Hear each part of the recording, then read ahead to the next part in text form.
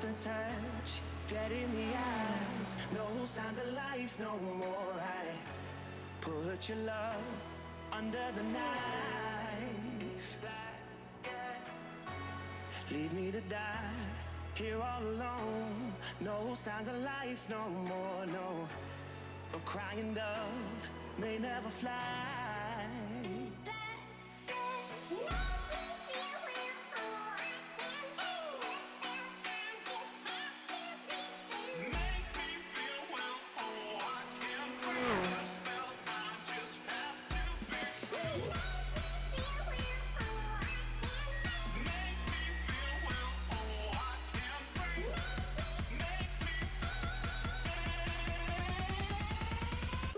It's black and white.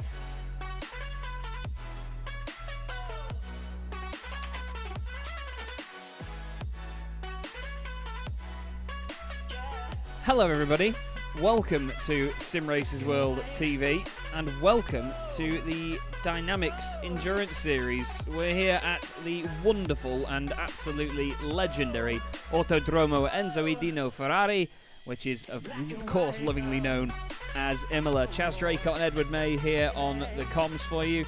And Ed, we've had a wonderful season of this so far, some brilliant races, but once again we're at a legendary track with some awesome machinery.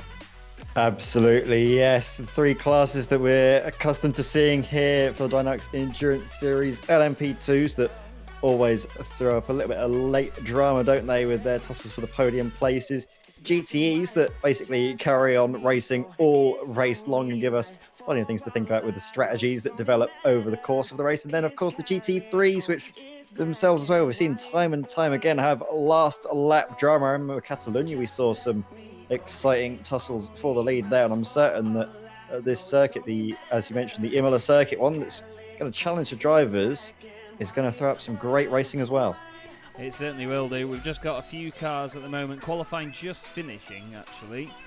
I think everybody has come into the pits. We've got Steph Del News on his way in, but in terms of the times, it's looking very good for Sim Stickers Racing Blue once again. Our winners, of course, from Suzuka. And there you go, the qualifying session has ended. So we'll run through the grid then, class by class. Brian Loynes takes pole position, Sim Stickers Racing Blue, as I said. Then it's Sim Racers World 2 Salty, and Gregory Vranks heading up the DynamiXX attack by the force of DynamiXX Racing Green. Nick Sherman's is fourth for Sim Racers World Esports Academy.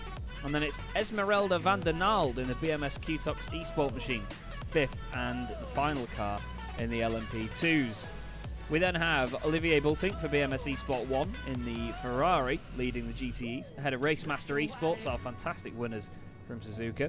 Reaction Motorsports Yellow are third, with Peter Lemkens in the RP Motorsport machine in fourth, followed by Dirk Bouts in the RP Motorsport Azul car in fifth. Then we have Dries Moosty in the DynamiXX Endurance Corvette, wonderful looking thing, in sixth. Then it's Lucas Romano just behind, and he's going to be driving the other RP Motorsport machine.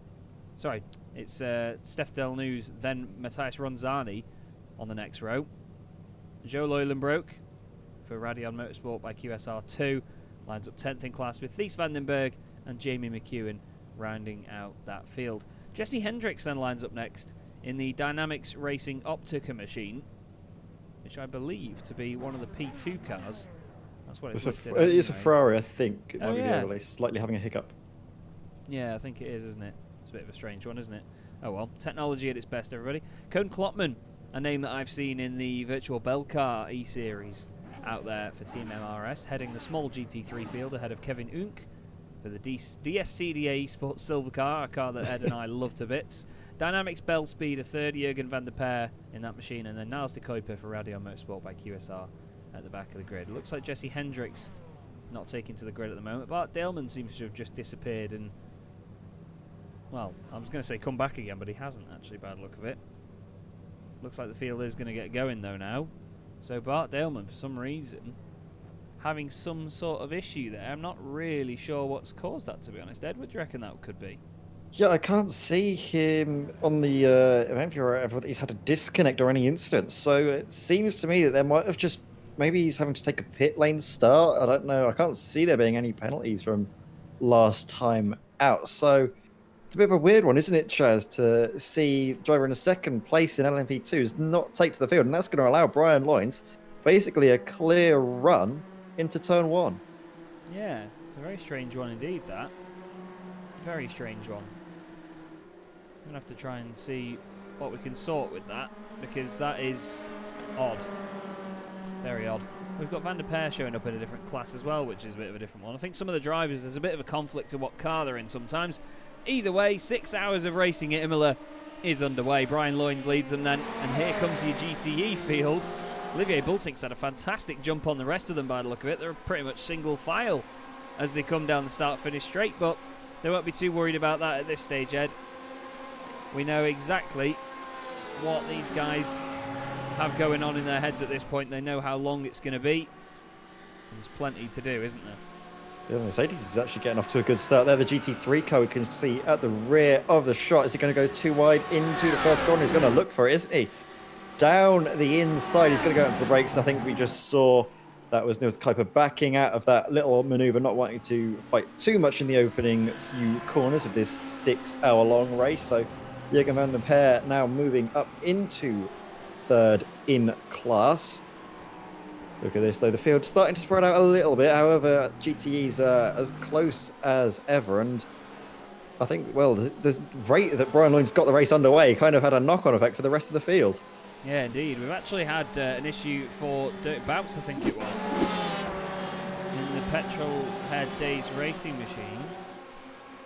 Car has just pulled over and he's had to get out. And then he's straight back to the pits. That's a very strange one. Not sure what's caused that. Hopefully he's all good. We've got a number of them that are not started at the moment. Bart Daleman in the sim race as well, 2 Salty car, Dirk Bouts and Jesse Hendricks. That's Dynamics Racing Optica. They're not having a good time of it, but yeah, once again, we have some great battling going on already in the GTEs, as we had at Suzuka. But Brian Loynes, our winners from the very first round, which was the Sim Stickers Racing Blue machine. New livery on that car looks amazing, and they certainly are flying at the minute. Yeah, absolutely. They've always seemed to get off to a good start in the races. Maybe towards the end they lag a little bit, but then they pick up the pace once more, and I think they're usually good, aren't they, for race victories. It's a shame, though, as we've mentioned, that Bart Daleman doesn't seem to get the Sim Racers World 2 Salty car out on track after a very good qualifying in second position. It's strange. We're going to try and figure out if we can get to the bottom of this issue later on as the broadcast develops, but it's a very weird one. I think there's going to be question marks over that Sim Racers World car for the majority of the race. Yeah, it really is an odd one. Dirk Bouts, who we're going to see here, is just on his way out. Out comes Bout, out of the pit lane in the Ferrari, gets going again, but quite a while down. For second place in GTE, there's a bit of a battle going on. Our winners from Suzuka Racemaster Esports doing a good job at the moment. That's the BMW crackling and popping its way through Agua Minerale. Hell of a good sounding car. Big beast as well. And to be fair, Ed, they were some of the more exciting drivers to watch, weren't they, at Suzuka, these guys? All of the Reaction Motorsports cars. Yeah, definitely. And don't forget, these were the winners last time at Catalunya as well. So we've got the race winner of race 2 of the season and the race winner of race 1 of the season, both on the track together. And this could be the fight for potentially the race victory this evening as well. However, Olivier Bultink is going to have something to say about that. The BMS Esports car that I believe got pole position last time out at Suzuka as well, if I'm not too mistaken. But then their race kind of went from bad to worse as it progressed. Yeah, indeed. It can go one way or the other very, very quickly, can't it? But either way, we've got a lot of good-looking cars in this field. And I must admit, even after our discussion last time, that, you know, I can't agree this is a proper Corvette. It's not front engine with a massive V8 in it, but still is probably the best looking car. GT3 battle, 2 5.2 litre V10s going head to head in the Audis. This is the DS-CDA car around the outside at the first couple of corners. Doesn't leave room on the left, though. And Koen Klopman has to squeeze his way down the inside in the Team MRS car. Just about makes it there, though. Wow, that was very close indeed. Manages to hold on to the lead, but let's have a look back at that, Ed. Very close indeed. Yeah, you can see that Kevin Cotton was forced to go defensive. Kevin Oak trying to slide around the outside. He gets the position, but then he has a slight little twitch. Gives about enough space. Maybe not enough space, but, well, Kevin Klopman, he makes it work, doesn't he? And holds on to the race lead. But, well, that's a sign of things to come, maybe. That's probably a sign as well from Kevin Oak that he wants Kevin Klopman to maybe get a bit of a hurry up. But if I was Kevin at the moment, it's so early on in the race, just save a little bit of fuel behind the car in front. You've got a long start-finish straight. There's no reason to make these risks. And I think maybe that little bit of door-to-door contact could be a reality check for the DSCDA Sports Silver car. Yeah, definitely. It's easy to get caught up in battles like that and overdo it. Olivier Boulting was the fastest lap of the race in the GTE class for BMS eSport 1. Lovely looking car as well. The BMS guys racing in the Virtual Bell Car Winter Series and the Virtual Bell Car E Series as well. Through Villeneuve he goes. Through the left, through the right. And we can appreciate the spec map on that machine. Now there's a little battle developing here. We've got these two cars, but of course Kenny Herriman's and the RP Motorsport Verde machine just behind him. He's getting involved in this one tenfold. He wants a piece of this pie. And to be honest, I mean, we've seen this Ferrari had some good pace at previous rounds, but just, no, it wasn't quite there at Suzuka, was it? They were a little bit up and down.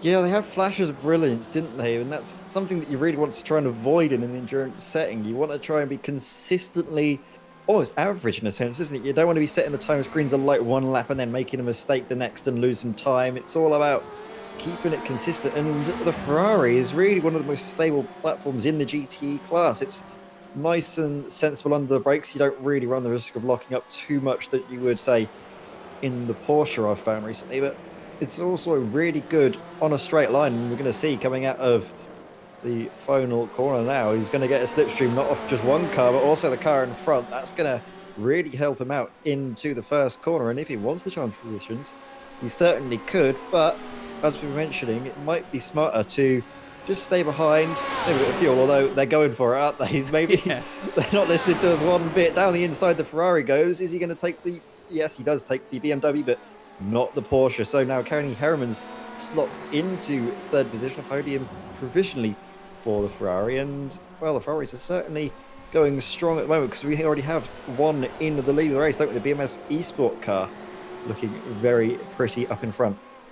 Yeah, indeed, and only a couple of BMWs, of course, in the GTE field. Both the Reaction Motorsports cars. Here's the other one, the Reaction Motorsports red machine. Jamie McEwen behind the wheel, currently 11th in class and 6 seconds off the car ahead, but there's been no offs or no accidents or anything other than Dirk Bouts pulling the car over at the beginning. That's the RP Motorsport Azul machine. Although for some reason it's coming up on my screen as Petrol Head Days Racing. So there we go. It's really having a bit of a fit today, the software. I must apologise, everybody. Just before we were trying to get the event name right because it kept changing. Right then. Technology, eh? Oh, it's a pain. Cone Klopman having to go defensive again. Kevin Hook looking down the inside once again. Has to go to the Astro on the right, does Cone. Now they're going to go down to Agua Minerale. You don't want to be side by side into there, boys. They are. Good stuff, though, from the pair of them. Nice and close racing.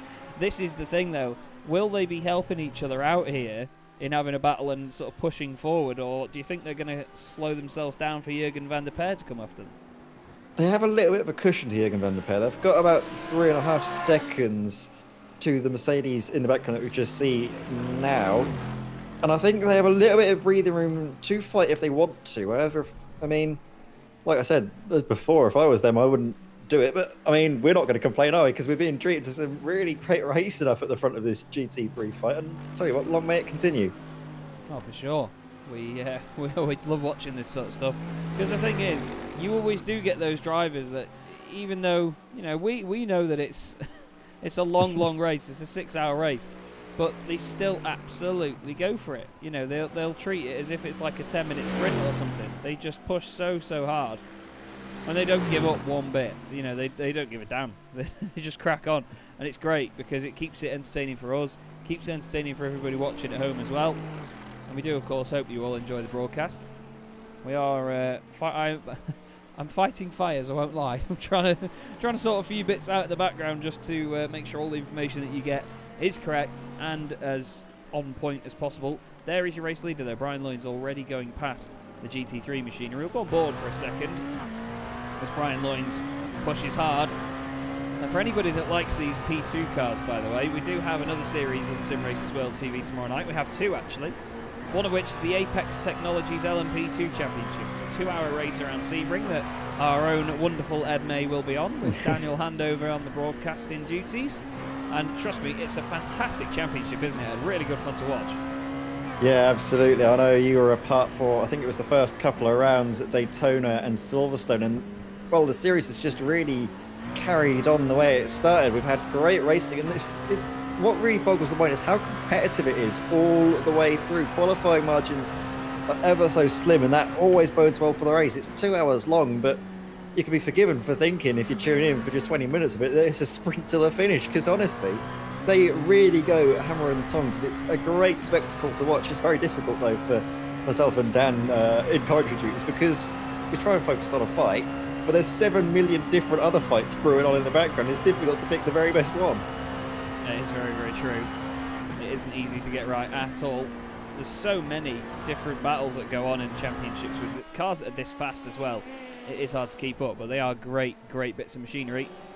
Speaking of great machinery, though, we've got a mix here between Porsche, Ferrari, and, of course, BMW. You'd love to see it. And this is going to go on all the way through as well. Trust me, guys. You're not going to see the end of this one.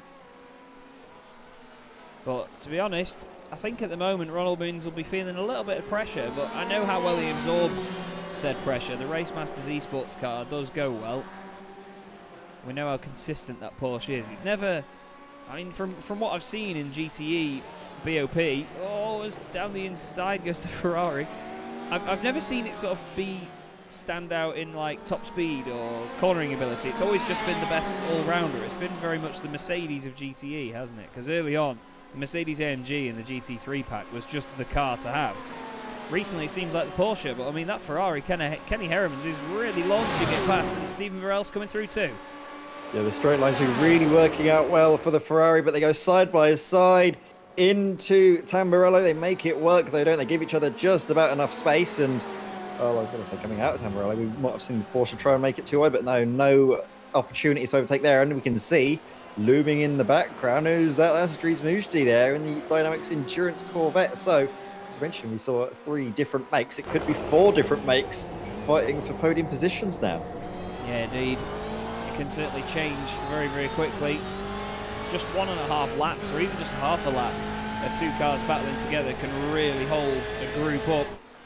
And I'm not sure whether anyone else has noticed, but iRacing is incredibly loud today. I'm going to actually turn it down a notch on my mixer here. Apologies for this, but honestly, when we go on board there, I don't even think I can hear myself. Never mind have you lot hear me. But yeah, this is a really interesting fight already here. And the thing is, Ed, this can change a race, can't it? Oh, yeah, absolutely. It's one that's really we're going to see all race long, isn't it, this fight? And as we've been mentioning how the Porsche is really strong at the moment, I find it's the best under the tyres. It's really good for an endurance setup because you can start to extend the stints, but with the track temperature being as high as it is, I think it's in the mid to low 40s at the moment, we'll be struggling to see any drivers making a double stint work effectively. And that might play into the hands of this man up in front, Olivier Bultink, who we've been seeing time and time again. This Ferrari or this BMS eSport car is very good at the start of the race, but towards the end, when the strategies come into play, it seems to struggle just a little bit. I don't think it's as good on the tyres as the competition, but with the track temp being as high as it is, that's less of a concern because, well, everyone's going to be struggling and not seeming to make the tyres last.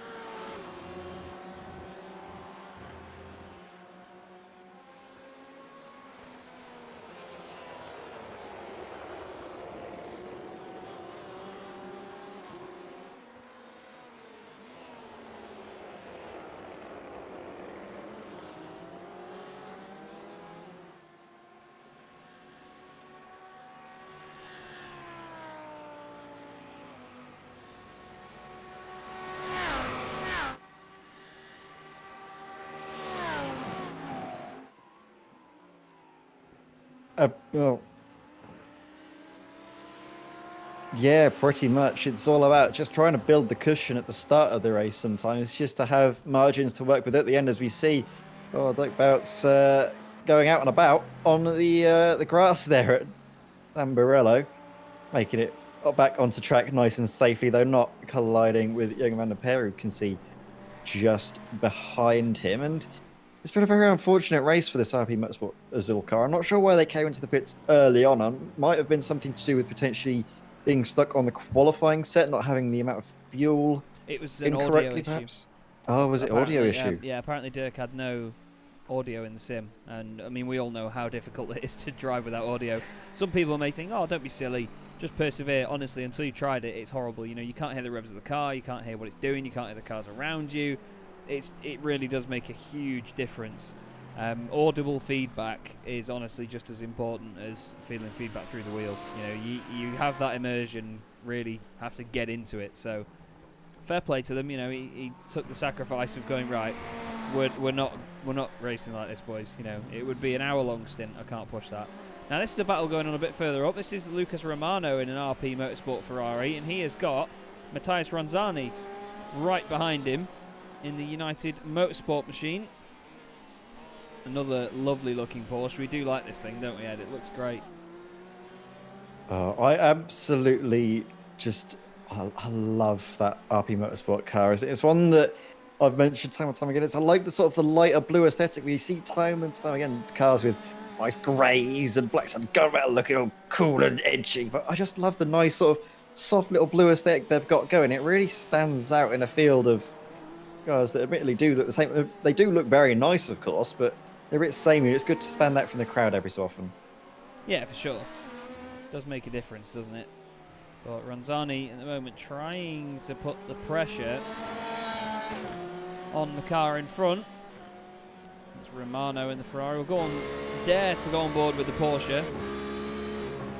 Sounds wonderful. Now it's not too loud. Oh, he's a bit late on the brakes, though. Manages to turn it into an overtaking manoeuvre, though. Fantastic stuff by Matthias Ronzani. Lucas Romano could not do anything about it, really. I think he might have just seen that coming and thought, oh, God, I'm going to get out of that.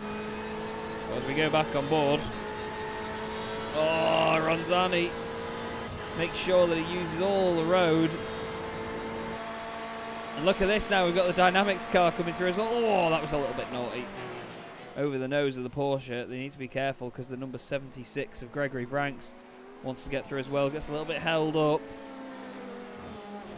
This is the thing around here, Ed. I mean, it's not easy to overtake and it's not easy to work your way through traffic like it was at Suzuka, where it's a much wider circuit. Oh, Steph Del News has gone off.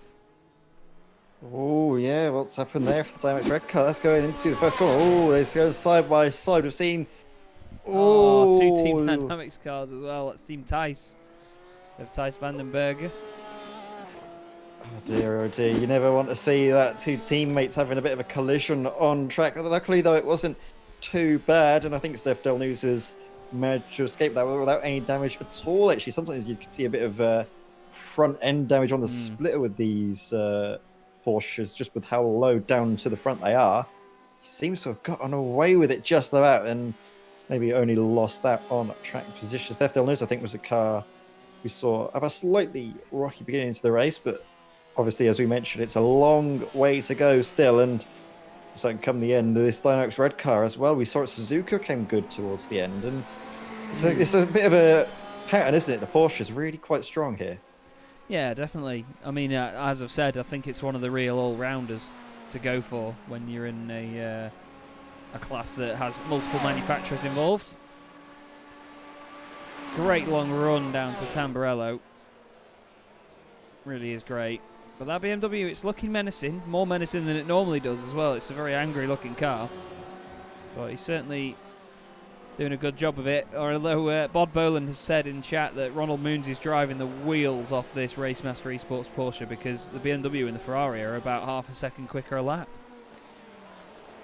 Wow. Is that just a BOP? Because that is going to be massive as it is. I do know that I think BOP changes have come in recently, I believe, with the GTs. The Porsche was incredibly strong just earlier, and I think maybe they've had to play a bit of catch up now, Ronald Moons, in the Race Masters esports car, but still going very well. As we said, a podium place is nothing to be sniffed at, of course, with how competitive the field is.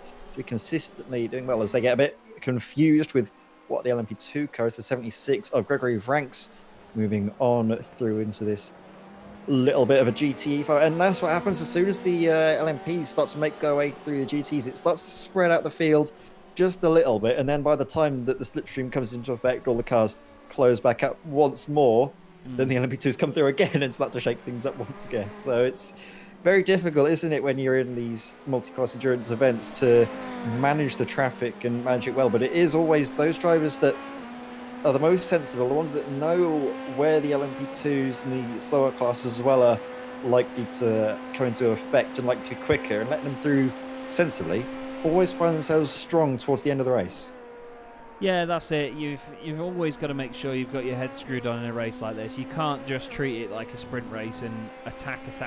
But at the same time, through some of the earlier stints, that's kind of what you want to do. But you still need to have this sort of consciousness of, right, we've got 6 hours to go, or even up to like 3 hours to go, even at the halfway point, when the field is still a bit closer together, you have to have your wits about you and be thinking of the bigger picture. That's the main thing, really. We did have an update from Bart Daleman as well. Bart isn't very well, unfortunately, so he did try and give the Sim Stickers guys a run early on, but unfortunately, as he races in VR, that's not going to help any illness, unfortunately, so Bart has had to pull out the race. It's a real shame, though.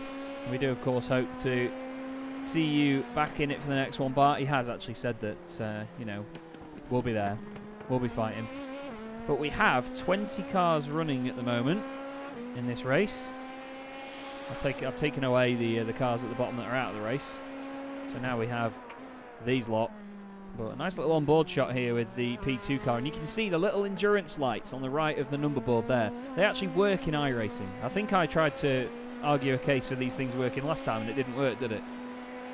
Yeah, I think they did. I think they did work on iRacing. I think because we were talking about how all these little details, they're especially nice as well, I find, on the GT1 cars. You see the little endurance lights on the side of them, they really pop out nicely, whereas that car, I think, is it also on the roof on the front of the car as well, just underneath the air intake on top? Are those the endurance lights, or are they? I think they might be separate because they're showing, or maybe they are the same ones as well. I think that's just that's down to personal preference. That's like when you have the LED strips on the GTE cars, like on the Ferrari, you'll see them over the windows. You'll see. Now, this is a car we've not paid much attention to yet. This is Joe Leulenbroek in the Radial Motorsport by QSR2 Ferrari. These guys run an Audi TCR car in real life, and it's in the same livery, but my God, it looks good on a Ferrari. A white and green Ferrari, much like the very famous Kaspersky livery that used to take part in the Blancpain Endurance and Sprint Series. White and green suits a Ferrari. Maybe that's just because it's part of the tricolour, and Ferrari's usually red, so it completes the whole palette with green and white for the Italian flag, but it just works, doesn't it? It really does, yeah. And I do, you know me, Chaz, I do like a nice bit of green on a car. Oh yeah, I'm a big fan of the green. It does go very nice on these cars. We see a lock up there, and then excursion off the track there for Matthias Ronzani going off track. That's also going to be a slowdown, I think, just from getting a little bit at the rise of Acqua Minerale. Going to see exactly what happens, just following the car in front. Oh, dips a wheel out onto the grass. That's very well done, just to have it as a lockup, because it's so easy when you are braking and you dip a wheel onto the grass to have it snap around. I've had that happen to me several times, and it's never, ever pleasant. So great job just to control the car and avoid it from being a massive incident. And meanwhile, though, look at this fight. And Stephen Varell's close behind Ronald Moons, but no overtaking still. I think we're seeing now drivers calm down a little bit more and maybe begin to work together. Yeah, they need to sort of get into a bit of a rhythm and just crack on, really, don't they? Now, don't forget as well that the P2 cars will be pitting a lot more frequently than the GTE cars. They're usually about 40 minutes, aren't they, for a tank, as opposed to the usual between 50 and an hour and 5, I'd say, for GTE, dependent on fuel saving. GT3 is about the same. So we are going to see more stops from those guys. It's not just going to be on the hour, every hour, is it? Yeah, we certainly are, and that's something that really is going to throw. Basically, the more pit stops you make in a race, is the more chances you have to make up positions, not just on pure pace, but also with little tricks here and there with the strategy. You've obviously got yourself, and sometimes if you're in the Discord with your other teammates as well, you can start to discuss where you are on track, what pace you feel like you're able to do, what pace you think the cars in front will be able to do, and I think maybe about either pitting in early to do the splash and dash early on in the race if you know you have to do one later on and then make up places then, or just about try to run the fuel tank right the way to the end and see if you can potentially save an extra lap here and there and avoid the splash and dash at the end. It's very difficult though, isn't it, when you're in the car to have all these calculations going on in your head. It's so much easier for us in the commentary box to say, oh, you should be doing this, or you should be saving fuel, don't race as hard, but these people are racers, and from the early stages of the race, we've seen time and time again they're racing hard, but racing clean most importantly. And there's been no better example than that, has there, than the GT3 fight. Koen Klopman and Kevin Unk really close together, still out on track, and positions staying as they are for now. Koen Klopman, the Team MRS GT3, ahead of the DSCDA esports car. And I think, Chaz, they might have been listening to what we were saying in the first 10 minutes. Keep it calm. Don't do all these silly little fights. And I think they're finally calming down. I say that, but going up with the straight. So maybe they're going to battle once more. You never know, mate. These lot are mental. They're a lot more switched onto it than we are. You say that, though. We have to look at the whole field. They only have to worry about one car. But that's the interesting thing. I mean, to be fair, Sven Daniel's in the chat saying it's a nice-looking race. The good thing about this series, you can enjoy it as a spectator as well as a driver, and I love that sort of stuff about endurance racing. You know, I've had a number of series before, like the Virtual Bell Car Winter Series and the Virtual Bell Car E-Series, where drivers will pop into the chat and say hello after their stints, let us know what's going on. That was a big squeeze down the inside. That was brave stuff from Kevin Unk. But wow, great bit of driving. Fair play. These DSCDA boys, they do not back down. I know they're part of the sort of stock car scene, and I mean, to be fair, it's quite a cutthroat racing scenario over there, isn't it, like that, really, Ed? So maybe a bit of that shining through here, but that was great.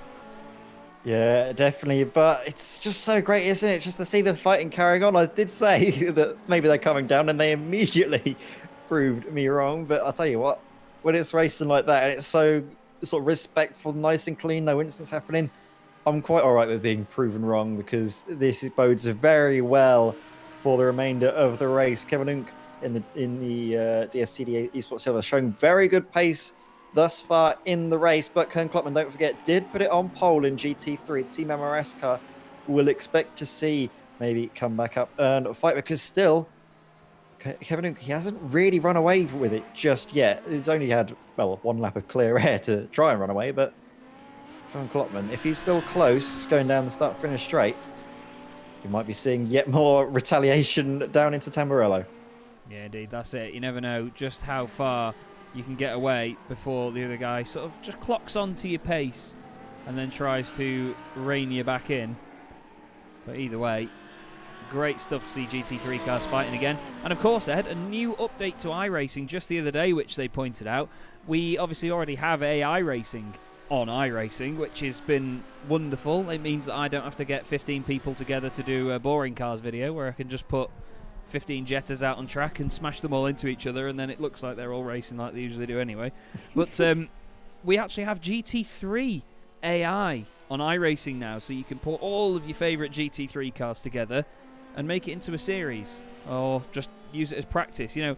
But I've found, I'm not sure whether anybody else has thought about this, but obviously for the cars that you're using, you can actually make a roster of AI drivers. A lot of time goes into it, but you can assign them all a livery. So you can create an entire series if you want to, with custom liveries, spec maps, decal layers, and everything for every car that you make in a roster. And I mean, for previous screenshots and stuff, I've created, you know, I popped the liveries of each driver into a roster and made a boring cars field that is just AI that drive around, and you know, you can simulate races, so you don't have to get a session and get everyone together for your screenshots. You can just fake it until you make it. But, you've given me an idea, Chaz. Yeah, honestly, the amount of people that have said to me, "Oh, you should like stream a series where it's you racing against the AI." Yeah. Oh, I was going to just suggest AI racing against AI and seeing what would happen with that. Because I'll tell you what, that would be really exciting to watch. If you follow the CS:GO scene, because there's a thing called the Bot World Championships. Oh where yeah, they'd have, people like, all of develop the bots, don't they? They had like CS:GO AIs and stuff, and they'd just have like teams of the same AIs against each other, and it was brilliant to watch. It was because, I mean, admittedly, the AI wasn't very good. They were all a bit rubbish, shall we say, but it was just really enthralling to watch. It's just something that really drew you in, even though you don't have the same personality aspect of following your favorite Formula One drivers or your favorite esports competitors. Yeah, you can almost assign them their own personality. The little things that AI do, you can think, oh, look at him, oh, he's aggressive, he's gonna do it. It's just these little things that you can find, even though they are basically just a string of ones and zeros. It's just something very human about watching it all. Oh yeah, definitely. And to be fair, I mean, I did just for testing purposes when we were going to do the Coches Abaridos and España event, rest in peace, that never went ahead. I did the fuel testing, and how long it'll take before you get a pit stop based on the fuel limitations for that car. Because let's face it, the Jetta can go for ages. Whoa, big slide by Brian Loynes. The Jetta can go for ages, so I used AI to test how long they can go before they had to pit. And, it gave me my answer, and it means that I didn't really have to get anybody together. I could just let the sim run, and then just watch the end of the session and see how many stops they did, when they made them, and so on. It was great, but, yeah, the AI racing is more useful than just practicing your racecraft, and I've had people come up with loads of ideas for it, but the fact that you can upload liveries, I mean, we could run a mock of this series now and just make loads of AI, pop the liveries on and say, there you go, right, go do it, and it's beautiful. But having GT3 racing in it is massive. You've got a lot of car variation as well, and GT3 racing has always appealed to me, and multi-class racing, GT racing in general, just because of all the different cars you get. I mean, if you compare the Audi R8 that we're looking at now to Jürgen van der Per's Mercedes AMG GT3, you've got a big 6.3 litre lumpy V8 in the front of this thing, massive wing on the rear as you get on GT3 cars, but it's got a really long nose and the cockpit's dead far back. You've got to think about the weight distribution on that. But then you've got these Audis, which are very short-nosed cars, rear engine, 5.2 litre V10, but I mean, in this race, at this scenario, they're not really on similar pace, but based on the balance of performance, they are very similar in terms of performance, aren't they? It's just very exciting stuff. Yeah, definitely. And I'll tell you what, Chaz, the real question is going to be, when are we going to be having the first Sim Race World TV Bot Championship? That's going to be something could be brewing on the background, Chaz, because I'll tell you what, that's going to be really exciting. And if so, I might start to make my own little AI team and try and enter them into it. Well, I've seen AI-only racing series before. People have done it on Gran Turismo Sport, actually. I think it's ISR that do it. They used to do it on R Factor as well with Formula One teams. But what you can do is especially in R Factor, you have a notepad document that basically determines the skill levels of the drivers and what they're good at, what they're not good at. And you get certain points to allocate to different things. So some of them would think about, maybe we get a wet race, you can have a wet racing skill that's just generic, so it's like a multiplier for everything else. So when it goes wet, it basically means they are that good, but it multiplies it. So some people sacrificed normal pace for, if we get a wet race, my driver's going to absolutely dominate. So there's a load of different things like that went on. In other sims, it's a bit different. I've seen it in iRacing. You can choose the general skill. And it's, you can do it from things like aggression, which is how hard they push, but if they push more, they make mistakes, and so on. There's a lot of things to fine-tune. Honestly, everybody, if you have not looked at that before, do look into AI on iRacing. It is very clever, and it is a lot of fun.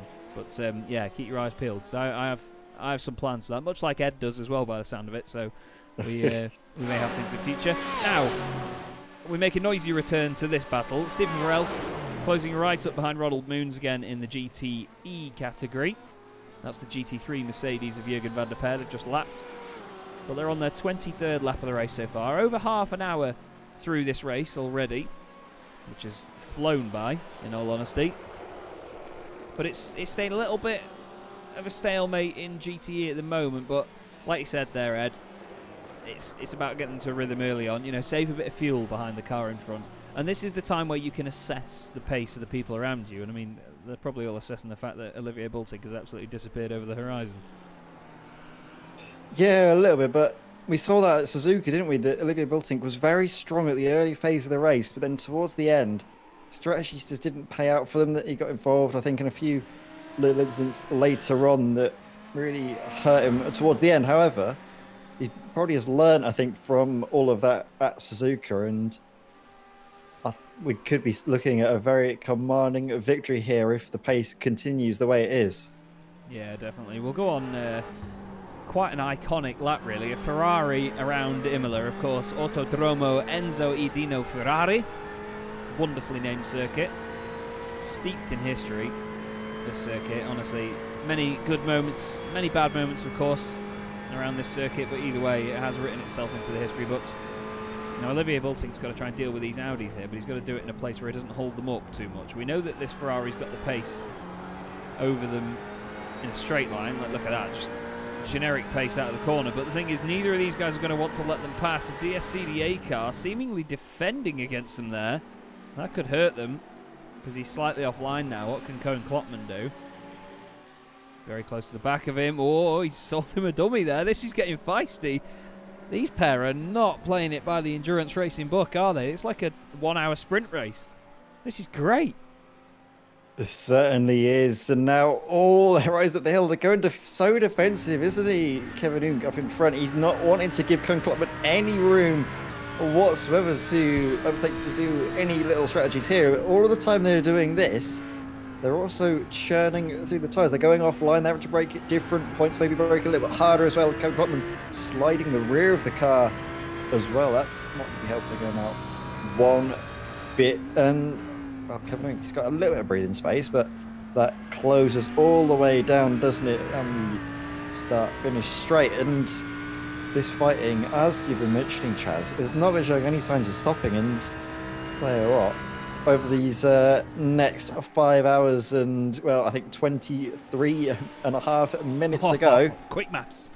Quick maths. It's going to really continue. Or at least I hope it will continue, because this has been absolutely brilliant so far. The GT3s, they always do throw up a little bit of surprises, don't they? Usually we expect, oh, there's only 4 of them. We're not going to be seeing any entertainment. But look at this. It's always at the front, at the sharp end of this field.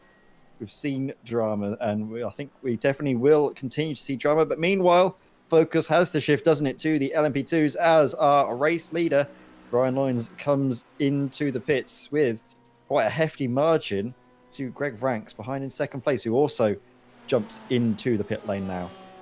Yeah, indeed. You always forget how long these P2 cars are. They are big bits of kit, to be fair. Wonder if we've got anybody else going through. Gregory Vranks, like you say, in the pits now. Nick Sherman's has just gone past, actually. So Nick doing another lap in his Lara. Intriguing. Esmeralda van der Nald on the way into pits now, though. So she's going to be taking on fuel, potentially tyres. I don't know whether they will take tyres. We'll have to see how long Brian Loynes' stop is. Doesn't look to me like that's on the jacks or anything. No, it's just fuel. 33.3 seconds. Oh, Jürgen van der Per's had an issue. Mercedes going around. Oh, maybe something with the Corvette. Oh, no, he's just got a bit hot into there. Oh, dear. Oh, and he does kiss the wall, Ed. Oh, dear, yeah. It seems to get away with it. This Mercedes is relatively strong, and that was a soft wall. Oh, what on earth? You can't really see exactly what's going on here. Excuse me. On the...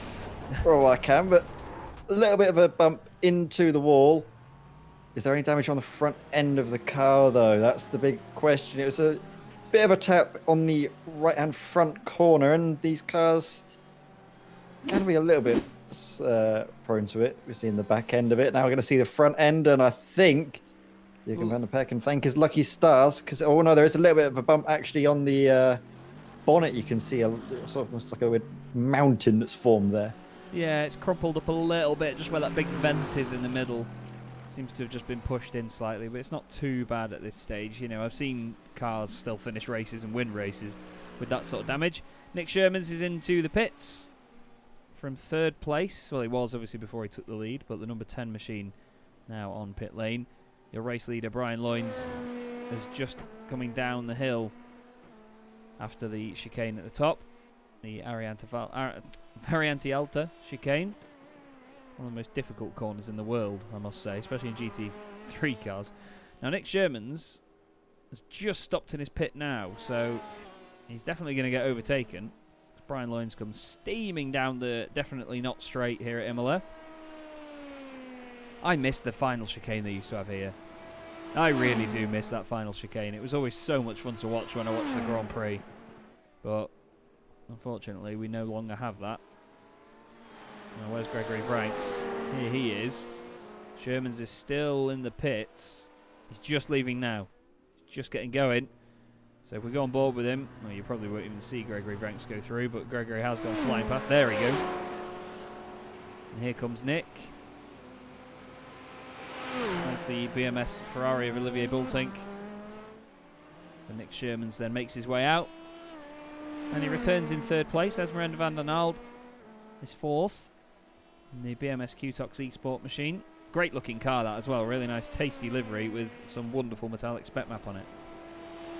Yeah, absolutely. We love a spec map, don't we? We always mention it. We beat the dead horse and then beat the skeleton afterwards. But I'll tell you what, it's so nice, isn't it, when iRacing added in the spec maps, because it's allowed the sort of the creative minds doing all the paints just to have that little bit extra thing to work with. And I'll tell you what, they've absolutely taken it and run with it, so we can see beautiful liveries like the BMS Q-Tox eSports car, and then of course the RP Motorsport car as well, looking very nice here as well. Sort of the slight sheen to the silver up in front of Matthias Ronzani that we're following now. That sort of light blue machine. Oh, they look so good, don't they? It's very nice. And actually, I think we can already see the first signs of the rubber pickup, Chaz. It's another thing we keep mentioning. All of the little marbles that appear on the machines in these events. I'll tell you what, I love it. It's these little details that the sim puts in that we can sort of sit back and appreciate. Yeah, definitely. And to be fair, I saw a post a while ago.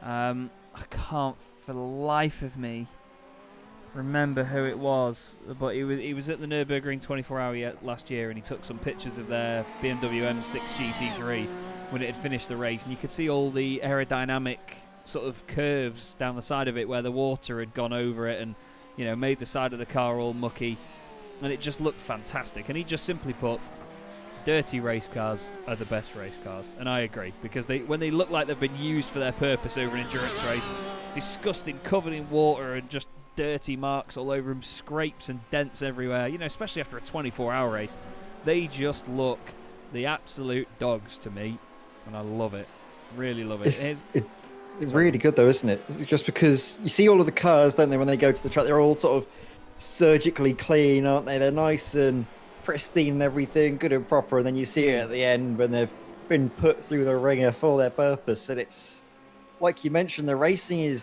it's quite a brutal affair, isn't it? And to see those little battle marks, little battle scars forming on the cars at the end of a race, even if, say, cars don't finish as well as they'd hope, just to get across the line and tell their own little story, and coming out the start, coming out the end, looking like a completely different machine is something I absolutely love as well.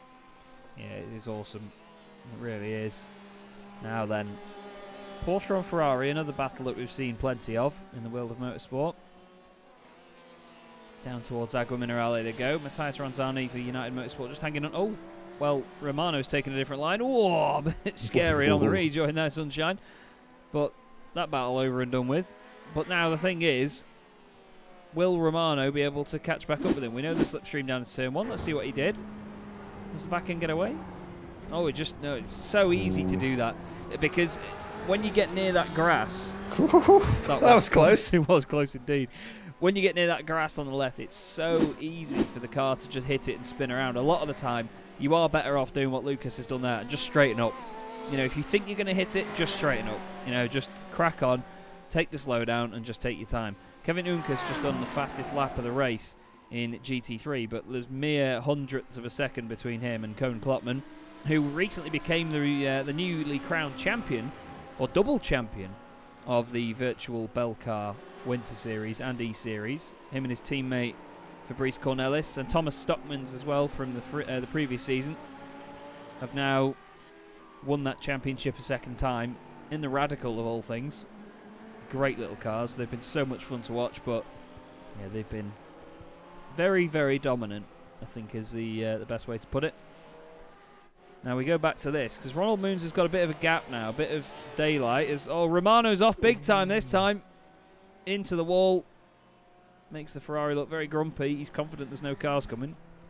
On the exit of Toaster there, which is a bit of a weird one. Does it just get on the throttle a little bit too early? There's Get Astro onto on the the grass right. and spin it around? It's not just the Astro, it's dipping a wheel off of the Astro onto the grass. That's what sends the RP Motorsport car all the way around, and he misses the one little bit of soft tyre barrier. Just gonna say. Collides in the concrete. Oh, that is honestly no. the most bad luck. But the thing is, you know, if we go back on with a TV view here, you'll see he straightens up the steering there, then gets back onto turning again. I'm wondering whether he feels that the car was breaking away, because he straightened up to try and get some good momentum. That is all it takes, everybody. For those of you that don't really understand how these guys spin the car so much, that is literally the margins they deal with. And that is a rather grumpy-looking Ferrari now, and he's been overtaken there by Joel Eulenbroek. And there is something wrong with this car. I'm wondering whether the front left damage had hurt it, because he's straightening up the steering a lot. It does look like it wants to break away. Potentially a loose setup. I mean, we've seen it on these Ferraris before, haven't we? That, you know, with them being rear-engined, there's a hell of a lot of sort of pendulum effect, as we call it, with the back of the car wanting to swing away from you at every opportunity.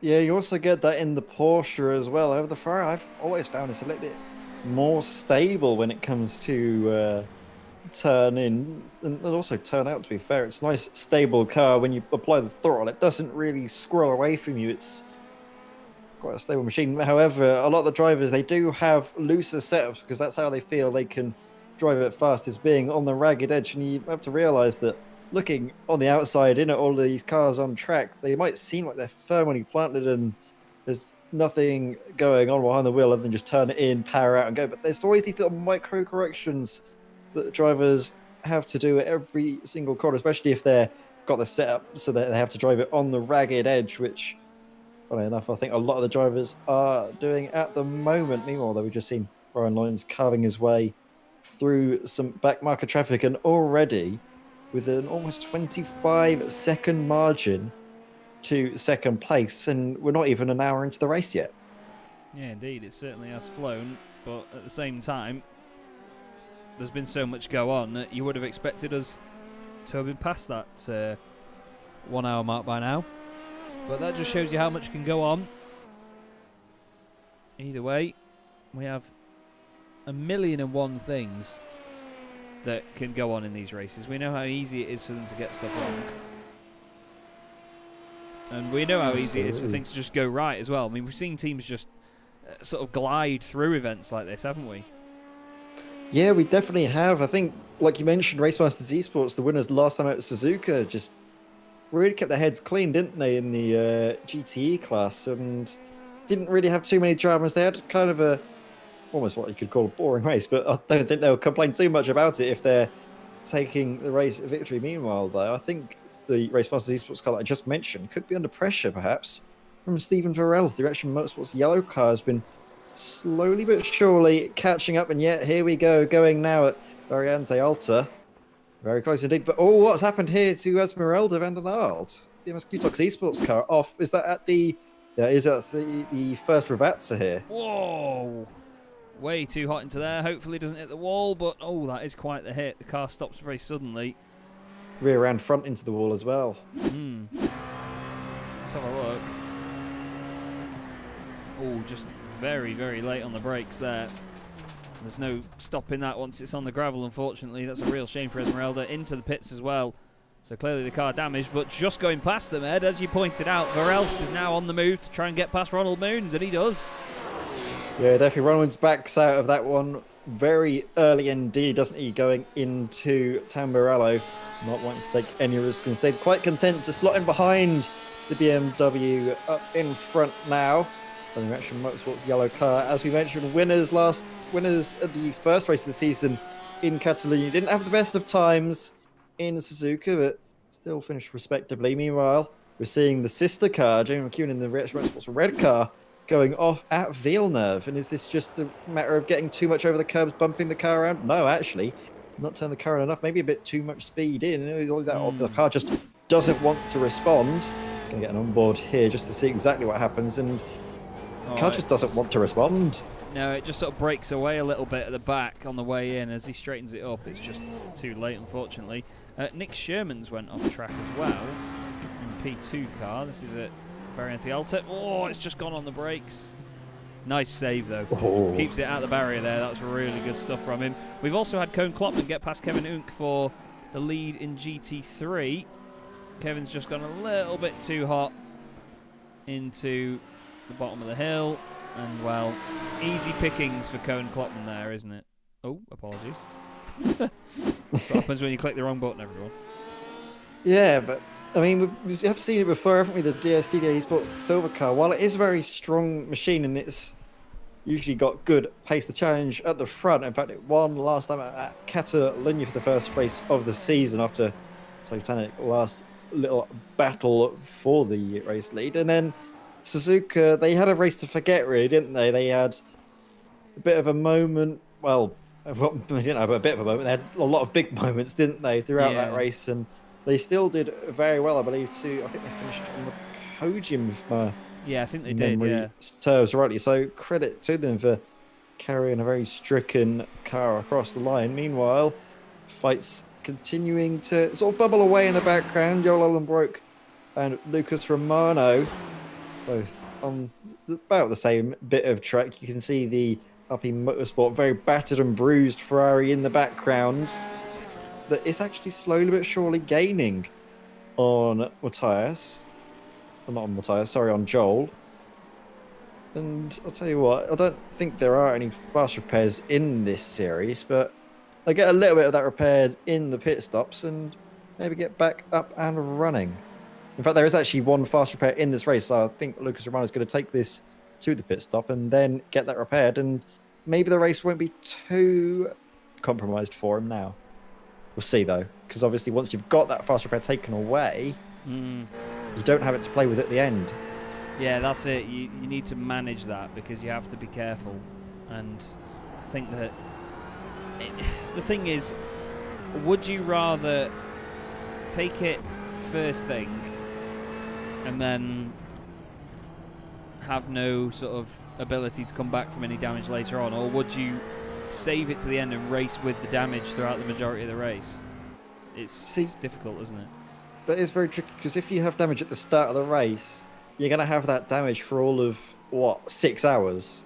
So it'd be smart to get it repaired and have a cleaner car for longer, and you're not hemorrhaging time, because obviously he's got the relative on the screen. He knows how much time he's losing, but with front-end damage like that, I wouldn't be surprised if it's, say, 0.2 to 0.5 of a second. Meanwhile, oh my word, what is going on here? They're all having a bit of a moment. Koen Klopman set the fastest lap of the race in GT3s, but meanwhile, we're going to have to focus on whatever Ronald Moons has done here. And again, it's just taking too much speed into Villeneuve, keeps it just about out of the wall, but that's not going to help him one bit. Meanwhile, look at this. Lucas Romano right up behind Joel, up in front, looking slightly for a move into Villeneuve. I think that would have been far too ambitious if he tried to fully send it. And now, as a result of that, it's dropped back. Look at that, though. So late on the brakes. Gets it stopped perfectly for the apex, though.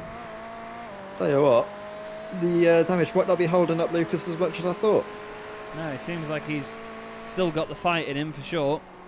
It's like someone's put a magnet on the fence on the exit of Villeneuve, isn't it? Ronald Moons and, of course, Jamie McEwen earlier falling victim to that chicane.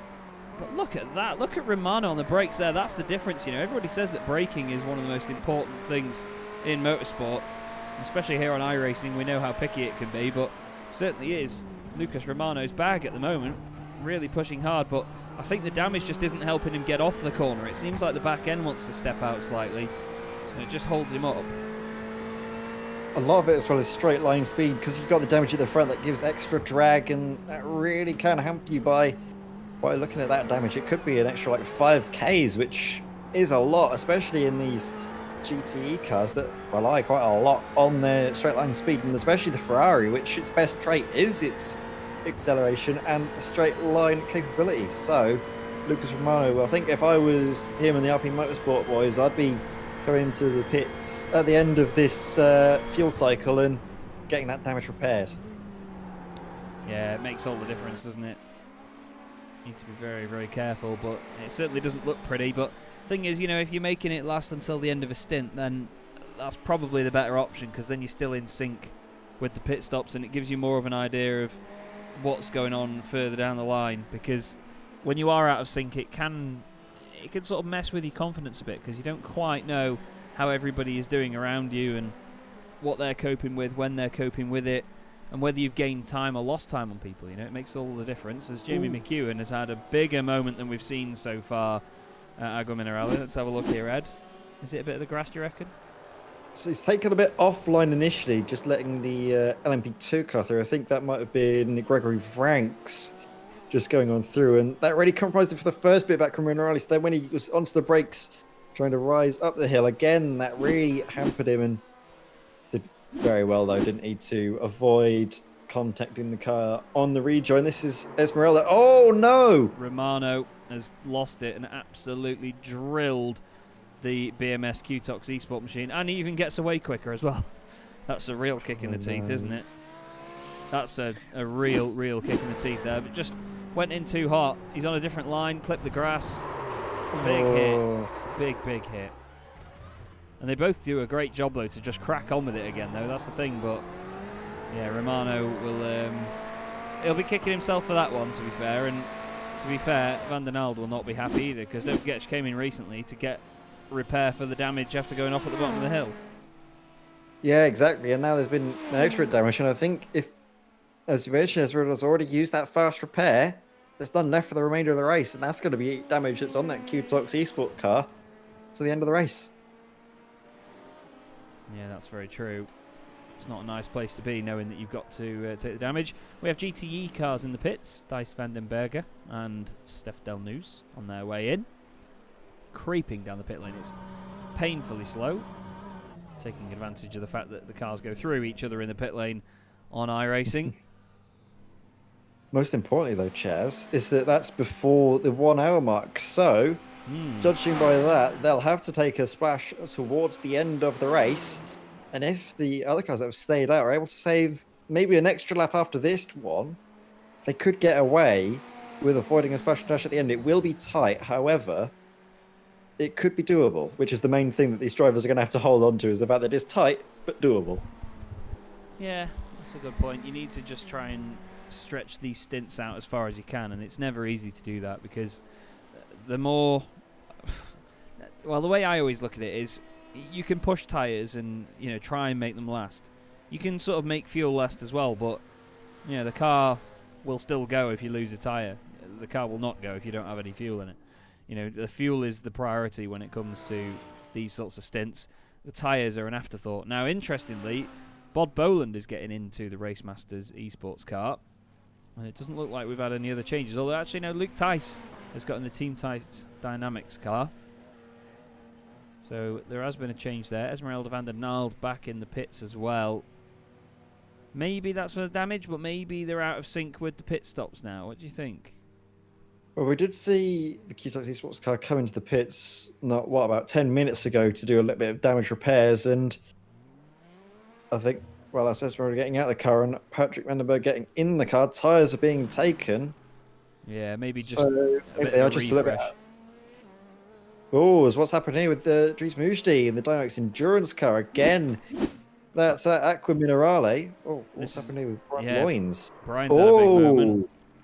Big moment. Manages to crack on. Dries Mujdi has had, I imagine, the same moment. Yep, that's literally a carbon copy, isn't it? But stopping at the same point, getting off at the same point. It's just shows you how the grip on the circuit is going away. We'll bring up the weather. As you can see, it's 38 degrees Celsius on the track. So, no humidity though, no percent. Well, 0% humidity. So, it's dry out there. There's no sort of moisture in the air. So, it's a very hot, crispy day at Autodromo Enzo e Dino Ferrari, which you always have to say with the accent. No wind either. That'd be stifling heat. Yeah, it's that'd be a. It wouldn't be a hot, sticky day, would it? It wouldn't be one of them really hot, sweaty days, but it'd burn. It'd be a real sunburn sort of day, wouldn't it? But you'd feel it because there's no wind. Oh, let's think less about how much we'd be looking like cooked lobsters at the end of a day here at the, as you mentioned, the Autodromo Internazionale Dino. Wait, no, it's the other thing. Oh, it's all Nazionale di Monza. Yeah, I got them confused. They're all you have to say both of them with the accent. Oh God, yeah. Yeah, Autodromo Enzo e Dino Ferrari. Yeah, it has to be like it's like you change the R's for D's for Daddy. you just it's just a hell of a place of which I'll be visiting later in the year. Yay! I cannot wait, honestly. It's mate, I'm looking forward to that. I'll be tuning in, watching. I think Clio's around here will be hilarious because, you know, there's so many places for them to just stick together. They'll be pushing each other through this game. But either way, we love seeing these GTE cars around here because GTE is always one of the most exciting categories to watch in iRacing. You know, not very far in terms of technical specs to GT3 cars. You know, they've got different aerodynamic packages. There's a lot more underfloor aero on GTE cars. They often do run without the traction control on. They don't have ABS, which GT3 cars do, but they're just faster over the course of a lap. You know, they've just got that extra bit of pace about them. Despite having, I think they've got a little bit less power actually, GTE cars. I think they're more about the 450 mark rather than 500 that you get from GT3. I think GT3s have more weight, I think. Yes, yeah, that's true. I think GTs, while they are a bit more bulky in terms of the bodywork department, they are actually a bit lighter because of bits they do on the inside of them. We've got quite a few cars in the pits at the moment. Jon Polinus. I don't know whether he's into gardening, but he's in the pits at the moment. He's just waiting to get back out there. Now I've got RP Motorsport Vermelho as the team name for him.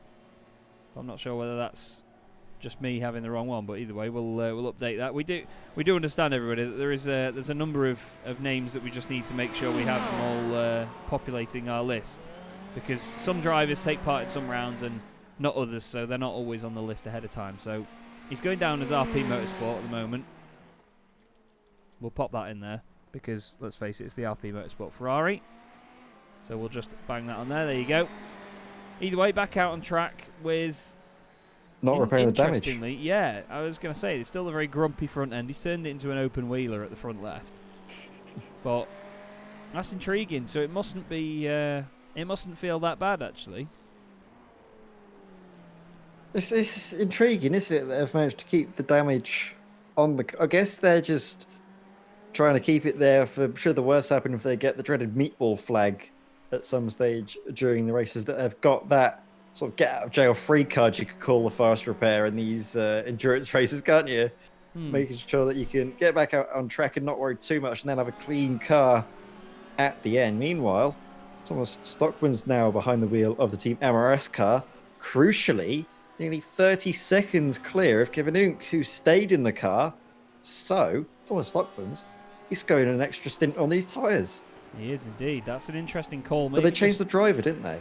Yeah, 41 seconds in the pits compared to the 1 minute 8 for Kevin Unk. So, just shows you that if you do a driver change, you still do save quite a bit of time, intriguingly. Kurt Vandenacker's in the pits at the moment for RP Motorsport Azul. Just on his way out now, actually, after that pit stop. Tell you what, Chaz, I don't know how I feel about them go back to the thing about the tyres, because usually if you're in the car, you want to be having a fresh set of boots so you can feel the progression of the grip throughout the stint, so you know where it is. But they've basically just thrown Thomas Stockman's in right at the deep end with worn tyres, and he's going to have to figure it out as he goes along. Yeah, that's very true. But the thing is, I suppose, if he does his stop and then... actually, I'm intrigued, you know, because I was going to say, if he does his stop and then gets back onto fresh rubber again, then that car is going to feel absolutely amazing. But at the same time, if he's going to take tyres anyway, then it's going to be a slower stop and it's going to put him on... although, I suppose... Yeah, because these guys will have to double stint the tyres to catch up with them anyway now in the pits if they stick to their own strategies. This is this is endurance racing confusing the hell out of me, but also being entertaining because there's that unknown factor. Sven Daniels. But then I've got to think now, if they do double till the end of the race, then they're still taking... What it means is that DRCDA Esports will have to take an extra tyre stop, won't they? Because if they do it on if they take tyres every 2 hours, that's what? They're only changing tyres twice. Yeah. But if these CDA do it every 2 hours now, they're also doing it twice, but they've already done it once. They'll do it 3 times. Yeah. So they basically need to, over the course of this race, if they are planning on doubling, is make up about 28 seconds. Yeah, it's intriguing. We'll have to see how the gap goes. We've got Cone Klopman, Afterburner in the chat. Good to see you, mate. I've been a fan of your work for a long time. But he says he's treated the tyres well, so we'll take your word for it, Cone. And we can't really ask the tyres if they were treated well, but... It's very true. Sven Daniels, by the way, back out now. He's one of the cars. I think Jamie McEwen had a bit of a tough stint there. He's actually dropped behind the class leader in GT3 now. They were in the pits for just over a minute. We had nearly a 2-minute pit stop for the RP Motorsport Ferrari. And I'm wondering whether they had the fast repair unticked or something, and it did start repairing the damage, but very slowly, because 2 minutes is a long old stop, especially in the GTEs. But either way, quick rundown then. We have Brian Loynes leading the way in your LMP2 class, with Gregory Vranks, Dynamics Racing Green, second place at the moment, half a minute back. They're 16 seconds ahead of Nick Shermans in the Sim Races World Esports Academy machine. And we have Patrick Vandenberg in the BMS QTOX eSport car. Now that looks fixed again to me, so maybe not just the one fast repair, luckily for them, that they've got Ed, but in the GTE class, Bulltink still doing a mega job at the front. Yeah, definitely. I think he's done the same strategy as the cars behind. I don't know if they actually took tyres or not. I'm having a look at the stop length, Chaz, and I think he's kept the same set of tyres on, which I'll tell you what, is a very good job considering the track temp, as we mentioned, started off 42 degrees and it's gone down to 38. Still very hot, isn't it? But the air temp actually 19 degrees. Not as bad as I was expecting, actually. Yeah, it's not that bad really, but either way, we know how the track can heat up over time. It's going to get later and later into the day in the sim as well, so the sun will start to go down. So it will go dark by the end of the race, I believe. We may just get a bit of sunset involved. But it's Bulltink leading the way, BMS eSport 1 at the top of GTE. RP Motorsport have a Ferrari in second place. Peter Lemkens at the wheel of that thing. Stephen Verelst still just behind, though. And there'll be the Reaction Motorsports yellow BMW. Bob Boland is now behind the wheel of the Race Masters eSports Porsche. Fourth place in class with Dries Moosji rounding out your top 5. We've just had Patrick Vandenberg go off circuit but come back on. Maybe just a bit of a moment there. GT3s, though, it's Team MRS leading the way. Thomas Stockmans and Cone Klopman, very talented duo indeed.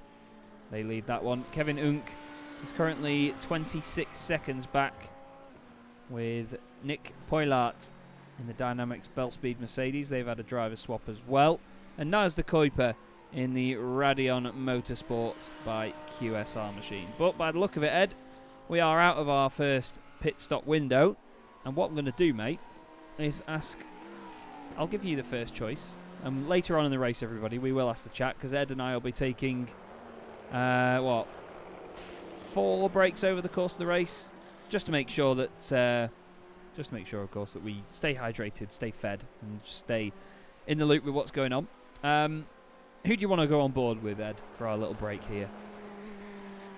It's a very tricky one, isn't it? I'll tell you what, I wouldn't mind going on board with Stephen Verelst, actually, Motorsports, the yellow car we can see in the back of the shot, and just keep an eye on this battle while we're having a little bit of a break, Chaz. I think that seems to work out nice, so we can hear the cracks and bangs and the crackles as he breaks now. You could just about hear it on board.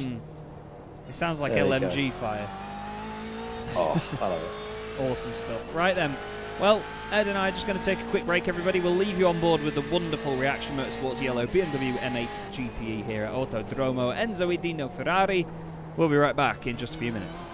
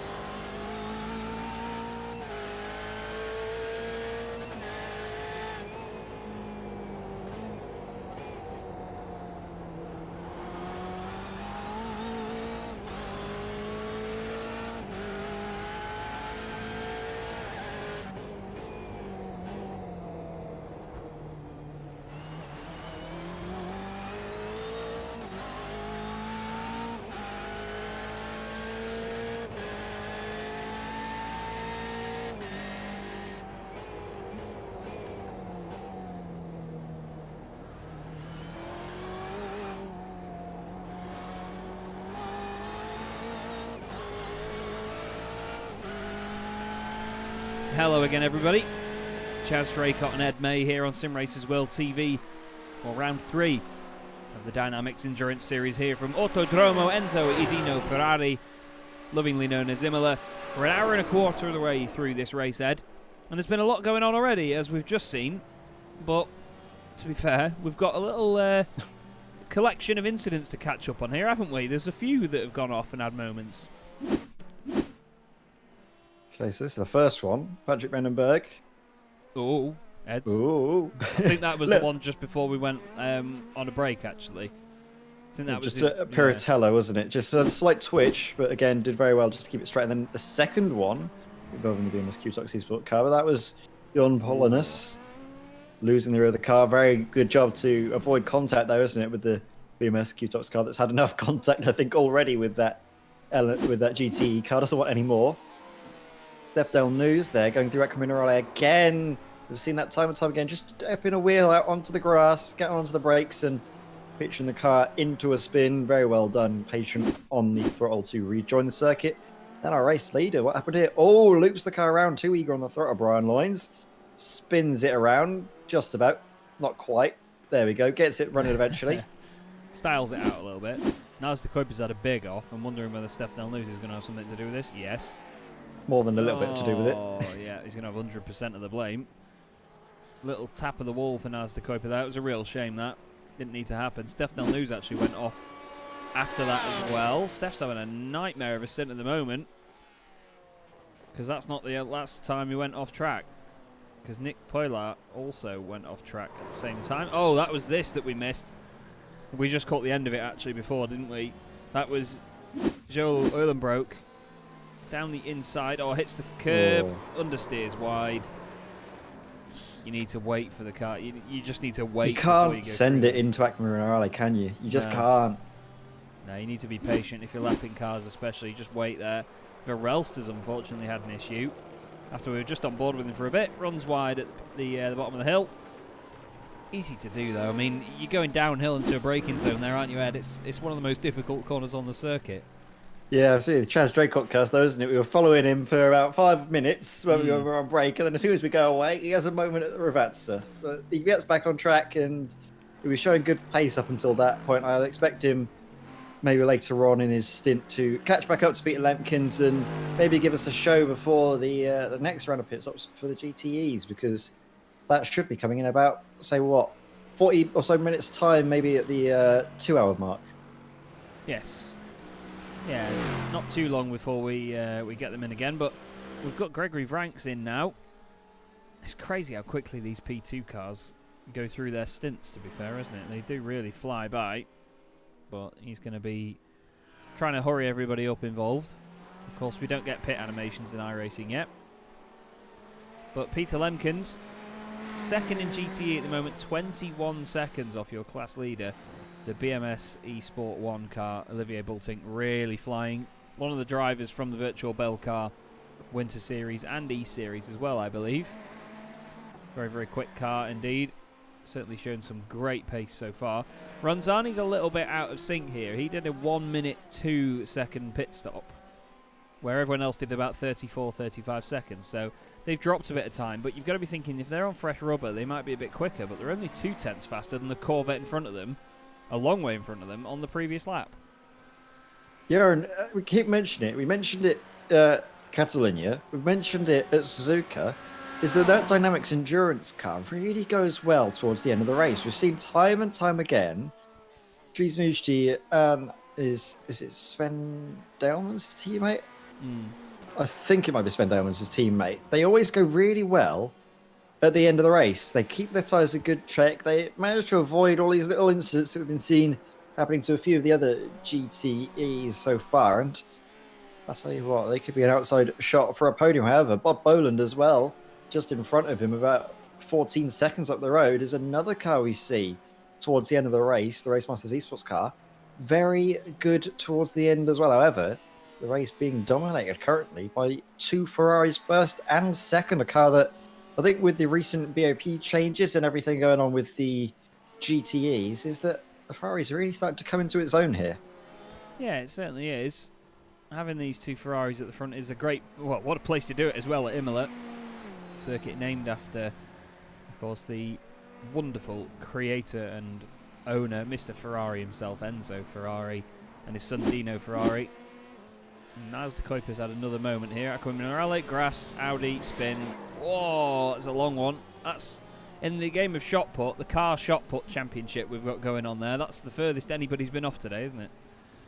Yeah, definitely. You don't want to go too much further than that, because if you do, you might end up in the wall. So yes, true. Very well done to keep it moving, keep it rolling. A little bit of gravel track, but even if the gravel did beat you, I think he was covering enough speed that he was able to get away with that one.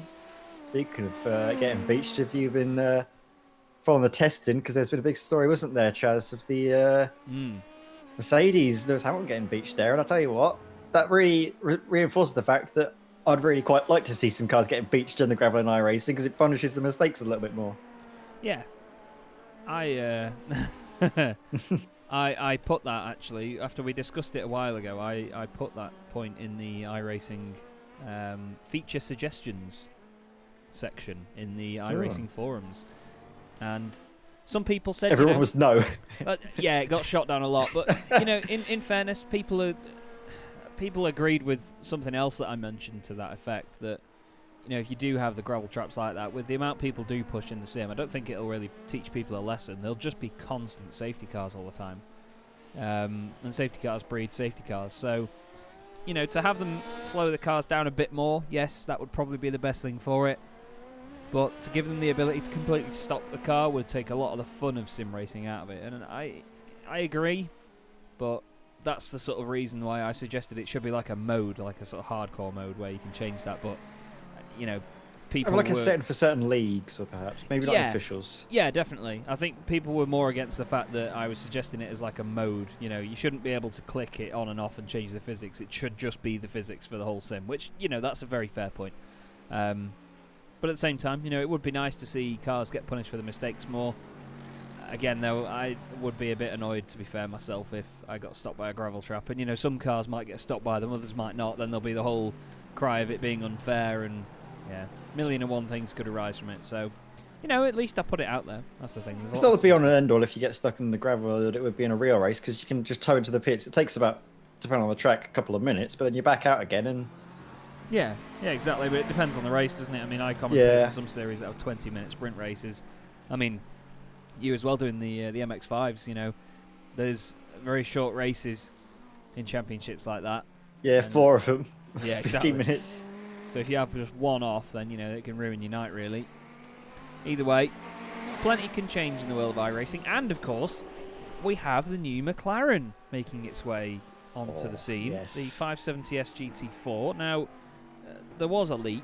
Somebody did find a folder with its name in something somewhere, and then actually found the paint template. So, as much as I feel for iRacing and the fact that they then had to do a rushed announcement and just be like, "Oh, look, fine, it's coming out," and they rushed all the images and stuff.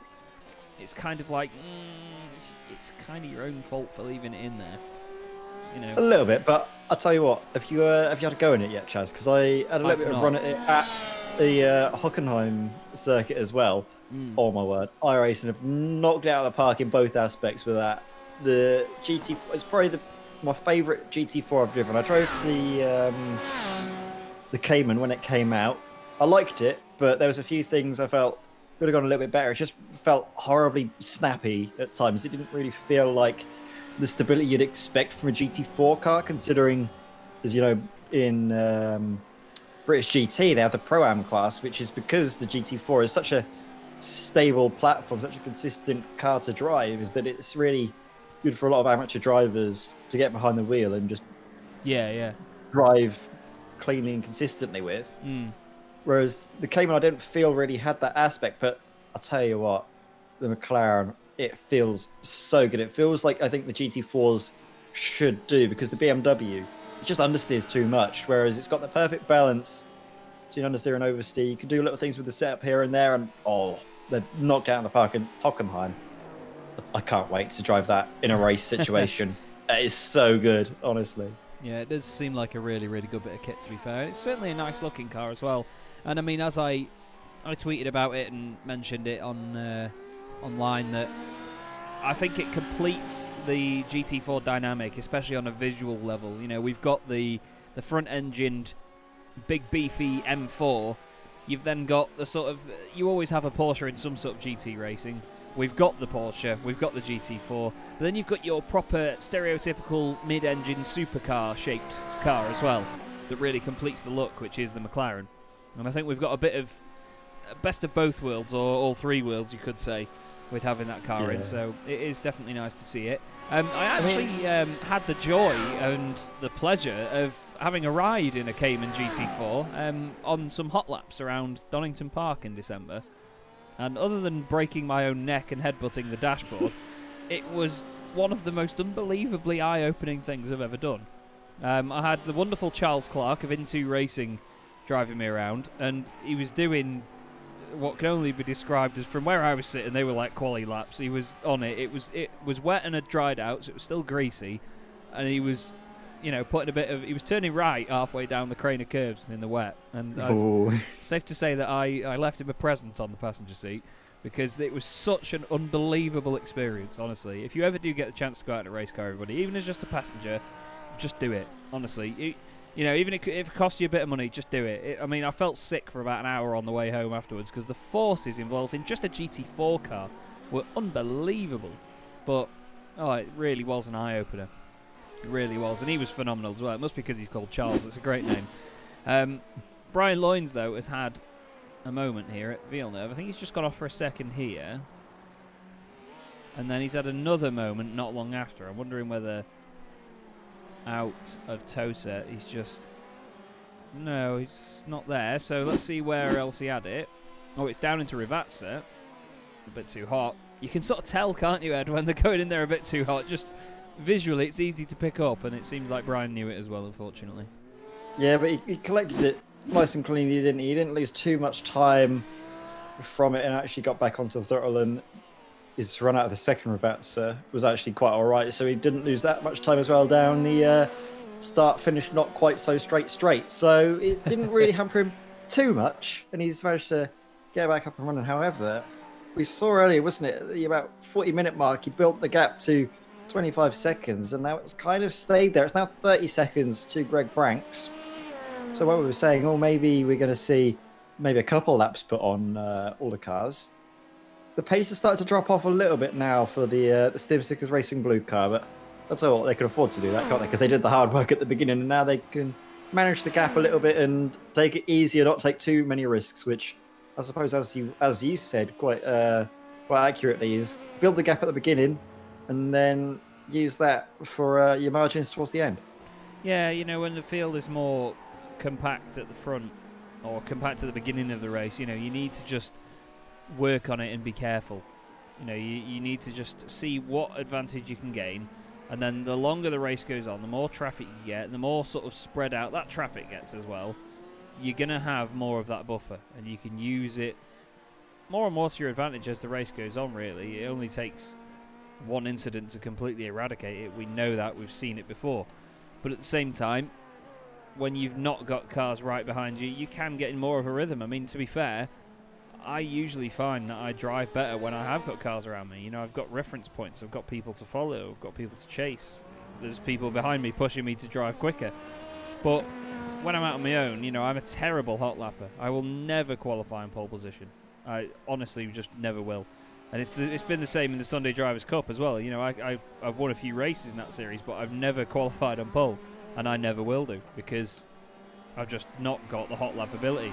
I can't see opportunities to pick up time and manage to squeeze it out the car. But, you know, if I'm racing somebody, I've got a visual representation of what I need to gain and where I can be quicker than someone, and that just helps me a lot more. So it's all down to the driver, but I think, like you say, having that advantage early on for SimStickers Racing Blue has helped them a lot, because even if they do have the odd moment here, I mean, they're still, nearly half a minute ahead of the guys in second. Yeah, but as you mentioned, it's all different drivers, isn't it? Because I'm basically the opposite of what you described there, Chaz. I can put it on pole, and then I really struggle to pull away from the rest of the field. It was the... as we see, what has happened there to the DynamiXX car? That's Dries Mujti off at the Toaster. I don't know if he was helped or just spun around. But it was quite early on in the corner, wasn't he, where he lost it? I wonder whether it's just Goes on, all by himself. Yeah, it's just on the way in. I think maybe on a downshift or maybe just coming off the brakes. The Corvette does like a little pirouette. Nice and patient though on getting it going again. That's always good to see. Yeah, definitely. And now we could go back to what I was trying to say earlier, which is that for the BMW Cup, the Sim Racers World BMW GT3 trophy that was here at Imola, I managed to put it on pole, but throughout the entire race, I was really struggling to pull away. I was able to build a little bit of a margin, but I can't I can do like one hot lap in qualifying, and then I just don't have the consistency throughout the rest, so I can put in quick laps, build a gap, and then all of a sudden one little mistake, just run a little bit too wide, and then suddenly 5 tenths go bye-bye, and then I'm back in the fight again. Yeah, I'm with you on that. It's easy to do it. You know, you have this pressure on you in qualifying to do a time, but you know that over the course of the race it can all change. But when you are trying to keep up that pace in the race, you know, there's no second chance at the race. You can't just tell everyone to restart. You know, you can't just go, oh, never mind, I'll, you know, put that lap in the bin, I'll do a better one. It's not like that, because then that is the real moment, isn't it? You know, the race is the important bit of the day. So, yeah, I feel that, mate, to be fair. But, you know, at least you've got the pace to do it, and fingers crossed it continues to go all right. How are you getting on that championship, actually? Are you leading that one? You're near the top end, aren't you? I had a few shocking races at Alton Park, horrible track, too narrow, can't drive it. I like it, but I can't drive it. Oh yeah, and I mean, you're probably crucifying me as well for saying that I don't like the second track, the other track that we went to recently, Spa. Didn't enjoy that one either. Can't drive it. I love it. It's fun to drive around, but I'm just not quick. And it's one of those tracks where everyone else seems to be really strong there, and I'm just bang on average, which makes me feel like I'm really rubbish there. But it's fine because we're going to be going to Sebring in a few days' time, this coming Wednesday. So hopefully that goes a little bit better. It's a track I'm all right at, but then again, my teammate Chris Warner, he can drive that track with his eyes closed, so might be second place again. You never know. Well, fingers crossed it goes well, mate. I do agree though that Spa, while it is a fun track to drive, I really loved doing the Spa 24-hour a few years ago. It's just such a hard circuit to gain time, you're right. Because it's just a big circuit, you know, you feel like no matter what car you're in, you just can't use all of it and make the most of it. So it is one of those tracks that, while it does feel really windy and quick in that latter stage, yeah, just if you're trying to squeeze a few tenths out of a lap, it's not easy at all. Yeah, definitely. And I mean, it's... Oh, sorry, go on. That's all right. I was just going to say Gregory Vranks is trying to squeeze some tenths out of Brian Loynes' lead at the moment, but, I mean, last time round, he was... No, 7 tenths. 6 tenths. It says to me Brian Loynes did a 32.0, but... Yeah, no, it has just changed now. No, 1.7 seconds slower. Wow. I've got Brian Loynes on a 132.0 and Gregory Vranks on a 133.7, so big difference in the top two. Because I was going to say that gap has now gone over half a minute, and Brian Loynes is only extending it. So what Gregory Vranks is doing here at the moment, unfortunately for them, is not enough. So they're going to need more of those mistakes out of that leading car, aren't they? Yeah, definitely. I mean, we have seen a couple of mistakes from Brian Loynes, but I think Brian realises as well that he can't keep affording to do that, and I think he's going to maybe stop pushing as hard and instead just focus that he has the raw pace. He doesn't need to do all these extra little pushes and can instead just focus on maybe backing off the pace by a little bit, driving at 95% instead of 100%, and continuing to build the margin. Meanwhile, Gregory Vranks, you can just see him, can't you, sending it through Variante Alta. I love this Imola circuit. It's, as I mentioned, the track that I managed to take a win at in the BMW, but it's one that really speaks to me, I think. It's a track that's got all different types of corners, isn't it? It's got fast, flowing sweeps, it's got tight chicanes, hairpins, flat out areas, so you need a lot of sort of straight line speed, so a little less downforce, and it really tests the drivers, I find, and we see the best drivers coming to the front, so everyone doing well in the class, everyone in the podium places in class, absolute credit to them, because this track is not the easy. It's an easy track to drive, but it's very hard to nail it. Yeah, that's it. And you know, on a lot of the corners, there's a lot of curbs like we have here at Villeneuve. A lot of curbs that can deter any drivers that just want to push the limits that little bit too far. You really do get punished for it around here. You cannot get away with anything. So, like you say, to try and gain more time, to try and push the car more to the limit, so difficult to do. Especially lap after lap as well. If you're trying to chase somebody for quite a while and take a chunk out of their lead ahead of you, you're just not really going to get any joy out of this circuit. It's certainly enjoyable to drive. Don't get me wrong, but it's not gonna be forgiving if you try and take too much from it. Especially here as well, actually. Variante Alta. On the exit here, there's a humongous piece of AstroTurf that you'll see in the foreground. There it is. You can pretty much, as Dries Moosty is on there, get all of the car over the white line, get it on the curb, but if all four wheels go on that Astro, you get absolutely nailed by a slowdown penalty. And to be fair, it's kind of justified, but it is literally a black and white corner of slowdown or no slowdown, because it's a blind apex on the way in, so it's hard to see. So it's it is really tricky. It's very hard to get right. But whereas I was driving Hockenheim, you can really extend going out of the hairpin, go completely off the other end of the sausage curb, power out. You only get 1x, and you gain like half a second by doing it sometimes if you plan for it. And it's no slowdown whatsoever. So I think iRacing might do a few tweaks to that, maybe in a week's time or in a few days' time when they do the hot fixes for the start of the season. Oh my word, these iRacing seasons fly by. God, passage of time is endless and unforgiving, isn't it? But meanwhile, the race is been unforgiving as well, hasn't it, for Patrick van den Berg and the BMS Q-Tox esports car. They've really been in the wars, haven't they, Jazz? But credit to them, they're keeping going. I think they've managed to get a little bit of the damage that they've been suffering repaired, but still 2 laps down. It's difficult to see them getting anything more than 4th place out of this. Yeah, they are pushing on, and it's that commitment and that perseverance that we love to see in these sorts of races, but it's never easy. I mean, hats off to them indeed, the fact they're carrying on. This is something interesting. Sorry, I've just noticed this. Now, we had about 26 seconds before between Thomas Stockmans and Kevin Unk. There's Thomas Stockmans. Kevin Unk is only 7 seconds back now. So the gap has definitely come down. It was a second faster for Kevin last time round. We got on board with the wonderful sounding 5.2 litre V10 powered Audi R8 LMS to start their 56th lap of the race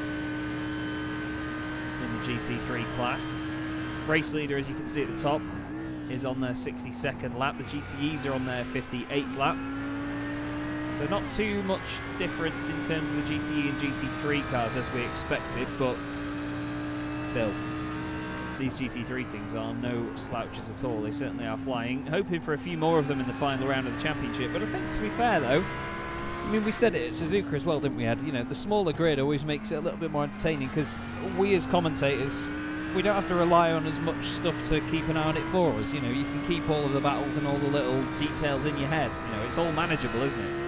Yeah, it is. And I mean, if you're anything like me, you've got a head like a sieve, don't you? Information goes in and then just comes straight out. It doesn't get absorbed whatsoever. So it's great, isn't it, that we have these grids. But the thing is that it's such a competitive grid as well. That's the thing. I don't mind these smaller grids as long as they're competitive. And I mean, we have the other thing as well, as we mentioned, for the Apex Technologies LMP2 Championship. It's a massive grid, but it's also competitive. So it's very difficult for us as commentators to process everything that's going on, as we see Sven Daniels in the Reaction Motorsports red car going for a little bit of a little bit of an adventure at the Ravazzas. Just going into the first one here, too much speed, off into the sand, keeps it out of the wall just about, rejoins onto the track and allows other 2 cars to go by. And again, Luke sees exactly what happens, locks up, but this time doesn't go too severely off the track and only loses out a position. What on earth? He's facing backwards. What's happened there to Stafdale News? As Unk does the fastest lap of the race in GT3 as well. Where is that? 42.4. That's Villeneuve, isn't it? I think. Ooh. Oh no, that's actually Tamburello. I thought it was Villeneuve. It's that he's going to hit the chicane curb. Then it's going to bounce the car over. It's gone one way, then the other. And unfortunately, Steph Delnews cannot save that one. Now, I did that in Ford GT3 once in a Jimmy Broadbent charity race around here with Tom Brooks, and it was one of the funniest moments I've ever had, because the car was already so low to the ground it almost took off. It was hilarious. But either way, good to see that Delnews can carry on from that one. Now, Thomas Stockmans does still lead GT3. He did a 1:42.5 last time round, only 1/10 of a second slower as Daniels has gone off again here. They're having a nightmare, aren't they, these reaction guys?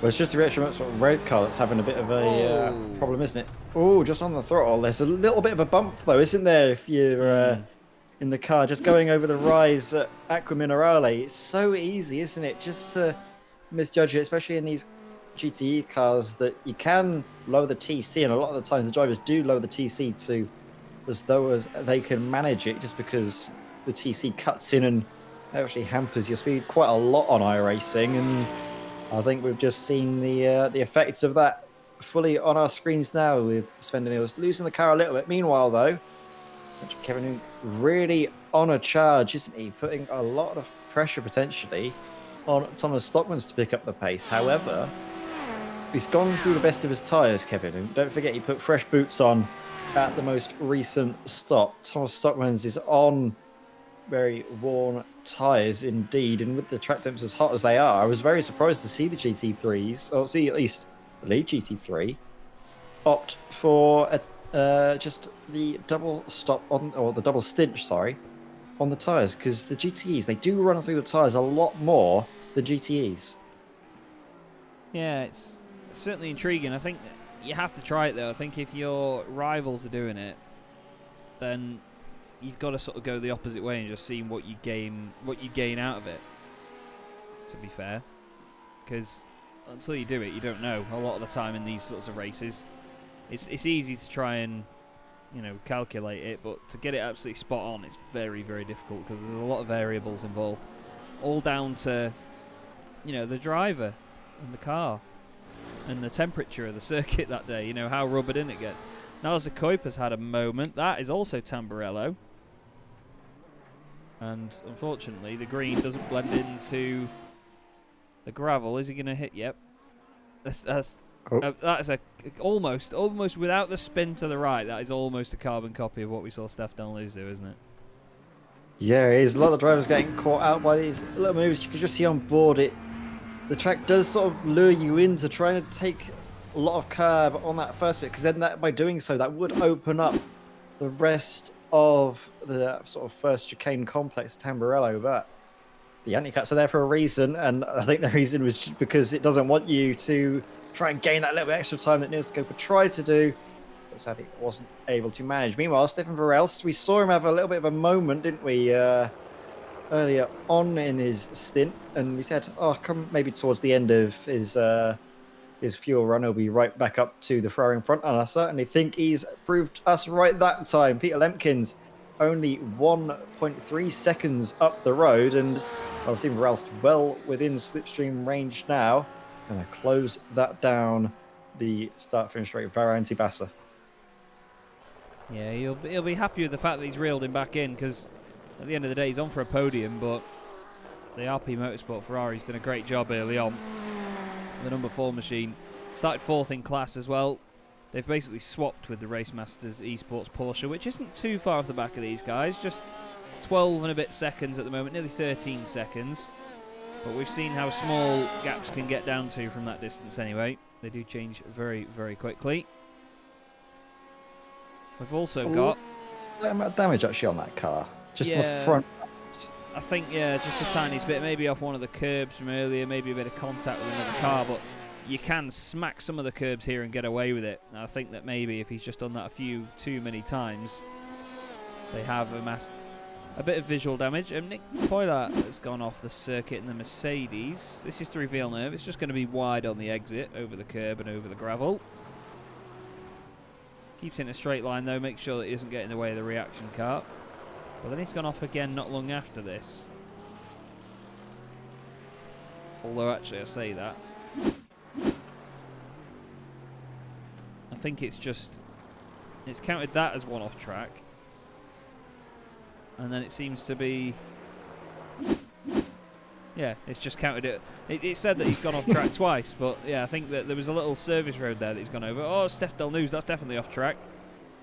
Nearly the exact same. Yeah, with the car in question as well, just before that. So Maybe a bit of a sympathy moment there from Steph Del News. Very twitchy on the rear, isn't it, actually? You just saw it coming out of Toaster. Sorry there, Chaz, but the car doesn't seem to be doing exactly what Steph Del News wants it to do now. No, it seems, I mean, you said before, with the car being so rear-engined as aggressively as the Porsches are, the engine's right over the rear axle, or pretty much behind the rear axle in some cases. It doesn't often help them with mid-corner rotation, especially when you're on the brakes as well, So the deceleration can hurt this car quite a bit sometimes. Steph Del News still pushing hard though. The DynamiXX Red machine certainly is a good looking car as well. There's wonderful striking livery all over it. You've got to love it. If you are watching as well, by the way, everybody, thank you for everyone that has liked and subscribed so far. Please do continue to do so. Show your support for the stream. If you do subscribe as well, don't forget you can catch future rounds of this championship and all of the other wonderful broadcasts that we have coming up on Sim Races World TV. Tomorrow alone we have 2 broadcasts, the Apex Technologies LMP2 Championship and the Sunday Drivers' Cup, in which I will be racing from Silverstone Grand Prix circuit. So far I've done a humongous amount of practice, which resulted in 0 laps. So I'm going to see how I can go into it. Just behind there, Dries Moujdi. Now that is the championship, the race lead in GT3. That has come together very quickly. I didn't even spot that. Wow. So here's Kevin Unk then, right in the back of Stockman's again. Now this is the tyres that are going to make the difference now, isn't it, Ed? Because they're only, I say that actually, 1.3 seconds quicker last time around Kevin Unk. So seems like the tyre's not working for Stockman's here, and Kevin getting the most out of this Audi on fresh rubber. He's going to go for it now, isn't he? Up into Buratella. Is he going to go side by side? He is. He's got the car alongside around the outside. Then that becomes the inside with the superior grip, the traction of the fresh rubber. That was only going to go one way, wasn't it? And Kevin Unk now up into the lead of the race. So DS88 Esports Silver. It might be an inspired decision to have taken tyres early on, because it seems to me Thomas Stockmans is really struggling with the older tyres. But I mean, to be fair, at the early stage of the race, you've got to roll the dice, see how it works out. And I mean, Team MRS, they might have lost the position, but they're only going to say, well, the pit stops are coming up relatively soon. They're not going to lose out too much time. And with, after the pit stops, 4 hours to go in the race, they should be able to claw that back. Yeah, fingers crossed that they can. You know how difficult it is, though. But we're not far off a second pit stop, actually, here, to be fair, for some of these guys. So, maybe... Well, I mean, to be fair, Team MRS now, they'll have to change the tyres. And if Kevin Unk and the DSCDA team don't, then they'll have gained 30 seconds on them and extended that lead. But to be fair, I mean, if I was them right now, I'd get the fresh rubber on again, and it's a clean slate, isn't it? You're back to where you were before. Yeah, exactly. But this time they're the car in front, and they might have enough of a margin to not worry about the slipstream keeping the battle close, and can then focus on building the gap. So yeah, like you mentioned, Jazz, I'd be in that camp as well of taking the tyres, clean slate, build the gap. Yeah, just... You may as well give yourself the pace, haven't you? Rather than risking double stinting them when you've already got the overtake done. So maybe use these final few laps of your stint to open up that gap where you can, and just crack on from there. In the GTEs, by the way, Jorn Polonus has caught up to the back of the Team Tice Dynamics Porsche. So these two getting closer and closer together as this race continues. I'm surprised that they're doing so well. Well, not so well, like, no offence to them, but, I'm surprised that they're still on the pace and still progressing as much as they are with that damage on the front of the car, because it looks like quite the hit, doesn't it? Yeah, we can just see. I'm really surprised that yours carrying on with the damage. I mean, it's working out for him, but it is because they don't have as much straight line speed. As you mentioned, they basically turned it into an open wheel on that left front and side with the wheel arches completely smashed in. I'm surprised that the suspension has been knocked out of whack, but that's really going to hamper their straight line speed, isn't it? They've got extra drag. They're in the slipstream, but will they be able to close enough to overtake, even if they are faster? They're pulling out now. They're going to have the inside. They might be able to put it off, but then they're not quite getting alongside. If they were in better shape, they would have made that pass a little bit easier on themselves, but they managed to get ahead, get clear. I don't know. Oh, no! Oh, no! Oh, my, could you imagine if they'd have hit the BMS Q-Tox car there? Well, never mind, it's an open wheeler all on the front end now. Could you attribute that to the damage on the front end, do you reckon? I think you've got to, and now there's damage on the rear end. You're going to see on board, it looks like he has the position done and dusted. Oh, but look, you can see, actually, the Porsche gets a little bit more overspeed because of the damage. It doesn't have anything on the front end to worry about, and then there's just no traction on the front at all. It just, rear just pendulums around, nothing on the front. Oh my word. And then look at that, suspension completely out of balance. They do, I think, have a fast repair in hand. We did see them earlier avoid taking that, and I don't know if I want to keep seeing this, Chaz. It's a sickening incident, isn't it? They were doing so well. We thought it was a sign of the fortunes changing for them, but no. No. Oh. Oh, it doesn't get much closer than that, you know. I think I'd argue the point that I think the two cars actually touched in the sim, you know. I genuinely do think they might have done. We'll have a look in slow motion here, because if we go to, let's try Chopper Cam, where are you? I'd argue the point that those two cars actually hit, but the network didn't. Yeah, the front right of the Ferrari goes through the back of the Dallara. That's unbelievably, I think that's probably the good luck returning to the BMS Q-Tox eSport machine. And, but it would have been, again, a contact with that RP Motorsport car. Yes, that's true. Very true. God, that would have been an absolute pain, wouldn't it? Well, there we go. Fast repair. Much cleaner. But a driver change, importantly. Lucas Romano going back behind the wheel of that machine now. So, intriguing all the same. Kevin Unk still leading the way in GT3 then after that wonderful move before. And now, 4.3 seconds is the difference between the pair of them. So, still managing to pull away, but just doesn't need to get in any trouble here with these GTE cars coming through, does he? No, not at all. There's a little bit of damage, actually, on the front of that United Motorsports car. What happened there? Was it an incident beforehand that we might have missed? I don't remember seeing that car having that amount of damage on the front. Look at that. It's sort of right-hand front side. Yeah. He's definitely given him something a whack there, hasn't he, Ronzani? Trying to see whether there's any moments of him going off or anything. Yeah, actually, he has been off track earlier. But only 1.9 seconds he's off for, so that's not long enough to hit anything. I'm thinking he's at a curb, you know.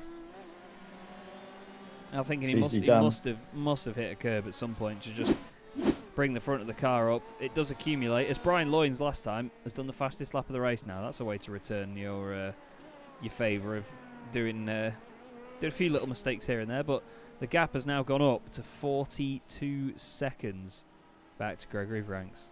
43 actually. I think Gregory's just made a bit of a mistake there, you know. He has actually. Let's have a look here. Down the inside of GTE class leader. A bit hot into the chicane. Ooh, great save. Does very well to avoid the anti-cuts there. Yeah, it does a mega job, because the thing is with these P2 cars, they're more sensitive to floor damage as well, so it can all go completely downhill when you have that. So that was a very split-second decision there, but mega stuff from Gregory Vranks. Gregory is a very talented sim racer. He's incredibly fast. So good to see him still going well there for, of course, series title sponsor Dynamics Racing Green, just going past the Dynamics Bell Speed Mercedes. Plenty of classes overtaking one another here. Quite the mix, really, isn't there? Good advert, isn't it, for multi-class racing? Basically every single class on display in this little fight. We're going to see as well GTE soon overtaking GT3 in the background. Our class leader Olivier Wiltink doing very well, hasn't he, for this first couple of hours of this race, building a 24.5, nearly 25 second margin to second place Peter Lemkins, who is actually under pressure once more from Stephen Varelse. The gap is staying at around about half a second between second and third, but it's something that's in the background and probably in the back of Peter Lemkins' mind is that the BMW of Stephen Varelse, the Reaction Motorsports yellow car, is showing good pace at this particular phase of the race. Yeah, it's easy for them to fall into a good rhythm, but it's also easy to fall into a rhythm of making mistakes. That's one thing we need to remember, as we have GTE cars in the pit lane again. Bram van Uytven going behind the wheel of the Dynamics red Porsche. Thijs Vandenberger getting some fuel in the Team Thijs Dynamics Porsche as well. Quite a lot of Porsches in the field, but still a decent spread. Like you said, the two Ferraris doing a mega job at the front. Here's Bod Boland in the Race Masters Esports machine. Nice livery on that car, quite a retro looking bit of kit. As he goes in. Apparently he's just taken the lead in class. He's actually stopped right on the line though there. And Brian Loynes has just come in the pits. I'm thinking because they're in the pits and they've crossed the line, it's sort of knocked the timing out a little bit by the look of it. It will change over. Ross Nicholson getting in the car now. The man with the worst luck in sim racing other than when he won at Suzuka. So I'm intrigued to see how Ross gets on. But it's interesting now because these P2 cars pit so much more frequently and their stints are much shorter than the GTE cars. They've actually ended up after only 2 stops, or this is their 3rd stop, they're actually now pitting at the same time as the GTEs, as Unk does another fastest lap in class as he comes out in front of the Team Thijs car. Yeah, but don't forget Kevin Unk is expected to come into the pits in the next 4 or so minutes as Olivier Bultink sets the fastest lap of the race so far in GTEs. So the track seems to be cooling off a little bit. And is that Olivier Bultink with fresh rubber or old rubber? I think he's still not coming to the pits yet. So that is old tyres that I think start at the race that he's able to bring the fastest lap out of. Yeah, indeed. Really pushing hard. It obviously shows what the weather is doing in the track. It's gone down to 33 degrees Celsius now. And I mean, to be fair, 3 degrees makes all the difference to track temperature. So to have a 5-degree drop, that's really going to help these guys out now. We've got more GTE cars in the pits. Dirk Bale or Dirk Bale. I think it'd be Dirk Bale. I've always had this thing where some of them are AE and it's A and then it's R or R. Or even I, like Steve Kleiss, but he's got a Y after his, so that's why. Get it? But either way, Dries Moosdi still out there in the Corvette. Obviously not pitted yet. The highest placed car that's pitted twice is actually Ronald Moons, which is interesting. So I'm intrigued to see where he ends up in relation to the Reaction Motorsports yellow BMW and the RP Motorsport Ferrari. Nick Sherman's goes through to take the race lead temporarily. Gregory Franks has just come in the pits. That scared the life out of me. Don't know what that was, but it was something noisy. Yeah, it was the Ferrari in front. One of the 7 RP Motorsport Ferraris out there. There we go. It's Kurt Van Onacker. He was just going through there. Of course, had to pull over early due to the issue with Dirk Bouts' audio, but still pushing on to try and get a result. And that's the thing, you've got to be in it to win it in these races. It's so long, 1,000,001 things can happen. So they crack on. Here's Joe Loyler broke. And the car is a little bit broke at the front by the look of it. But he's going to try and... I'm wondering whether he will get that fixed. It doesn't seem too bad at the moment, so maybe not worth it. Here's a Dynamics Racing green machine. Not much green about it, but either way, still flying. Thijs Vandenberg's just gone off. This is on his outlap as well. He's going down... Oh, he's not going down the inside. Oh, hello. What a save that was. What a save that was. Just shows you again, touching the grass that tiny bit makes all of the difference around here. And, of course, any track on iRacing. But we have... Who's not pitted yet in GTE? Your class leader. Still just out there driving away, aren't they, Ed? Just doing a wonderful, wonderful job. Olivier Bultink has started this team's race out in the best way possible.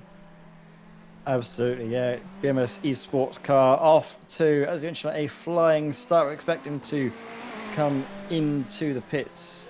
Well, I don't need to come to the pits now, but maybe he'll go an extra lap before making his way in the pits. Well, has he actually already been in the pits? trying to see when did he last pitch as? His last pit stop was on lap 36, so Ooh. he's only had the one stop so far, but Really extending it compared to the rest of the field then. Yeah, stretching the stint quite a lot, really, isn't he?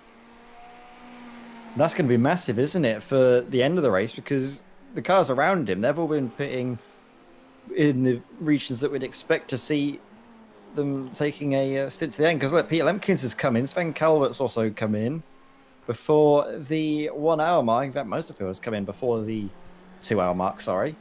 Which means that when Olivier comes in, it'll be after the 2 hour mark. He won't need to worry about a splash and dash. All the other cars will. So that, that 30-second margin could become even bigger because, well, a pit stop, taking a little bit of fuel and going out. It's a long pit lane, isn't it, at this Imola circuit? And considering the cars are barreling past you at high speeds down the straight, difference is really magnified. Yeah, it is. It's quite the difference for them. So they'll be pleased seeing that as well, because a lot of the time, you know, teams sacrifice pace for strategy. You know, they'll save fuel, they'll save tyres, and not push as hard as they can. But Olivier Boulting's been able to do a bit of both at the moment, by the look of it. Managed to make the car last in terms of its stint.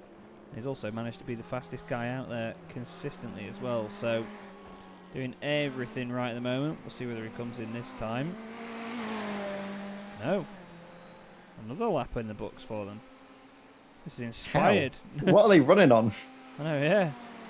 Maybe they've taken the green aspect of the Dynamics car. Maybe it's running on bioethanol. But this is just inspired. Great performance so far by them. I mean, obviously we hope that it continues all the way to the end. Oh, Dirk Bales had an off. It's a good thing there are no Bales around here. It's not Goodwood. See what happens. Oh, it was going already, wasn't it? He's going to kiss the wall. To be fair, though, we got lucky there. It wasn't a completely side-on hit, but he didn't hit it forwards and sort of bounce off it very much, did he?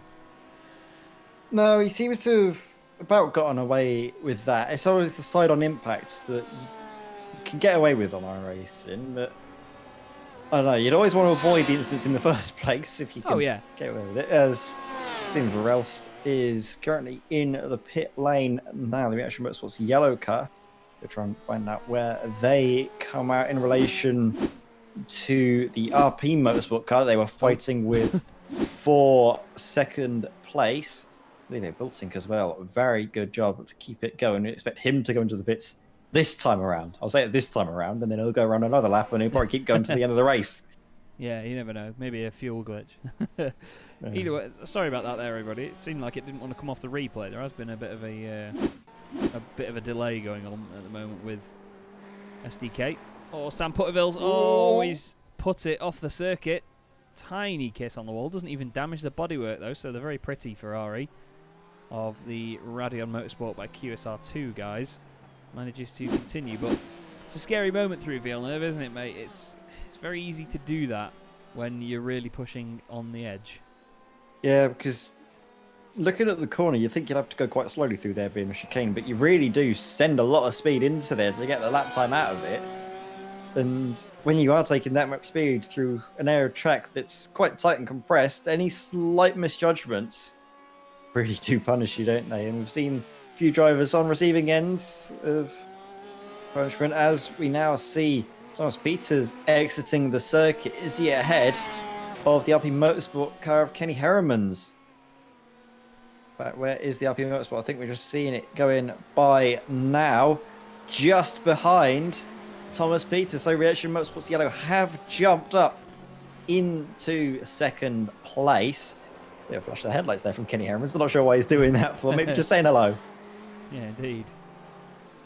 Well, you know it gives you 15 brake horsepower extra, right? Oh, yeah. It's this. Gotta flash the headlights. Put them off. Really weave about in the background. Yeah, yeah. Definitely. Anyway, we've just come to the end of our... Well, have we actually? Sven Daniels has apparently only done one pit stop in this car. Jamie McEwen came in before, so they've actually made this last a bit longer than everybody else. But we've come to the end of our second pit stop window, everybody. So we're going to just take another quick break here on Sim Racers World TV. Just make sure we get another drink and get ready for the next 2/3 of the race. We're already 2 hours in to the 6 hours of Imola here on Sim Racers World TV in the DynamiXX Endurance Series. Chaz Draycott and Ed May here to guide you through all the action. Now the car I want to go on board with, well, we went on board with this car last time. I want to actually just see how this battle goes before we have a quick break, because it looks to me like Heremans wants to push by and crack on with this. They did have a pit stop that was 9/10 of a second longer. Dirt Bale's gone off again, by the way. Nothing too damaging there. But look at this now from Heremans. He's got options of slipstream. They go round the second place car in GT3 at the moment. Looking around the outside, and Tamarolo backs out of it. It was a scary moment there, Ed. That could have gone very, very horribly wrong, but good awareness. Yeah, I saw an incident like this actually on the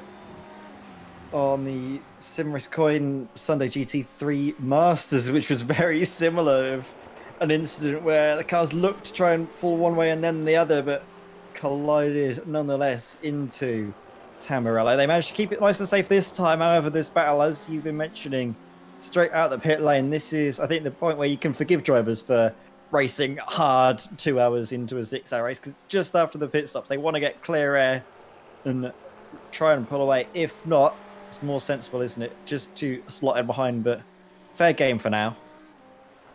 Yeah, it's just eye-opening, isn't it, really, the difference that a pit stop can make, because now Kenny Heremans could have been jumping in that car and hoping to drive away and close up the gap to the class leaders, but now he's got a big beefy BMW M8 in front of him. It's like trying to look around the side of a housing estate. So he's got a lot of work to do to get by. The car I wanted to go on board with was actually one that we've not seen too much of in this race so far, and that is the Sim Racers World Esports Academy machine. Matisse Groen at the wheel of this car at the moment. So while Ed and I have another very quick break, everybody, we're going to go on board with Matisse, and he's going to take us around Autodromo Enzo e Dino Ferrari, and we'll be back with you in just a few minutes.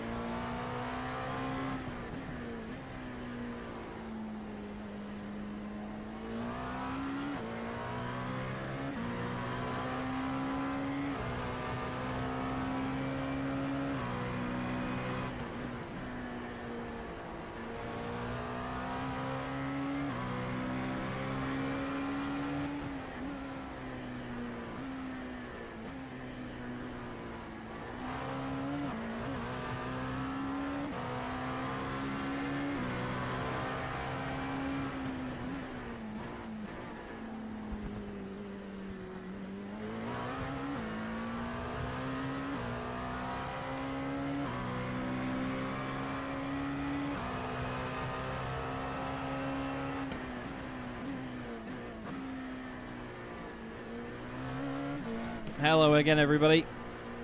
Chaz Draycott and Ed May here in the box at Autodromo Enzo e Dino Ferrari, Imola, for the 6 hours of Imola in the DynamiXX Endurance Series on Sim Racers World TV. And we've still got a battle going on, Ed, in the GTEs, as we saw just after that pit stop window. And you can see now, just from the lighting, the sun is starting to go down a bit here. So we are going to get this sunset and potential under lights finish like we've had in previous rounds. So colour me intrigued, because this is going to be a real corker. I've never actually seen night racing at Imola, so it's a new one on me. Oh, I'm looking forward to it. You can see all the LEDs, won't you, starting to shine, especially on the GTs. It'll look a little bit like one of your recent videos showing your whole setup tours and everything. LEDs everywhere. It's Oh yeah, going to be a beautiful sight. all of the RGB, yes. It was... I ran out of ideas for that. I just started filming random rubbish, but it is what it is. It was pretty looking rubbish anyways. Yes, yeah, there is a lot of pretty rubbish in this office. And especially when I walk in it, it's the average of prettiness goes down a lot when I walk in, but either way. This is interesting, though, because this isn't just any old battle in GTE. This is a podium battle for GT. Both of them still will be on the podium when they actually swap around as well, because I'm pretty sure that Kenny Hermans is going to get the job done sooner rather than later. It just depends on how they counter one another. And Thomas Pieters, we know, is very quick. Certainly got to be quick to wrangle that M8 around as well. He's going to look to the left, nowhere to go there though. Good stuff though by Pieters. You know, it's all fair defending as wow, late on the brakes. Hello, sunshine. Oh my word. That was a big hit. I was clenching everything. I was fully expecting to see two cars colliding with each other into Villeneuve. Oh my word, this is... There's certainly no love being lost between these two, is there? This is so close for second place. Down the inside again, Kenny Hermans. He's just testing now.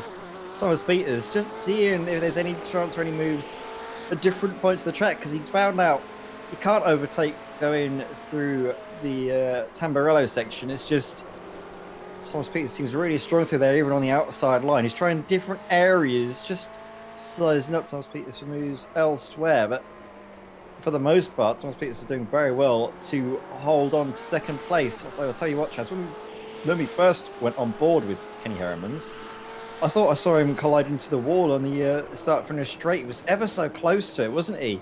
Just getting interception, really narrowing out the straight, trying to take the shortest line possible into Tamburello, and well, if he misjudges it, it's very difficult to see really where the apex of the corners are when you're in the cockpit of the car, especially when you've got the big burly M8 up in front. It's blocks a lot of the screen, especially if you're on singles like I am. It's sort of have to use muscle memory.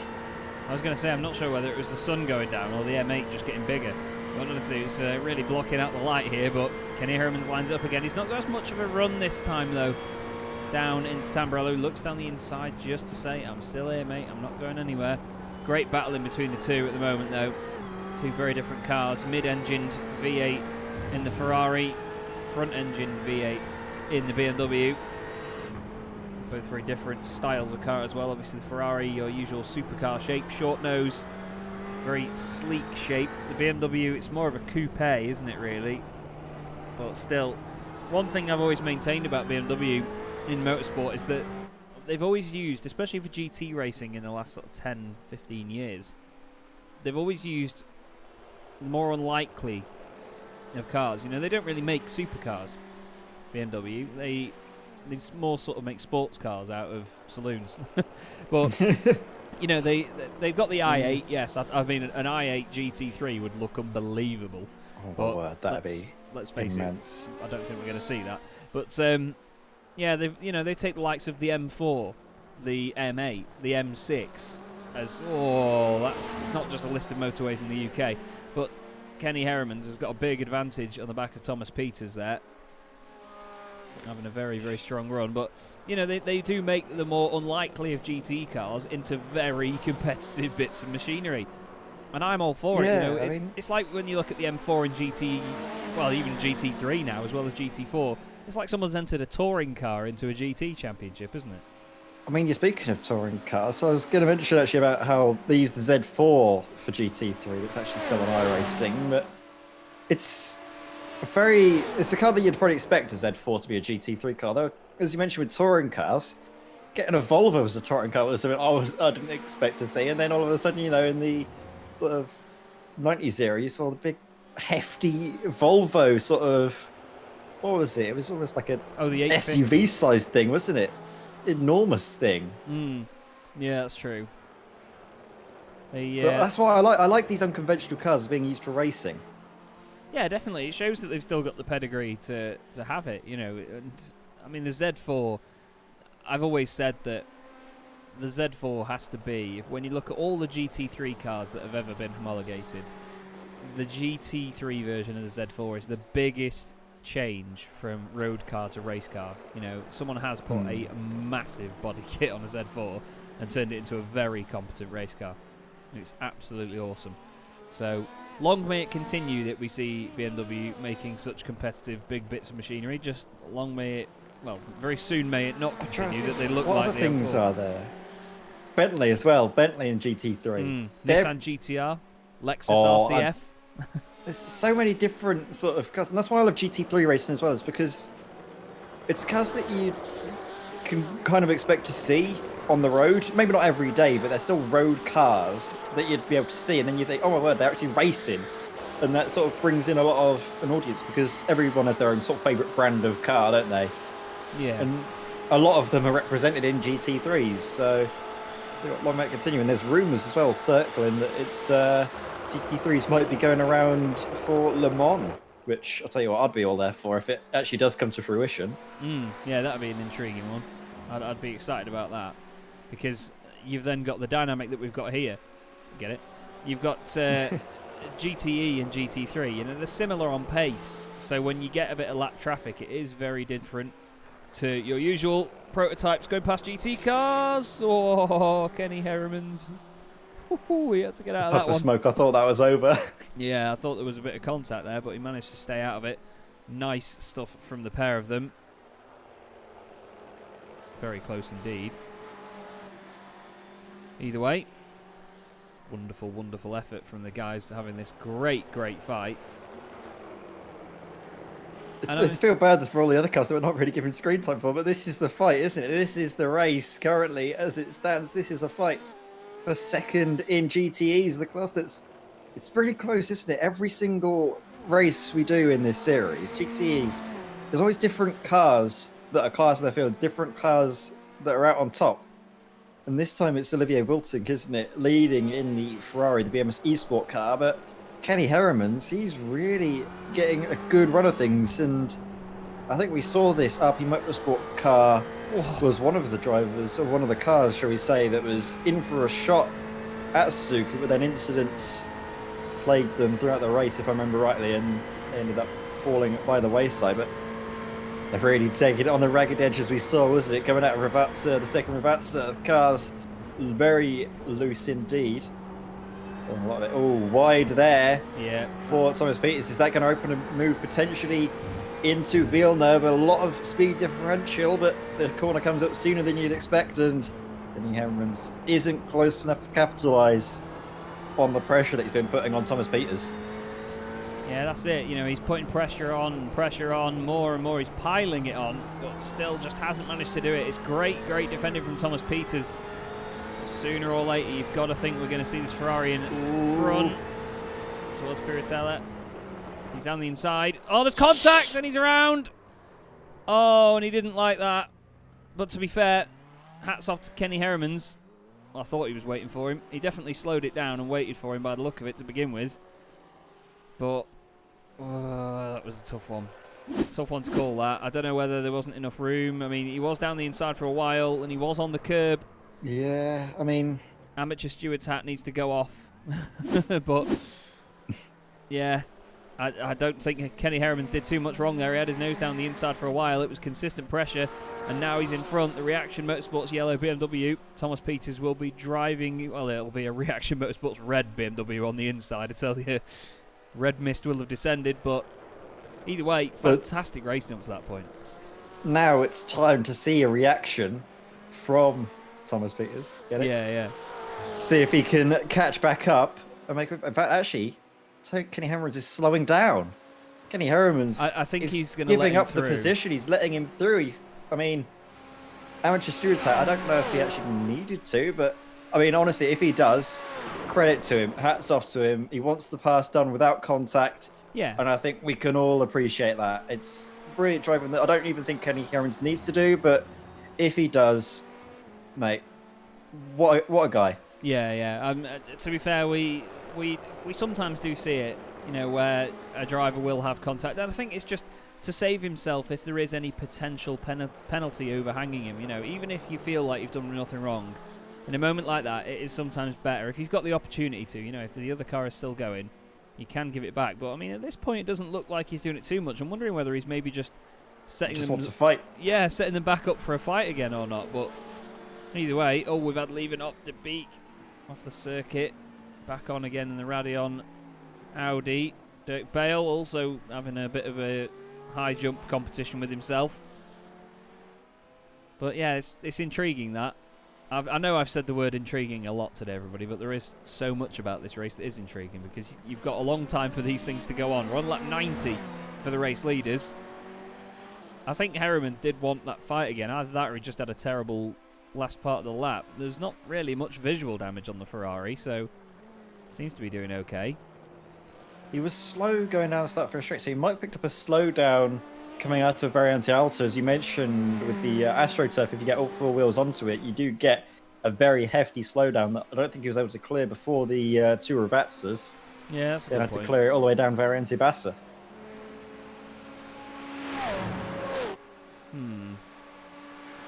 Yeah, a long run down to the first corner as well. So, I mean, if you do lose even the tiniest bit of speed early on out of that final corner, then yeah, it can affect you a lot, like a hell of a lot by the time you get to the other end. But the upside is that we haven't been deprived of this fight. We had the contact, we thought that would be it, but no, they're still going to be going back, but this time order swapped around. Yeah, that's a good point as well, to be fair. I think he did just want to bring it back on to be a fight. Oh no, Dirk Bale's off. Jürgen van der Peer's off as well in the Mercedes, the DynamiXX Bell speed car. There's definitely been some sort of contact here. Let's have a look. Oh, this is Dirk Bale earlier. Into the first corner. Big lock-up. Now, he's got the Mercedes behind him. Ooh. I'm wondering whether he's gone off and the Mercedes has gone in with him. Oh, no. Jürgen's gone way too late on the brakes there. Unfortunately, they're lucky not to get hit by anybody else after that. It's very That's easy the to one get part you caught don't want to be stopped, is it, for Jürgen van der Peer? Because look where the car stops. Basically right on the racing line. Yeah, it's just as you go from one curb to the next, but everyone does a great job to avoid him. The Corvette goes through. And the thing is, you can see up the hill as well, so you can see what cars are coming there. So he kind of got slightly lucky with the angle, you could say, but let's face it, you don't want to be in an incident like that at all. So it's a shame. Thomas what's Peters. happened to Peters? Yeah, I've just seen on the road. Something's happened to Thomas Peters. Oh, snags a wheel out onto the grass, spins it around. Oh, dearie me. He was pushing hard, I think, just to catch up, and by doing so, by pushing that extra bit, look at that, it loses out. I don't know. I mean, Michelin's are great, but I don't think any Michelin's are going to save you from that, unfortunately. And now he has, of course, dropped off. But look at your class leader, over a minute ahead of anybody else in class. It is an awesome drive so far from Olivier Bulting. And he stayed in. He's in his third stint now. It's his third stint on these set of tyres as well, because I think when we went to our break, he was 30 seconds before the pit stops, and then a minute after it. Yeah, so I think he's kept these tyres. I think he's kept these tyres on since the start of the race. So he's tripling them, and then if he hands over to his teammate as the track cools down, it definitely is a lot easier to triple them on a cooler track. They're only going to be taking one tyre change. That'd be bonkers if they can do that, but either way, it's going to work out for them, isn't it? It's awesome. We've got new drivers, by the way, in the GT3 cars. They pitted on lap 68 and 67, respectively. One of them is this man, Robin van Brenk, who was the driver, I think, that had the real rough ride at Suzuka in this machine. So he's going to be hoping for a much smoother one this time round. They're now 20 seconds ahead of Cohen Gressens. And interestingly, they did both take tyres last time. 1 minute 9 seconds for the Team MRS pit stop, and Robin van Brenk's stop was 1 minute 7 seconds. So that second stint that they had after the first pit stops, where Team MRS tried to double stint the tyres, it has not worked in their favour, and they've really dropped back. Yeah, absolutely. And, well, with all of everything that's gone on, I think as soon as they swap drivers, they just haven't been able to have the pace. I'm not sure if it's something with the setup that they're just not quite gelling with, because, well, DSCDA Esports, they've been able to build the gap, haven't they, and start to slowly but surely extend it. Just that last time by, I think Roman van Brenk was half a second faster than Cohen Gressens in the Team MRS car. So DSCDA Esports looking very good indeed at the front. However, we said that last time, didn't we, at Suzuka? And then, well, you know exactly how it ended out for them with all of the incidents. So we're not going to count them as winning this just yet. Of course, they're going to have to make sure they can get through the traffic nice and safely, as we've just seen Cohen Gressens do there. Lucas Romano in the RP Motorsport car we're on board with now, with Graham Van Uitven right behind in the DynamiXX red car. Just go down the inside and oh, that was close. That was very squeezy in there. Imagine to get through it nice and safely, though, just about safely. That's the main thing. Is it can be tight and it can be scary, but as long as it's safe, they forget about it after a lap, and then they do the exact same thing. It's like, oh, I'm not going to do that ever again. 3 laps later, they do the exact same thing. So, you know, they'll learn the hard way, but for now, they're keeping going and keeping it clean. And Graham Van Uitven, DynamiXX red car, closing down. What was the last lap times? In fact, they were very evenly matched last time by. I think it was just 100th of a second separating their previous lap times. So when Ram Van Uitven gets closer in the slipstream, positions could be on to change around, but, well, closing in on the 2.5 hour mark in this race, I don't know what you would say, Chaz. Do you reckon Bram's going to be happy just to stay behind, save a bit of fuel, or will he want to go for a position? I think based on some of the issues that Steph Del News had earlier, he'll feel that that car can go further forward than this. I think he's just going to try and get the move done and crack on and try and drive away. I don't think Bram's going to want to hold on here. We've seen that a lot of the time for these cars at the moment, it's not about saving fuel now. They've just got to push and just go to the end and just treat it like a sprint race. You know, just get the most pace out of every stint. They've seen what Bulltink's able to do, and if they want any progress forward, they know they need to just crack on with it.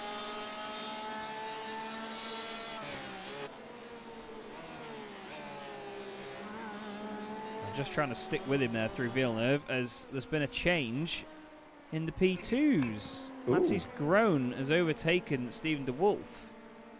Now that's genuinely a position change on track. We've not had many of them. Stephen de Wolf there going very slowly on the left. So I'm not sure what's happening. Was that mistake at Toaster? Yeah, potentially. There's nothing come up for him spinning or going off or anything, but either way, we now have a battle on in the P2s, although Matthias Groen is now a second ahead of Stephen de Wolf. So it could all go the other way again. We'll have to see. But good stuff from them at the moment. I think there was an incident. Stephen de Wolf did a 1 minute 35.7. Matthias Groen did a 1:33.8. So there seems to be something that happened to Stephen de Wolf on that previous lap. Meanwhile, though, going to focus back on this fight, aren't we, Chaz? Graham Van Uitven closing in on Lucas Romano. Look at that, 0.3 of a second back as they go on to the start finish straight. Oh no, from bad to worse for Thomas Peters. Let's have a look then through Villeneuve. Oh, he hits the curb, hits the grass, clips the wall as well. And it's just a painful wait for all other cars to go through. Ronald Moon's got through and all of that as well. The Racemasters Esports car now up into the podium places. Yeah, indeed. So that's a big change for them. Moons will be chuffed with that as well, because it seemed like their first stint. I mean, they said in the chat as well, then, you know, the Porsche not quite on the pace of the other cars. So Ronald was trying his very, very best, but unfortunately, he's just not been able to make the most of it since then. Now, this is the intriguing battle, though, because I mean, we said before that, you know, I've literally just said it as well. That the Porsche not quite on the pace of the Ferrari, but it all depends on setup sometimes as well, doesn't it? So at this point, it looks like Romano just can't do as much as Van Uytven can in that Porsche, but we know that they actually qualified close together. They actually qualified in this order. They've both gained one position each, as De Wolf actually comes into the pits now. Is something potentially up with that car, do you reckon? I don't know. I think we did see that they were out of sync, weren't they? Or is it just that it's been damaged? I don't know. I think maybe clattered a curb at some point, or I'm trying to have a look in the event viewer, Chaz, and I can't see anything. So I don't know. Maybe it's a weird one. We'll see if they feel like coming to the broadcast chat on the YouTube channel and see if they have got any information for us, because it's a very weird one, isn't it? That suddenly their pace has almost evaporated. Meanwhile, though, this sort of battle is not evaporating. This is closing in. It's not even boiled over yet. It's not. No, it's simmering away, isn't it? That's the thing. Is it's brewing away, and we're gonna expect to see. Yeah, slow cooker. A nice. It's gonna. I wonder if it's gonna have a tasty overtake at the end of it, though, or if it's gonna be put in for too long and come out with stringy and horrible. Yeah, or just a bit dry. Oh, a bit dry. All I can think of now is lamb. I really want some lamb. It's closing on Easter. It's time of year for it. Yeah, that's a good point. Might have to get a big joint of lamb in. Anyway, away from food. Bram van Uytven chasing down Lucas Romano. An intriguing fight indeed. Dirk Bale is actually right behind. Well, there's a reason he's right behind Thijs van den Bergen. And that's because Thijs has got past him very recently. A lot of damage to that United Motorsport Porsche, unfortunately. Oh, they sound great side by side, don't they? Awesome noise. There's Stephen. Oh! That was Stephen De Wolf coming out of the pit lane, getting the fright of his life from Thijs van den Bergen. Oh my god. That was so close. So close. Two real staples in the, the Sim Racers World community. Getting closer than anybody else has got, other than the ones that have made contact in this race. Now then, we look back from Lucas Romano at Bram van Uytven chasing him down the straight. Over 2.5 hours gone, nearly done 100 laps here. And we're not even at the halfway point yet here at Imola. But this is another wonderful battle for us to witness. Ferrari versus Porsche. DynamiXX Red versus RP Motorsport. Oh, Bram just seems so much quicker. I thought he overcooked it there. Yeah. Compared to the Ferrari as well, it just especially looked like he'd overdone it, but he just seems a bit more confident on the brakes. He seems to just push it that little bit more, doesn't he? He's faster into the corners, but slower out of them. But then again, that is just out of the strength of the Porsche, isn't it? Is that you can take a lot of speed into the corners, and then the Ferrari is one where the acceleration is just so much stronger, where you need to take different lines in both of the cars to play to their strengths. So, well, we're going to see this fight continuing to brew and boil in the background. But Bram van Uytven, he doesn't seem to be quick out of the final sector. That allows Lucas Romano a little bit of breathing space, doesn't it, to be safe into the main overtaking point at Tamburello. Again, just a slight little mistake, and then all of a sudden Lucas Romano has a bit of breathing space, a little bit of room to work with. Going through the two Ravazzas now, what is the gap going to look like? Is it going to close down? It seems to be staying where it is. Meanwhile, of course, Ross Nicholson comes on into the pits. No spins for him, no bad luck befalling the number 68 driver. So I'll tell you what, he's going well. Maybe it was Suzuka that's a real change of fortunes for him. I hope so, because Ross is such a sound guy. You know, he's such a nice lad. As, you know, all the guys in this series are, and I mean, the whole sim racing community is just full of brilliant people. And the Sim Racers World community especially is just, everyone has such a laugh. A lot of people know each other. They know of each other's talents on track and their teams and so on. It really is a close-knit situation in every single corner of this community, and this is one of the very best in the business. But out on track, they're still fierce and they still fight one another, and that's exactly what we're seeing here. Bram van Uytvanck in this completely non-stop charge up to the back of Lucas Romano.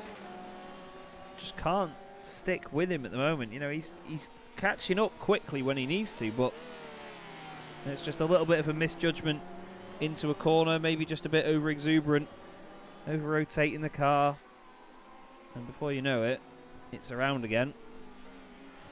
I'm going to point out something interesting on the spec map, that on the P, O and R of the Porsche logo on the windscreen banner, it still seems to be glossy on the inside. It's like they forgot to select that bit.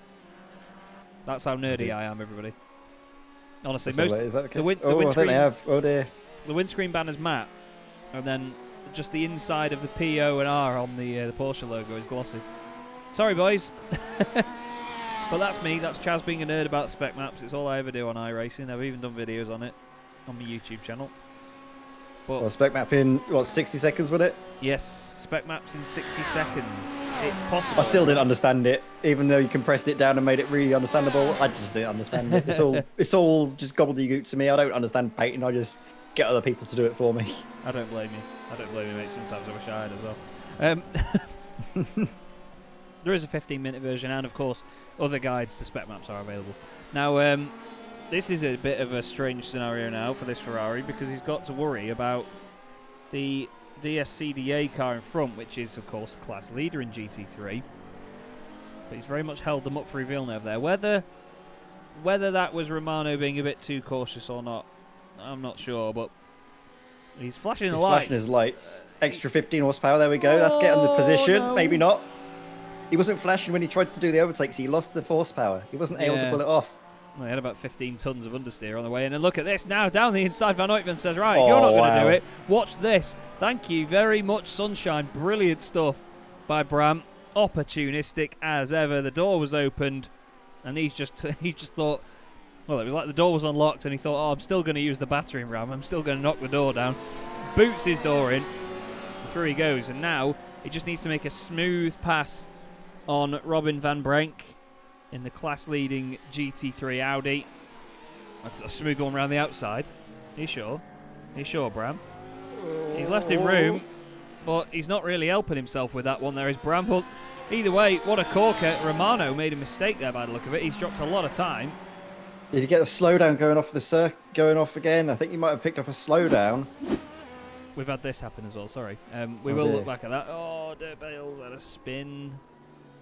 Oh, nicely styled out, though. Oh, nicely very styled nicely out, done, Dirk Bailey. Oh, good job there. And then this is, I'll tell you what, enough of catching out that Ferrari. He caught us off guard, I think, in the comms box as well. He came out of nowhere to Bram, but he set it up beautifully, didn't he? Perfectly opportunistic stuff. And I'll tell you what, that is something I love to see. That's probably one of the best overtakes I've seen this whole season, this whole series as well. Just pulling it off nice and cleanly as well.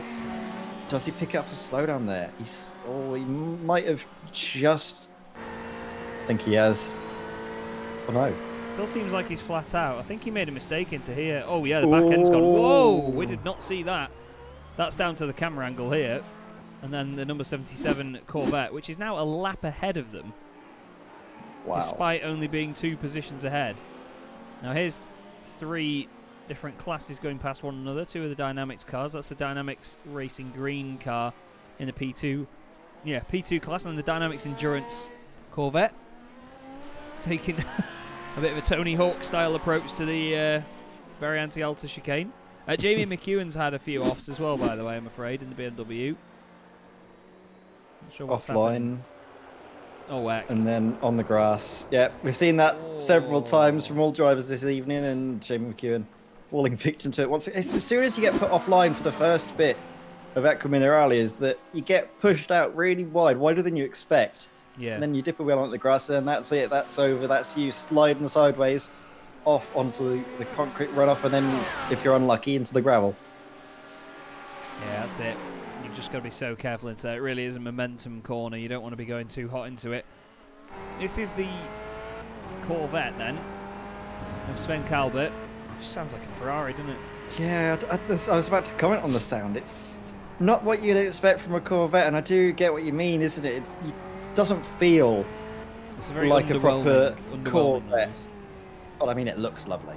Oh yeah, it If- looks amazing. Ignore everything on the inside of the car. Just look at it from the outside. It's beautiful. Yes, yeah. They've been working all the driver inside the car. Sven Calvert is doing a very good job. Let's not put him down in this. He's doing a very good job indeed, up into 5th place. But everything in the car, apart from Sven Calvert, not a fan of. It's actually a 5.5 litre V8, so it's still a big engine, but it's a high revving V8, so it's... Don't grunt. I need the grunt from a Corvette. I was watching a video actually the other day. There's a number of fantastic YouTubers that go to circuits and just record pure car noise, such as NM2255, 19 Bozzy 92, people like them. You know, other ones are available, of course. But you know, I've been watching those guys' videos for years, and there's one that was just a compilation recently of the Corvette C6R, which is, you know, the C7R is a brilliant bit of kit. Ooh, Sven having a real moment. The C8R is a great bit of kit as well, but the C6 was the proper, real, meaty one that made all of the right noises. It just sounds like thunder going past. It sounds like it redlines at about 500 RPM.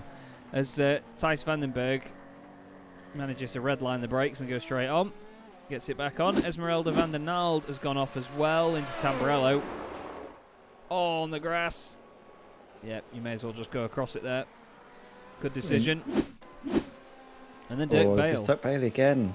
Oh no. Is he going to style this one out, Chaz? Is he going to do it? He gets on the grass.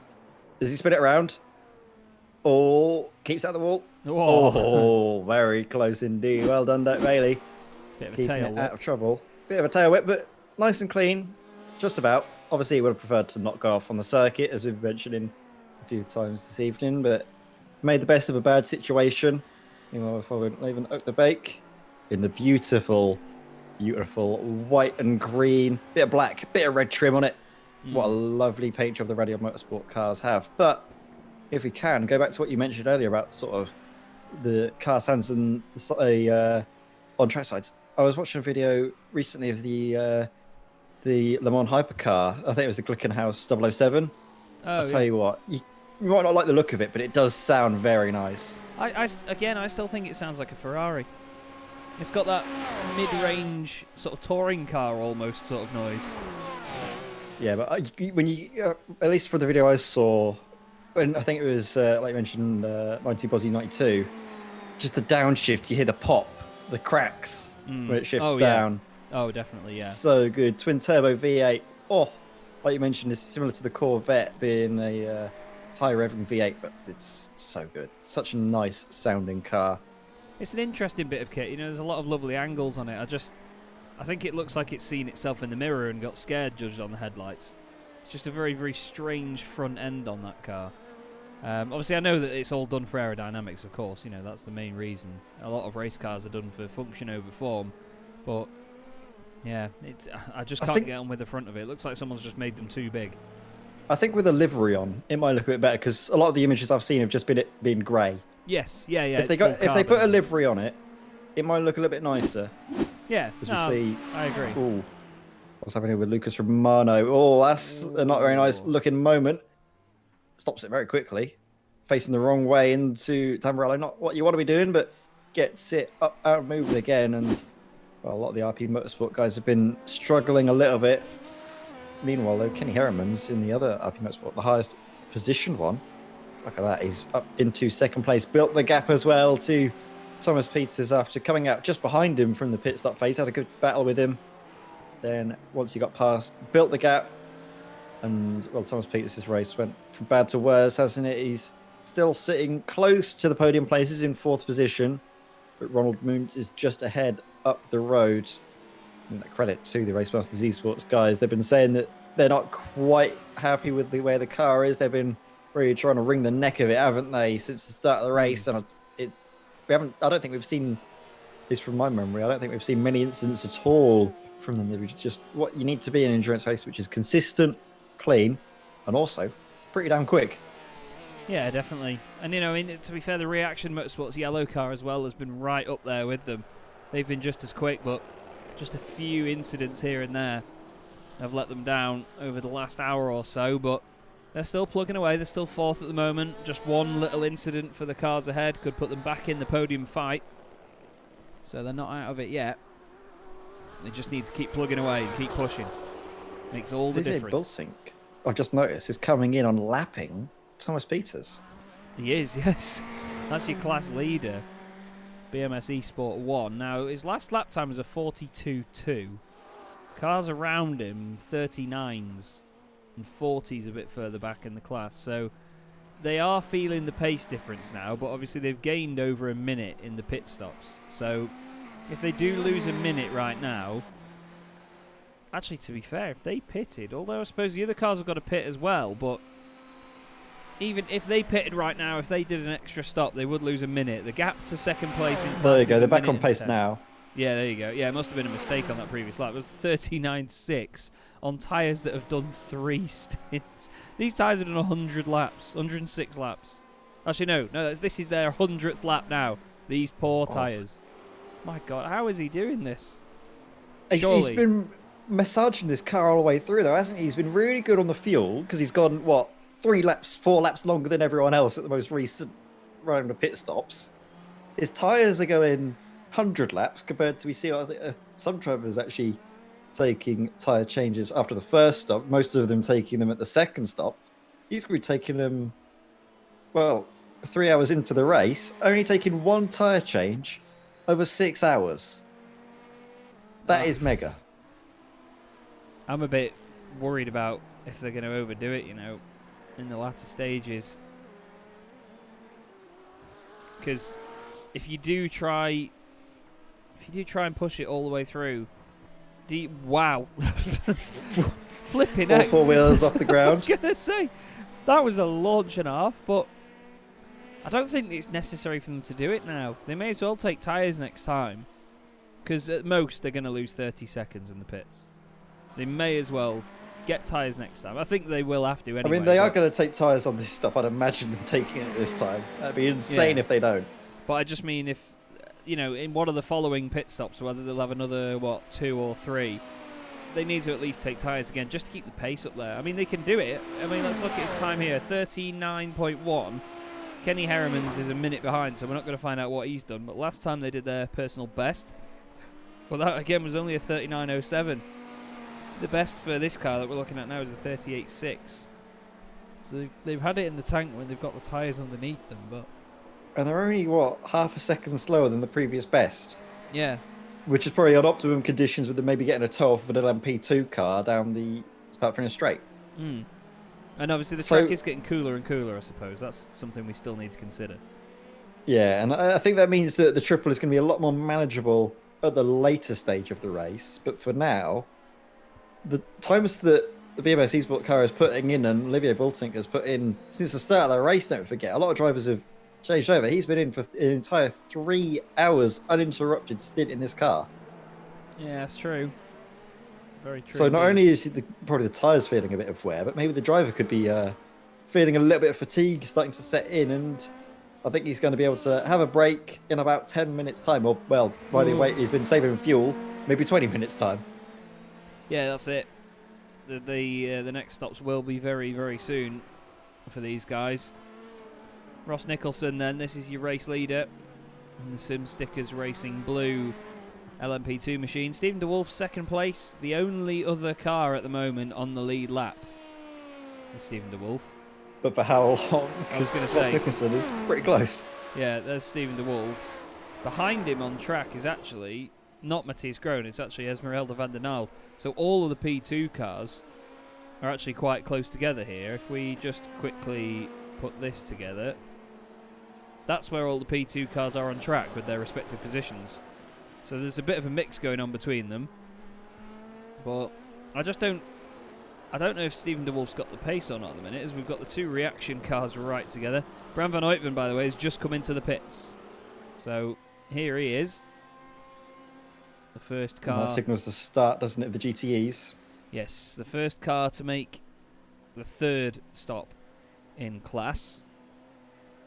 Is anybody else going to follow them in, do you think? Dirk Bell's just started another lap. Gus Franken has gone off the circuit. That's at Rivazza. Maybe just going in a little bit hot again, Ed. It's easy to do. If we had a quid, Yeah, it we'd is, be millionaires. especially on these on that area of the track, isn't it? Going into the first revatzer, it's downhill, so you need to brake a little bit earlier to get it slowed down. You've got gravity working against the brakes that sort of drags you into the corner with a lot more speed. Of course, using the sort of the downward compression, you can take a bit more speed into the corner by the way it sort of the elevation levels out a bit. But again, it's one that it's probably the easiest corner on track to run wide on and make a mistake at. So it's not surprising that we've seen so many drivers doing it, as we see not just Bram van Eyckman in the pits now, but Luke Tees comes in, Lucas Romano as well as coming in the pits in the Alpine Motorsport car. Yeah, it's starting to be a little bit of a pit party, but as the race goes further and further on, the stints do spread out. Some of them always tend to come in on the same laps. Other ones leave a little bit here and there where they have an advantage or maybe a disadvantage. They might be one stop ahead, they might be one lap ahead or one lap behind. 38.94, by the way, for Kenny Heremans last time round. Wow. That's their best lap of the race. Very quick time. Which is 3 tenths quicker than Olivier Bultink was. So they're right there. Oh, Dirk Bale's had another issue. He's having a real nightmare stint at the moment, isn't he, Dirk? But he's That United Motorsport car looking very dirty as well. Look at that. It's probably the grimiest looking car on track. Part of the grime scene. He's just... Oh, it's gone... He's gone hot into there, and then, he's just gone onto the curb. And it's thrown him off the track. It's the thing with these GTE cars, isn't it? They've not got ABS. You can mess with the traction control, but it's not the most helpful traction control in the world. It's also not the most limiting either, so you can push this car to look at that. its limit. Fastest lap for Kenny Heremans now. A 1:38.64. Faster than the best time set by race leader Olivier Wiltink. So Kenny Heremans in the Alpine Motorsport car. Now the fuel's starting to come out, putting on some very quick times indeed. Yeah, he's certainly pushing it now. Down to 28 degrees Celsius on track. It was, 44, 43 earlier? So we've lost quite a lot. And this track is a second faster, actually, than Olivier last time around as well. Yeah, really pushing it now. And I'm wondering whether Olivier is going to try and push in response. I mean, the gap is still 1 minute and 8 seconds as they crossed the line last time. So it's certainly not like it's a close battle at the moment, but times-wise it is. Just need to think about how it could develop further on. Leaving Op de Beek is in the pits. Jurgen van der Peer is just coming to the end of the lap, so I'm wondering whether this Mercedes will go through. We'll go on board with the Mercedes and listen to the 6.3 litre V8 roar. Sounds amazing. It's almost like a Merlin engine, isn't it? Such a great sound. I watched an amazing video actually the other day. I didn't know Guy Martin actually owned a Merlin engine. He says it's the pinnacle of all engines. He says it makes maximum power at 2,800 revs. They're limited to about 1,600, I think, when they're on the ground. He's got it on his trailer with a big screen behind it, so he can turn it on, power it up, rev it up, and whatever.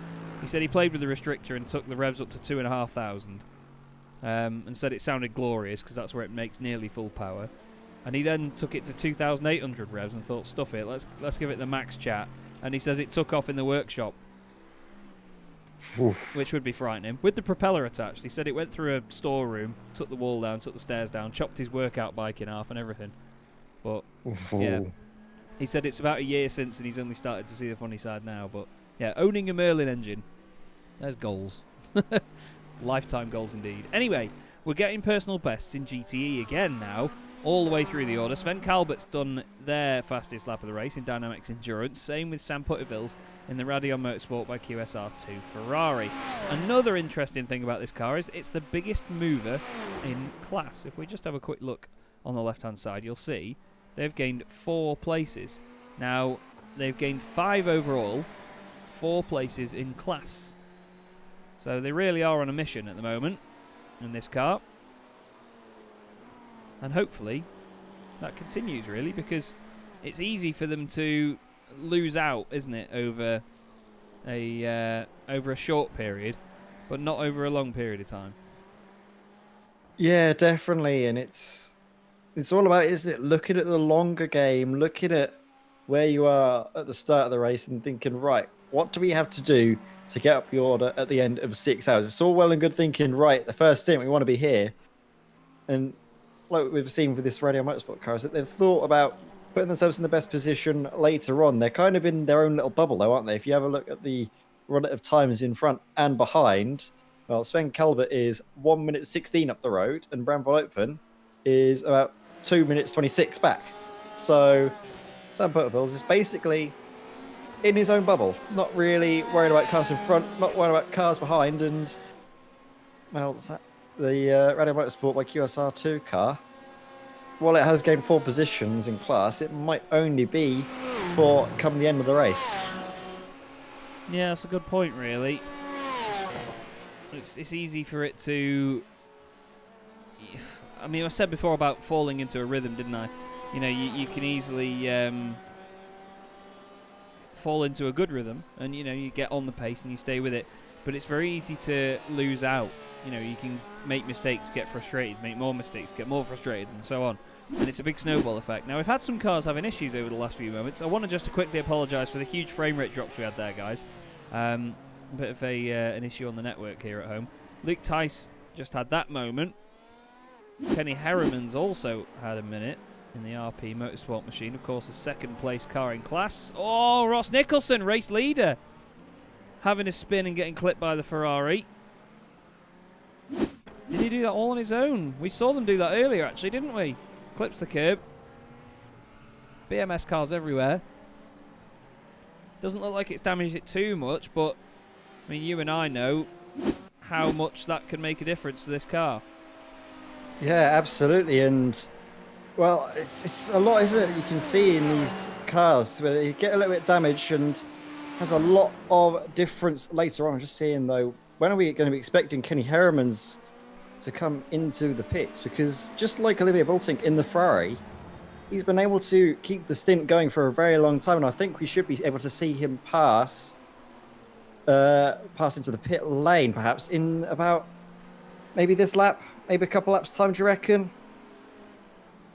Yeah, I reckon very so. Difficult, isn't it? It's one of those moments where in the race it's difficult to figure out where exactly all the cars are in terms of strategy and what they've all been doing, because some cars have been able to extend, other ones might not, and also different drivers use the fuel in different ways. I think this is Kenny Harriman's first stop in the car.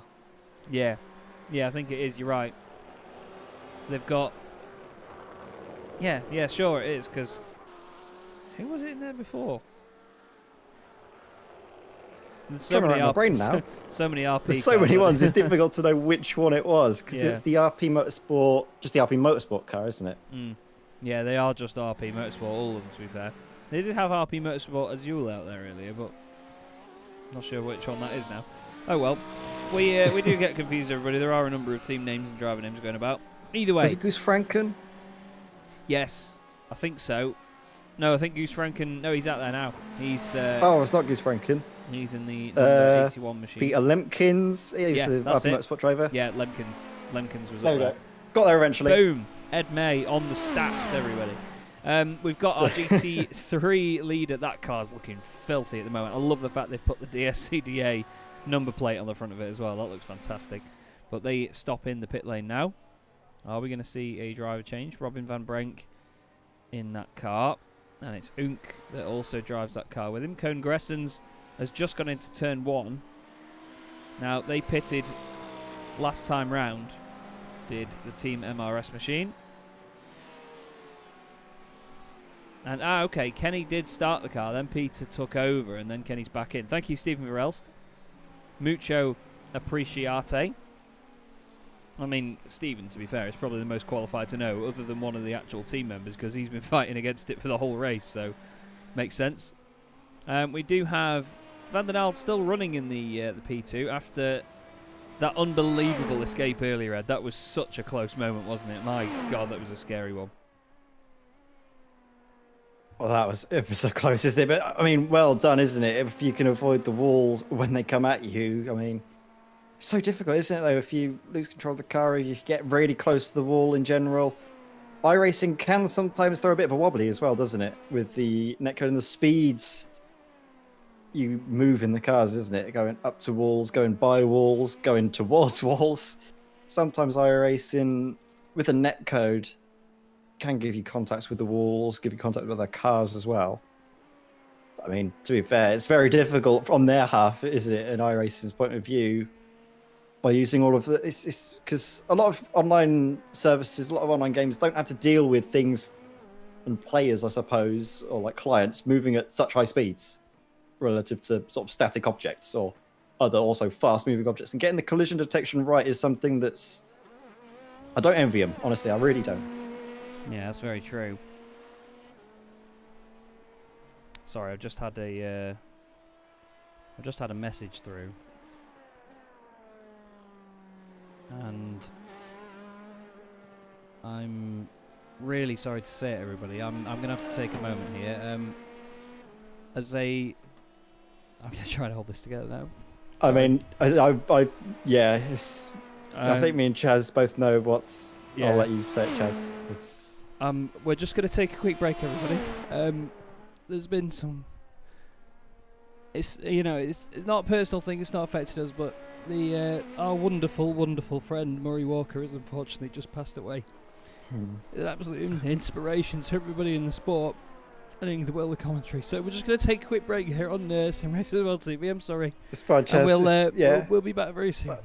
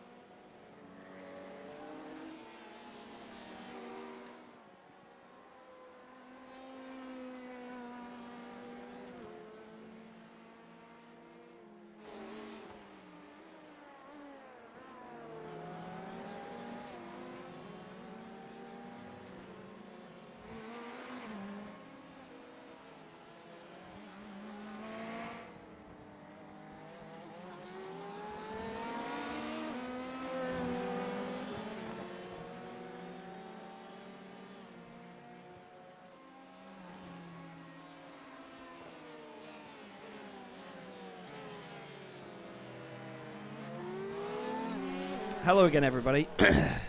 Big apologies about that there, but as I'm sure you can all understand, Murray is an absolute inspiration to what we do here on Sim Racers World TV and to Ed and I and all of the commentators in this game. So we do hope, of course, that he rests peacefully. And we all know how much of an amazing career he had. So we continue the show in great support, of course, of what Murray would have stood for and what he would have... I mean, he doesn't care about an iRacing broadcast on a Saturday afternoon, but, you know, he's the epitome of what we want from, you know, from our lives and our careers. So hats off, Murray. Bless him. Yeah, absolutely. And I mean, massive inspiration. Oh, as we see Doug Vale have a bit of a moment, a bit of a smack up the rear.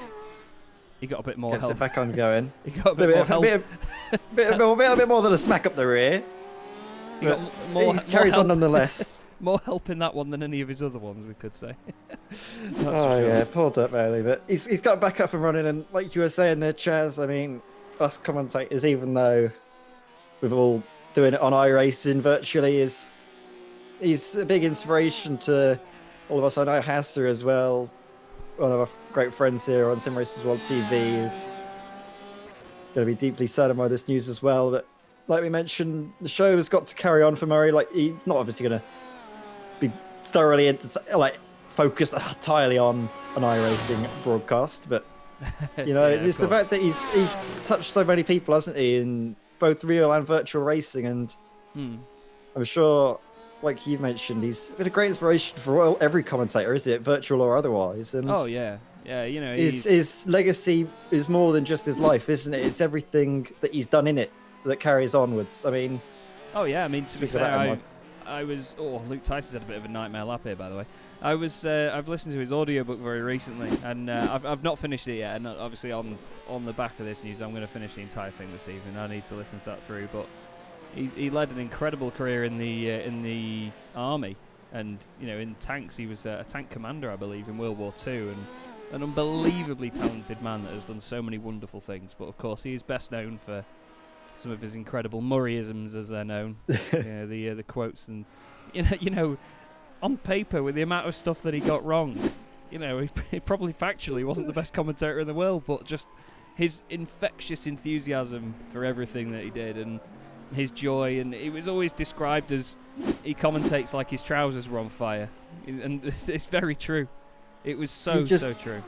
He absolutely had motorsport running through his veins, didn't he? It was just the life and soul of motorsport, and everything that he did in his commentator career was for motorsport. Just the joy and love it. I can remember just his uncanny ability to jinx drivers, something that has carried on for pretty much all commentators, hasn't it? I know me and you always say things that immediately turn out wrong. It's something that he really sort of started off. So I guess it's, in a way, almost tradition and almost a little thing to look back on and be like, hey Murray, you're still knocking about, aren't you? Every time we say something and then immediately get proven wrong. Yes, indeed. I'll certainly always treasure everything that man has done for not just the commentary side of it, just the sport in general. You know, he brought Formula One to the masses, and just the amazing way he commentates and broadcasts, and just brought such energy to it. And as well, I mean, you mentioned there the commentator's curse that Murray had such a talent for. You know, he tells a story in the part of the audiobook that we'll listen to where he was talking to his good friend Keke Rosberg as well, who was having his very last race, and he comes up to Murray and says, you know, Murray, this is my very last race in Formula One. And Keke says, and Murray says, you know, well, I know that, Keke, you know, I've been bigging it up for ages. And he says, yes, but if I'm doing well, I just don't say anything about it. You know, it's my last race. I want to try and win and, you know, end my career on a high. Keke Rosberg was winning the race and undoubtedly driving to a victory, and Murray thought, oh, well, looks like it's in the bag, you know, it looks like he's going to win his final race. And then in due time, he got a puncture and retired. So it's just typical Murray. Oh, it's brilliant, honestly. It's just the life that man led, and everything that he did was just absolutely amazing. And it's good just to sort of look back, isn't it, and reflect on just not just what a great commentator was, but just what a great human being he was as well. You know, just been a great friend to so many in the motorsport community. He's stayed involved in it as well, hasn't he? He's that's always been there and about with the BRDC. It's just, it's something that I'm very obviously happy to have been able to watch all of his, not watch all of it, but see all the clips on YouTube of him as well, because admittedly a lot of Murray Walker's commentating was before my time. I'm quite a young gun, you see, so I wasn't able to have the joys of listening to him broadcast live.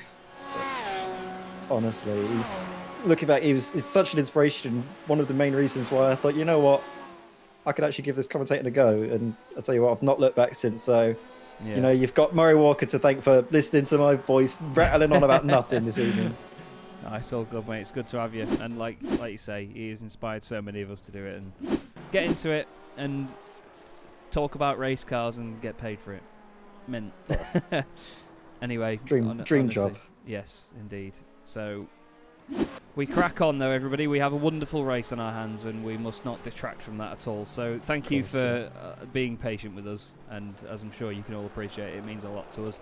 So, looking down the order then, Ed, we have Ross Nicholson leading the way, still for Sim Stickers Racing Blue, a lap ahead of everybody else at the moment, and, well, you could say leaps and bounds above everybody else after the ways that chicane there.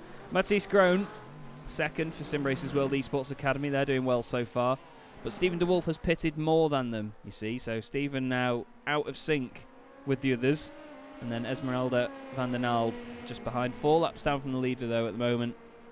And currently still in with a good shout of any sort of points if the guys ahead have any issues. So you never know how things can turn around. GTE, though, there's only one car that we can really talk about when it comes to a dominating performance. Still over a minute and ahead. A minute and ahead? Minute ahead. A minute and a bit ahead. Let's get the words out, shall we? BMS Esport 1, Ed. They have been absolutely untouchable, haven't they? Oh, yeah. Class of the field, it has to be said.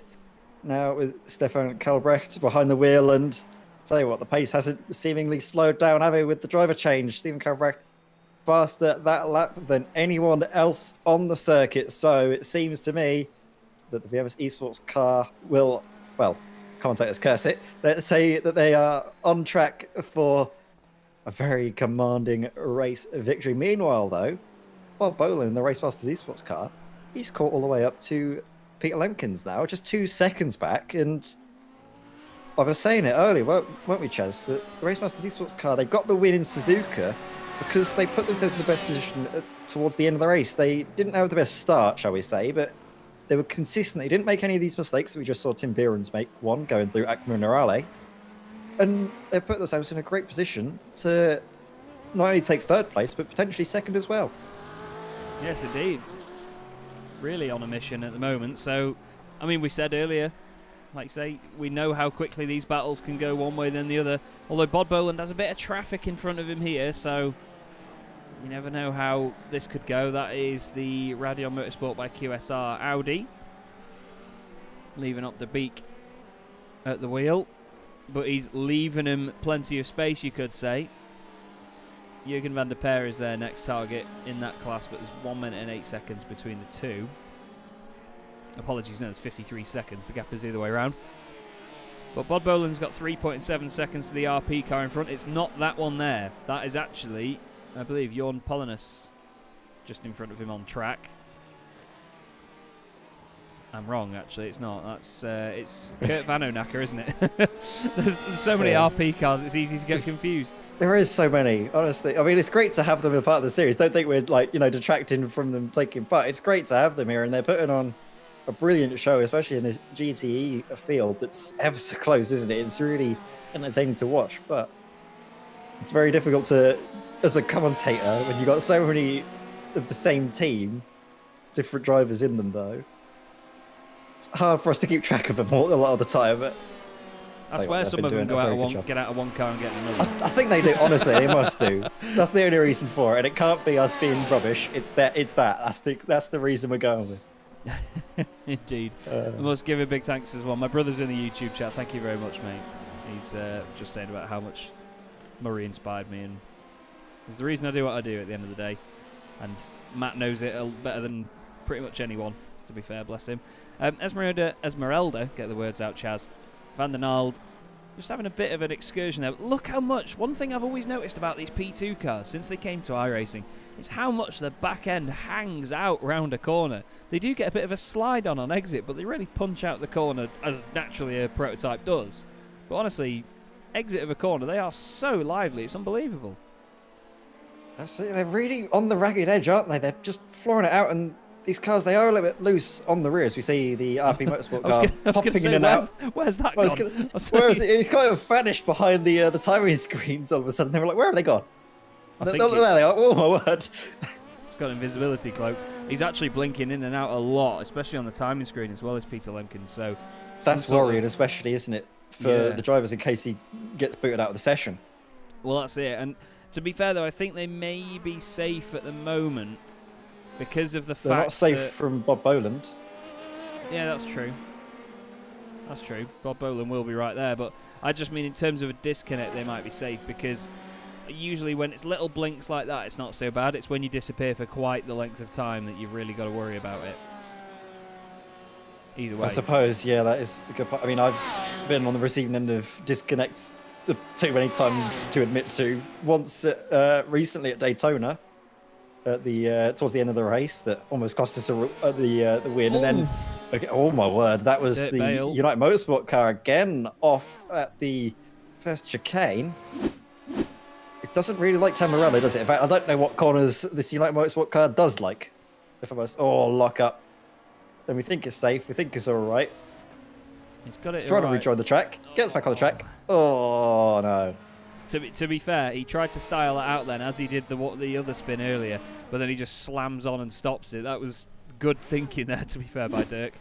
He probably thought, especially with the cars coming so quickly, weren't there? There was a lot of cars moving through that bit of the track, so it's probably smarter to avoid trying to spin it around and be a hero, instead focus on just being nice and safe, nice and clean, which is what he eventually did when he got up and moving. Although second place in LMP2s into the pits, Matthias Groen in the Sim Racing World Esports Academy car. Ross Nicholson still leading, however, and I think he is due for another pit stop, or has he already pit in recently? My timing is not telling me. Who was that? Pit on lap 123, Ross Yes. Nicholson, actually. So he's just coming in the pits, already a lap clear of Mrs. Groen as well, I think. Or closing in on a lap clear, actually, because Thiemendorf is exiting the pits now. Oh no, Groen is exiting the pits now. Is he a lap clear on third place? Not quite yet. No. Actually, yes, he is. He is lap clear. Yeah, he was there. Yeah, sorry. For some reason, then in my head, I had it the other way around. Commentators. Brain has become scrambled egg. Yes, it has. I won't lie, everybody. My brain is falling sure out everyone of my ears. understands everything. Look at this. Peter Lemkins closed down. Bob Boland right behind him. Look at this. This is going to start brewing into maybe a nice tasty battle there. Put it in the slow cooker and maybe come to the end of the race, it'll come out nice and tasty. Indeed. Bit of lamb. Love it. Oh, He's starting to blink for longer periods of time now, is Peter Lemkins. And it's a bit scary if you're in the car that's chasing. So Bob Boland is going to have his wits about him here in getting through. Needs to just take the time. ooh.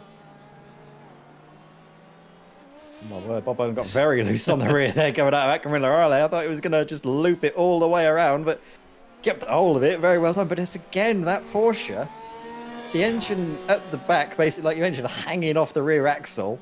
It's so loose, isn't it, on throttle application, especially that bump that we've been mentioning going over Aqua Minerale on the rise of the hill. It can upset the car and do exactly what we've just done to Bob Boland. Have a bit of a slightly scary moment. He collected it very well, though. Credit to him. Look at this, though. Bob Boland closing in now. But then, because Peter Lemkins vanishes in and out, he doesn't really get a slipstream. So I guess it works one way. I've never thought of that, you know. I've never once have I considered that because the car's disappeared, it won't be giving slipstream. Why have I never thought of that? Why have I never thought of that? I always think about it because I'm the one that's usually blinking. So I always think, there we go. It's tactics. I'm planning it. And not the fact that I'm hanging onto the wheel, absolutely cacking my pants, thinking, oh, God, am I going to disconnect? Is this going to be race over? I was going to say it took the American Air Force, sorry, the US Air Force, years to develop stealth technology, but you've managed to do it with a router. I'm afraid to say that Dirk Bale has had another issue here. He's not having a good time on the brakes, is he? It's getting the car stopped. That corner, though, it's so easy, isn't it? Yeah, Stephen Farrell says it sounds like cheating. Oh, heck. Well, to be fair, Stephen, you're in a car that punches a hole in the air faster than the human race punches a hole in the ozone layer, to be fair. It's like chucking a planet down the straight at Imola. He says it's probably his wife pulling the internet out and in, just unplugging it. Get off the sim, you've been on it all day. Oh, we've all been there, haven't we? Oh no. I think Dirk needs to come in, have a beer, and just... He's coming for a lie down, I think. Dirk's having a real tough day, to be fair. But this battle is still intriguing now. Will Bob Boland get some imaginary slipstream here? You've got to think, though, Ed, it's going to be a case of when, not if, isn't it? Surely. Well, he's blinking in and out now, using the slipstream braking tactics to good effect, but it's not enough, is it? Because Bob Boland has been able to close down on this straight and is right up behind now Peter Lemkins, who... Well, Bob Boland is going to be a little bit worried about the blinking because when you're racing, when you go side by side, the car vanishes. Yeah, he's going to try and get it done sooner rather than later into Villeneuve. Oh my word, he's going for it. He's sending it, and he's stuck it through. Very well done, Bob Boland, getting in through Villeneuve. I think he realised he had to do it sooner rather than later because you don't want to be stuck behind a car that's blinking in and out. Yeah, it's a difficult place to be, but he's managed to get ahead, and it's nice and safe now for Bob Boland to carry on. And the thing is, we saw them win at Suzuka, but I mean, Stefan Kalbrecht and his team are miles ahead at the moment, aren't they? So I don't see them turning it around yet, but I mean, they said before, didn't they, the Porsche isn't the quickest car out there, so they're doing a good job with it either way, aren't they? Yeah, absolutely. He's really good indeed. And I mean, the Porsche, like we've been mentioning, was the stronger car in the GT field. If you just have to have a look at the IMSA or the iRacing, what is it? I can't remember what they named it now because it's changed names so many different times. But what ILMS now is, whatever that is, you just see Porsches everywhere. Everywhere's Porsche, and now I think it's going to start to change, maybe just by what we're seeing on track, swinging in the favour of the Ferrari. Oh, no, that looks like slowdown territory to me. I was just about to say, I just love watching this car go around. It always looks so purposeful, doesn't it? This car. It's just, especially side on as well, it's got the great angle to it. It's actually got quite the snoot as well, hasn't it? Hanging over the front end. Yeah, it is, and it's sort of like a shark, isn't it? It's got that sort of like shark sort of nose at the front, where it sort of hangs over there. It's got the big grinning mouth. Something I really love is sort of seeing, the old sort of shark mouth liveries on cars. So it's so good about that, and I think that fits really nicely on the Ferrari. Just the shape of it, the angle of it. It looks quite sort of severe with the angle, almost like a bench of cheese or a doorstop. You could get maybe like a model. You could get like a Ferrari model or like a Hot Wheels car. Use it as a doorstop. Yeah, fair point. Draft exclusive. Is that something you might not have heard before? I'm just trying to picture it now, and I don't think I can quite get my head around it. But either way, Kalbrecht doing a mega job at the moment. And Van Brenk, that gap in GT3 now, we thought we were in for a race-long fight between those pair, but in fairness, Van Brenk and this DSCDA, I got it right, eSports Silver car, they have flown away at the front. Even though that the pit stop times have been the same, their lap times have just been great. Although, to be fair, Chaz sits there saying that, and they were 4/10 slower than the Team MRS car last time round, but you get what I mean. To be fair, the DSCD eSports car has been very strong, and it's only really that hiccup at Suzuka that's seeing them down the order. Because don't forget, at Suzuka, they were leading the race for, the first hour and a bit before they had their issues. So if it wasn't for that, they could be looking at a third win on the bounce. But as it stands, it'll be their second race win of the season if everything goes their way. Because don't forget, we're only 3.5 hours into this 6-hour endurance race, and plenty of time for things to go wrong. Maybe a blinking GTE might have something to say if it comes down to it in the race. It's all these little things, something that isn't necessarily driver's fault. Bob Boland has had a mistake, and that's allowed Peter Lemkins to try and fight back and get past. Let's have a look what happened. Side by side up to Piratella. It's just that Villeneuve, he just runs a little bit wide, loses the rear of the car, locks onto the brakes, keeps it in a straight line. Very smart stuff from snapping on him. But yep, around the outside of Piratella, Peter Lemkins held on, or not held on, but got that position back. That was an incredible save, in fairness. Did an absolutely unbelievable job. Very smart from him because he could feel that the car was going to snap on him. So he just slammed onto the brakes, locked it up, and that meant the car stayed on the trajectory, and that also slowed it down. Meant that it wasn't snapping about, wibbling around with all the weight at the rear, flopping around like a terrified fish. And instead, you're able to keep it under control, then ease off the brakes, go onto the grass a little bit, come back on, nice and calm. Although Bob Boland now has to worry about getting past Peter Lemkins again, so maybe not the best. But if Peter Lemkins gets loosey-goosey on the exit of the second Ravazza like that several times, then maybe the pass will be a bit easier for Bob Boland than he's expecting. But, oh my word, where is he going? There's the car vanishing in and out of. It's not there. There it is. There, no, it's gone now. All I can picture is loads of Star Trek quotes about ships decloaking in the vicinity. Well, he's managed to just decloak right in front of Bob Boland. But nice feisty stuff there, to be fair. I think Bod just needed to go for it and just think, right, what happens. I'm going to chuck it down the inside. I'm going to go for the move, and I'll see you in a bit.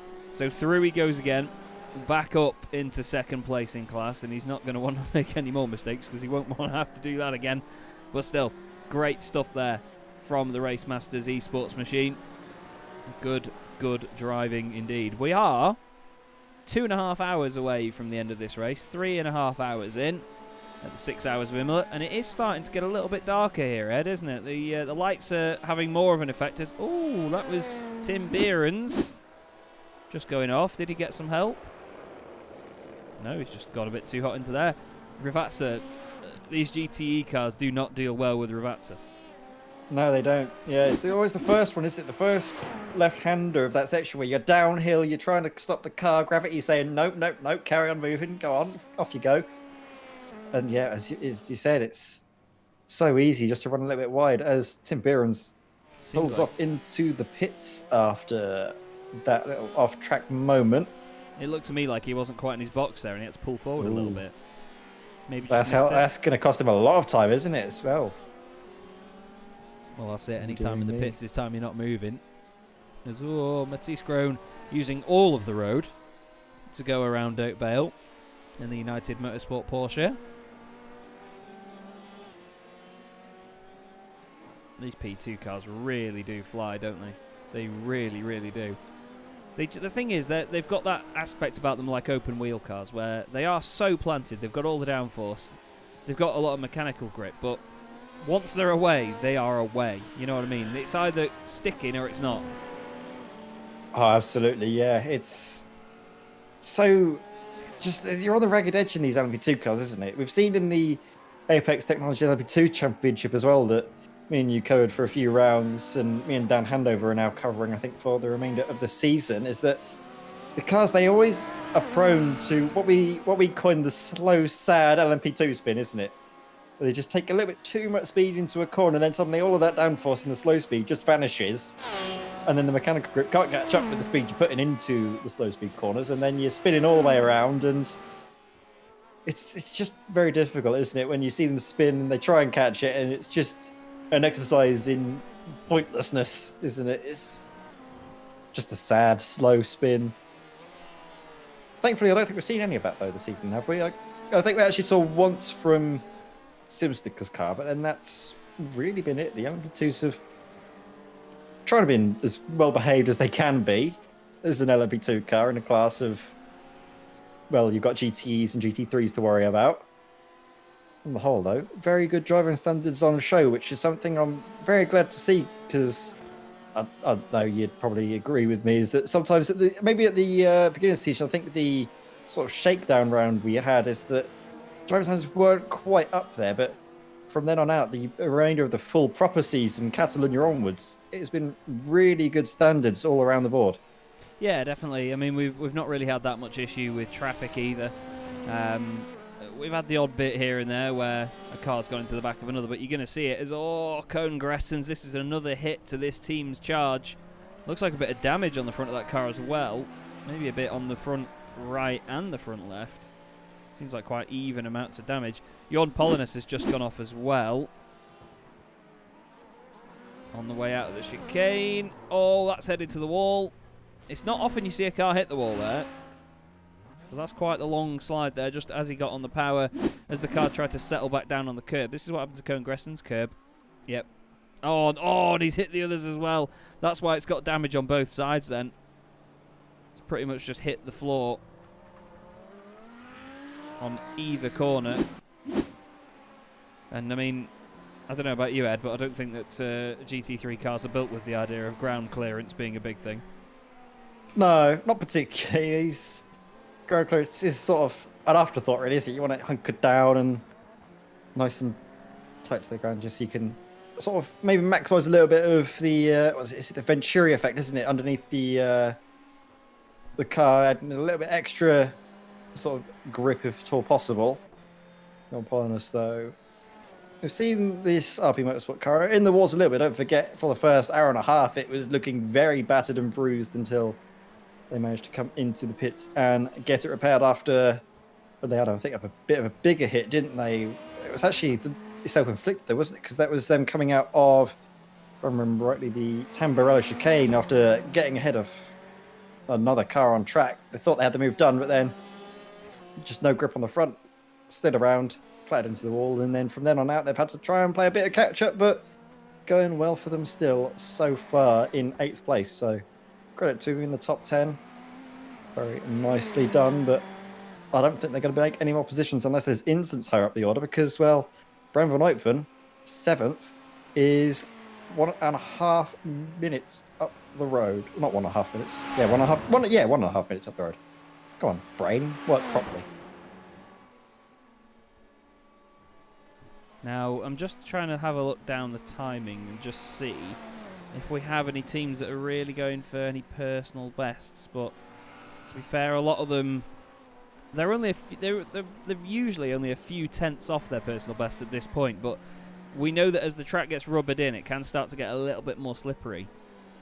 As well as, I mean, the temperature going down can sometimes help, but I mean, it's 26 degrees now, which I'd say is kind of, that's about where you'd want it, really. You don't want it to be any cooler than that, because I think if it does get any cooler, it does start to be a bit of a negative effect, and the tyres don't heat up as much. So the drivers are going to have to start being a little bit more careful. But we are getting a little bit that golden effect now, aren't we, as the sun starts to go down here at Imola. We've had Patrick van der Berg's had an issue, I'm afraid, in the BMS Q-Tox eSport car. They have had such a lively race and around at Variante Alta. Just pitted on the last lap as well, actually, so that's just him getting used to the car and how it behaves. Cold tyres, as I've just said. And it looked like Stephen de Wolf just having the getting lapped, actually, or maybe, yeah, just been lapped by a race leader. Lapped by Ross Nicholson, who is on a mission still. This Sim Stickers Racing Blue team have been great so far this season. We are just going to take another quick break here, everybody, on Sim Races World TV. Ed, why don't you pick us another car and we'll ride on board with him for a few minutes. Oh, you give me a lot of pressure here to pick something good, something exciting, and well, I'll try to have a look through. I'd say, no! Ross Nicholson's had a spin and he's had a collision with Stephen de Wolf. Oh, and another and a one. second one just for good measure. Oh, that's so gutting. It looked like the front left bent in on Stephen de Wolf's car. Now I'm intrigued to see, is there any damage? Are they behaving differently?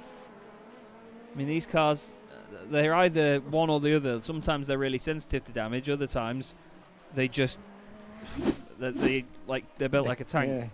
They can shrug it off like it's nothing, but this is what happens. So Ross Nicholson loses it all by himself. He locks onto the brakes to try and keep out of the way, but I think maybe Stephen de Wolf was not when you're that close, it's very difficult to figure out where the car's going to go when it has a spin like that. If it's going to sort of shoot across the track or if it's going to go out wide. Stephen de Wolf, nothing he can really do, is there? Nah, not really. When it's in that moment, it's so tight. You could say, oh, we could have just tried to back out of it, lift out and turn left. But with the way the car's moving up in front of you, you have no idea when it's going to like snag and start to grip up again. As just grown as another. It's madness for all the LMP2s. We've seen each and every one of them yeah. have an incident in the space of 1 minute? Yeah, half a minute probably. The entire P2 field having issues, unfortunately. So we're not going to watch one of them. Let's go on board with Robin van Brank. They've done really well so far in this race. Everyone loves a bit of V10 noise, don't they? So we'll have a minute.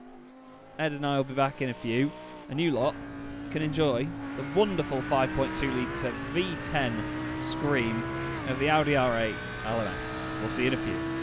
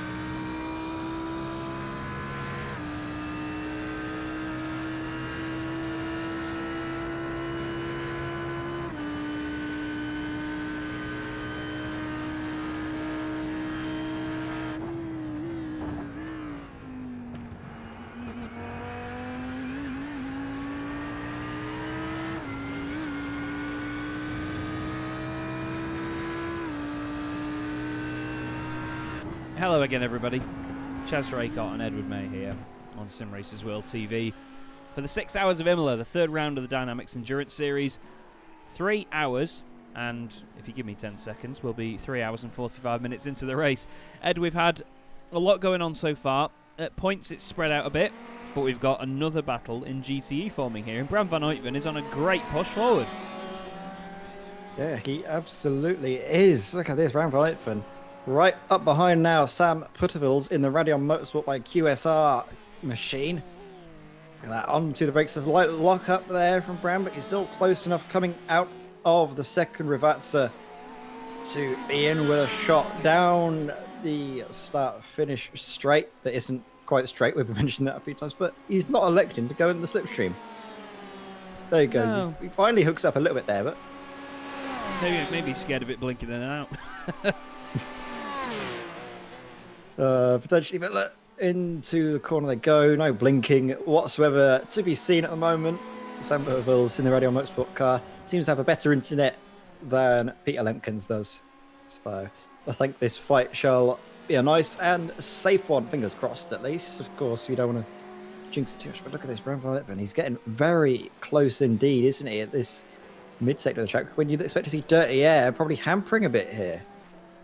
Oh my word, what a run though out of what a run out of Closer now into Piratella, side by side, hard onto the brakes, too wide. Noah's arcing their way through down towards Aquaminerale. They're still side by side. Now the Ferrari's going to have the inside line. The Porsche sweeps around the outside. Oh wow.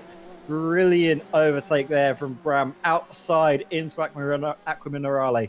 He set that up from a great run out of Tosa, and amazing job from the pair of them to keep it side by side and clean for a lot of that section there. But Bram van Uytven, massive hats off to him for pulling off an amazing move around the outside there. Very, very big amounts of composure are needed for that, because when you're on the outside, you've got to put a lot of trust in the car on your inside, not running wide and clattering into you. Although he's done all that and he's coming straight into the pits. Very, very late into the pits. Wow. He got that stopped late. Flipping Exxon. That was certainly a hurried one. But again, these guys first in the pits. I'm pretty sure they were first in earlier as well. So yeah, they pitted at the 2:50 mark, and that's the 2:47 mark. So the fuel doesn't seem to last them too long. Stefan News now gets behind the wheel of the DynamiXX Red machine. Going to see what he can do behind the wheel there and see if he can save a bit of fuel. But there's no real need to, or no real point to save fuel, because even if you do, you're so far out of it that you won't be able to save that extra splash and dash, get that out of the way. So he's going to grin and bear it and carry on. Meanwhile, this is Luke Tees in the Team Tees car with Kurt Van Hoenacker right behind him. Oh, is that a lock up there from Luke Tees? It is, and he's off. Parry Dakar. Wow. Big Parry Dakar moment there from Luke Tice. Just bottom of the hill again. Maybe just feeling the pressure from having Van Hoenacker behind him. Very late. Wheel's going to lock up. There it goes. Gets out of it to save it locking up, but what a drift into the gravel that was. Really long slide, but I was just about to say we've got a great battle showing up here because we've got the 3 GT cars together. They're not actually fighting for position on track. That's the Reaction Motorsports yellow car, which is 4th in class behind them at the moment. And then your class leader just behind them. So that's how far ahead Stefan Kalbrecht is. It's just crazy. Brilliant drive either way. I bet they're loving it as well. Oh, Van Hoenacker's off now as well. None of them want to get through. No, he's going to get by. I was going to say, he's giving it him back. Luke Tice right behind him now, so we'll go on board with the Porsche. He won't have any damage. Van Hoenacker, I think, hit the wall there. Let's go on board with him and have a look. Into Villeneuve. Oh, he's just going to clip the grass. Ooh, so easily done, and then bam, into the wall. Luckily, it's one of the softer tyre walls, so yes, he's gotten away with it. Just about gotten away with it. But now, I'll tell you what, Chas, I think they were feeling the pressure. They weren't doing anything, and as soon as we go and watch them, they both have their own little moments. Yeah, it's tough to pick up on when they're going to do it. That's the thing, because a lot of these drivers will have little moments like that over a course of a race, but when they're in a battle and then one driver has a moment, gives the position to the other guy, then he has a moment, you know, you've got to think that could that be something to do with mentality. Like, Luke Tice has made the mistake because he's maybe seen that he's catching up and he's thought, oh, right, we're under pressure. But then has Kurt gone through and sort of got a bit complacent and then gone and made a mistake himself? It's hard to know. Either way, Luke Tice is coming into the pits. Tim Behrens has just had another moment on track. This car's had a tough race, this number 6 machine, especially. I think if we need to open a car park at the bottom of that hill, Ed, and charge £1 an hour, and we would be millionaires. Because a lot of these, double charge for BMW drivers, because a lot of them have ended up down there. I say a lot of them, there's only 2 of them, but Tim Behrens has been down there a lot, unfortunately. Either way, the car's actually quite clean in itself. There's not really any damage on it or anything, so they've done a fine job to keep it clean. It's just all these little offs here and there have cost them a lot of time over the course of the race. Jon Polinus has just actually done his fastest lap of the race for his team as well. So the temperature really coming down, 24 degrees Celsius now. Air temperature, that hasn't changed too much over the race, has it, actually? Because it was, 19 degrees when we started? Because there was well, there wasn't even any wind, but it was about 19, wasn't it, earlier? Yeah, it was. Now it's going to start cooling down even more as the track gets a bit darker, isn't it? The sun isn't shining as brightly. It's getting lower in the sky, which means it's not blaring onto the road surface, heating it up as well. So we'll expect the track temp to cool off. It's basically, half of what we started at, to be honest, because we were in the mid to high 40s at the beginning of the race in qualifying and practice, and now we're down at 24 degrees on track. And that does change a lot of the driver style that some of the drivers take. A lot of the earlier things we were seeing is that they don't take as much into the corner. They don't have the grip at the front to do it. So instead they focus on the corner exit. But now some of the drivers, as we've been seeing, take a bit more speed into the corners because they have the grip to work with. Yeah, that's it.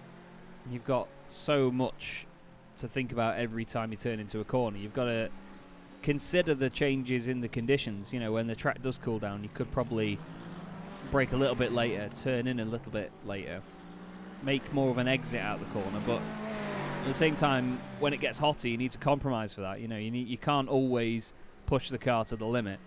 One of the most difficult things to do in motorsport is be patient.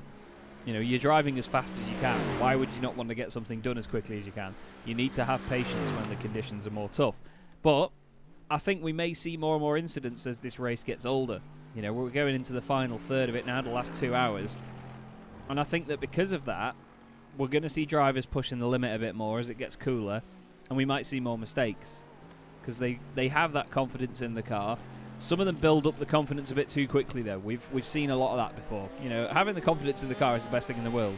But when you suddenly jump from one level to the next, once the car gives you that little inkling, that's when the mistakes start creeping in. So keep your eye on some of the cars that have been quick but still a little bit clumsy. And I did... sorry, Ross. I'm not looking at Ross on purpose here. I was just switching to our race leader because one of the P2 cars is in the pits. But, nobody is immune to having an incident, are they? Ross Nicholson had his issue earlier, had his slide, had contact with Stephen DeWolf. He's actually still carrying damage as well from earlier on in the race when he got hit by the Ferrari. So they've not used a fast repair yet in the SimStickers Racing Blue LMP2.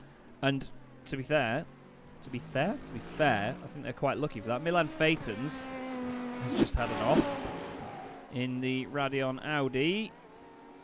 Oh, he spins right in front of the class leader. That was great avoidance there.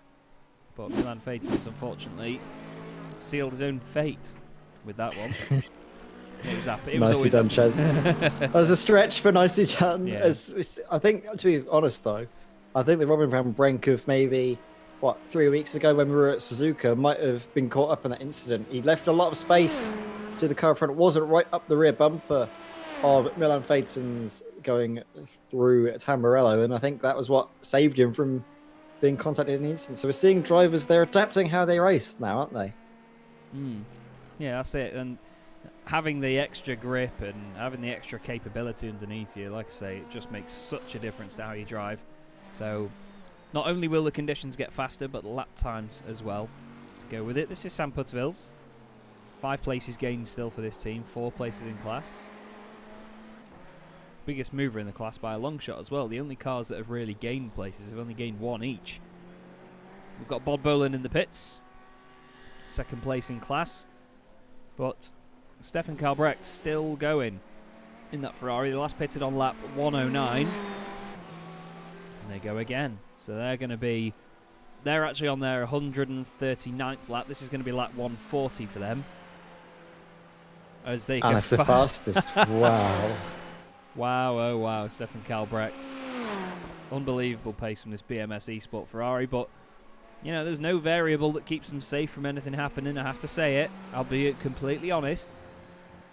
If it comes to a bit of lap traffic that causes an incident, then you never know. I mean, Tim Behrens and Stephen DeWolf have both had an incident at the same time. We've seen this before. Oh, wow. Ooh. Big moment. And Stephen DeWolf has also just gone off track for a moment. Picked up a slowdown, I think, for good measure there. Yeah, definitely. Tim Behrens gets going again, though, in the M8. Just listen to it. Oh, It just sounds such an aggressive noise from the M8. Your race lead fits what it looks like, doesn't it, though? Oh, yeah. Kind of expect a car like that to make that sort of growling, grunting sound. Oh, now Brian Loynes is getting back in the car. So there's an intriguing moment for you. See, I'm using that word again, everybody. Intriguing. I mean, that's been what this race. That's what this race has been, hasn't it? Rewind. Go back to the start. There we go. That's what this race has been for basically the past 3 hours, 56 minutes, and 10, 11, 12 seconds. It has. Yeah, there's been. I mean, we've not had the most battles out on track, but again, we didn't really have that at Suzuka. You know, we just had moments where, oh, Peters is off. Not moments where Peters is off, but, you know, moments where it's all about lap times and people... Kalbrecht fastest again. 38.1 this time round. But just, it's always about the chase. You know, these races are intriguing because of the fact that you have those chases going on. Some of the best races I've covered have not been the ones with the most overtaking. They've been the ones that keep you thinking. They keep you sort of judging who's going to come out where. Where's this pit stop going to put them? You know, how quickly is this person taking time out of them? They've got newer tyres, they've got more fuel, and so on. All the different variables of endurance racing make these races so interesting, and they keep us as commentators guessing. Because in all honesty, Ed, we have a lot of advantages over the real world commentary doing this from a sim racing standpoint, but at the same time, on the flip side of that, we actually are at quite the disadvantage because we don't always get as much information fed to us, but also there's less visual cues than in real life to know what someone's doing with tyres, what someone's doing with fuel.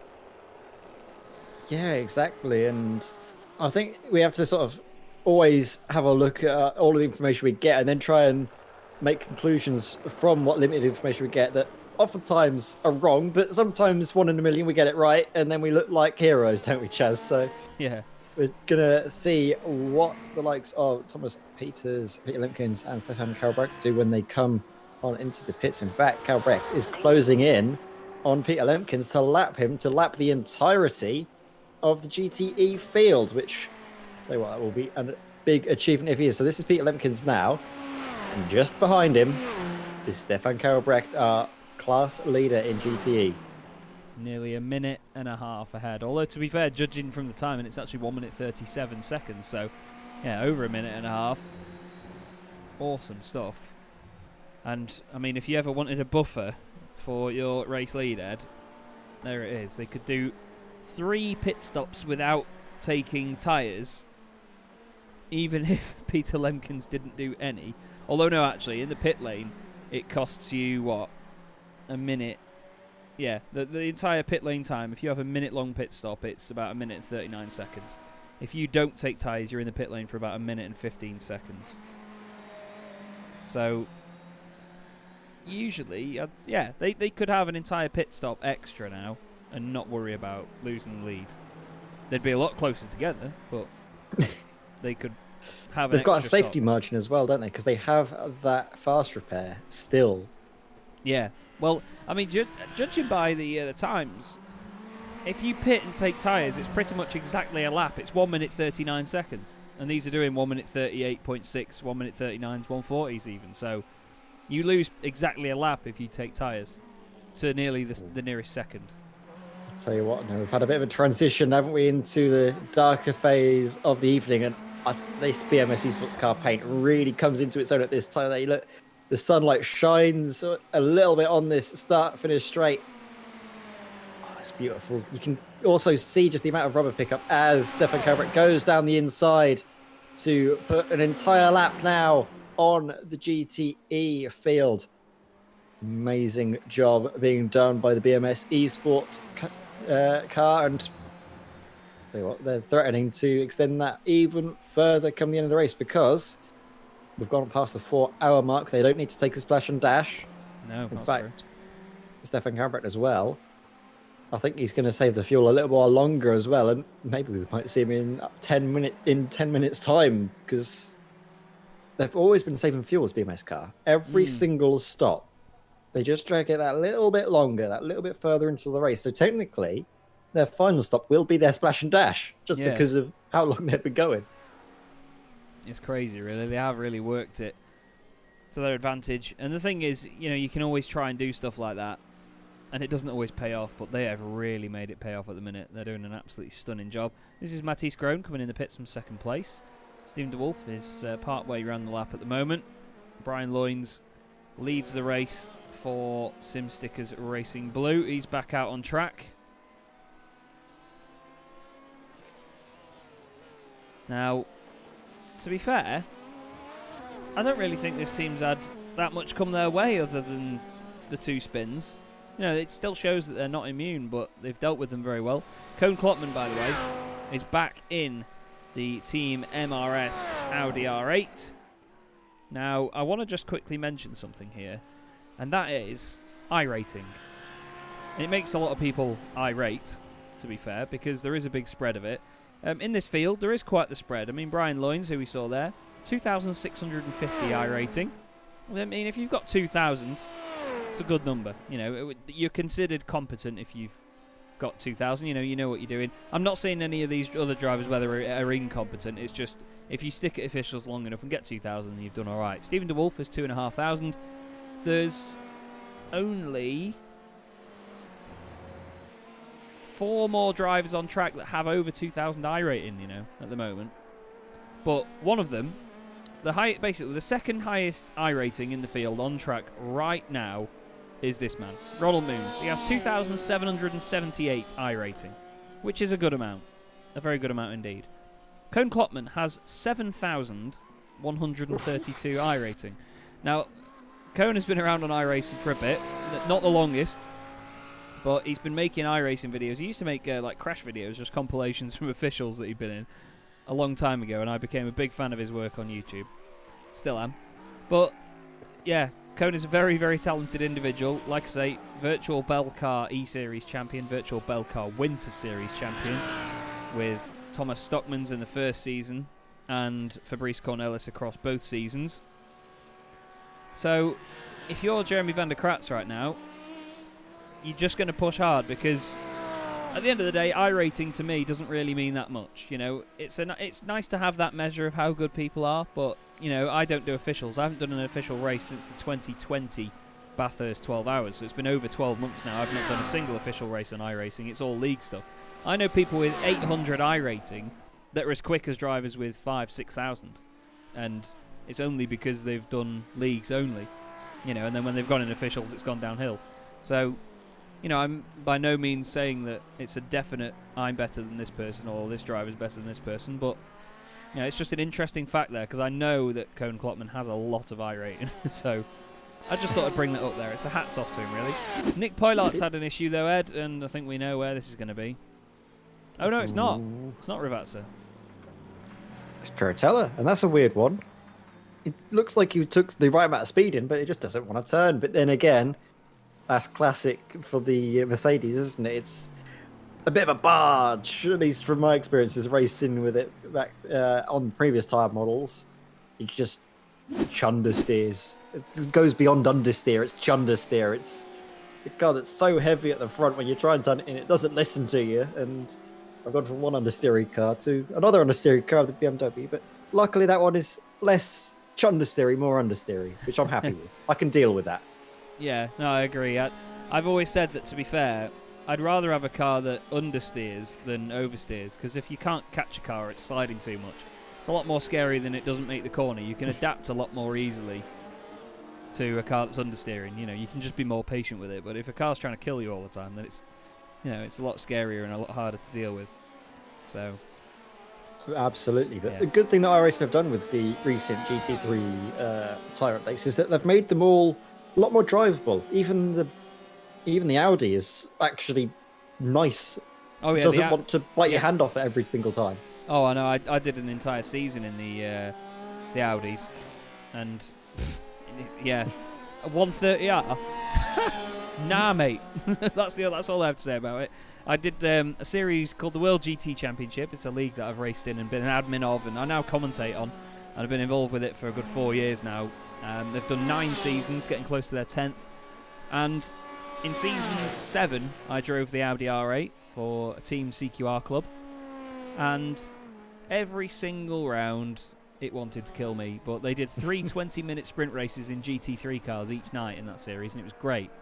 But honestly, every race at Suzuka, 130R, I had a crash. There's 3 screenshots of me hitting the wall in different places, and they're just one from each of the 3 races. So, yes, indeed. Sven Daniel saying it's great how well informed you are about the subject you're commentating. Very nice. Not that kind of commentators that open up Wikipedia during a race to try and find some chit-chat. Yeah, definitely, as he closes his tabs on Google. No, to be fair, mate. Now, you know, we love the sport. We love the real world of it as well. And because this is such an accurate simulator, you know, you get all of the aspects of real racing simulated very well. You know, the only tab I have open right now is just to remember the corners.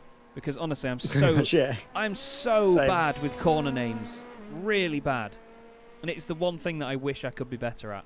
But I only know like a couple of tracks off by heart with corner names, and that is Snetterton. Yeah. And actually, no, it's just Snetterton.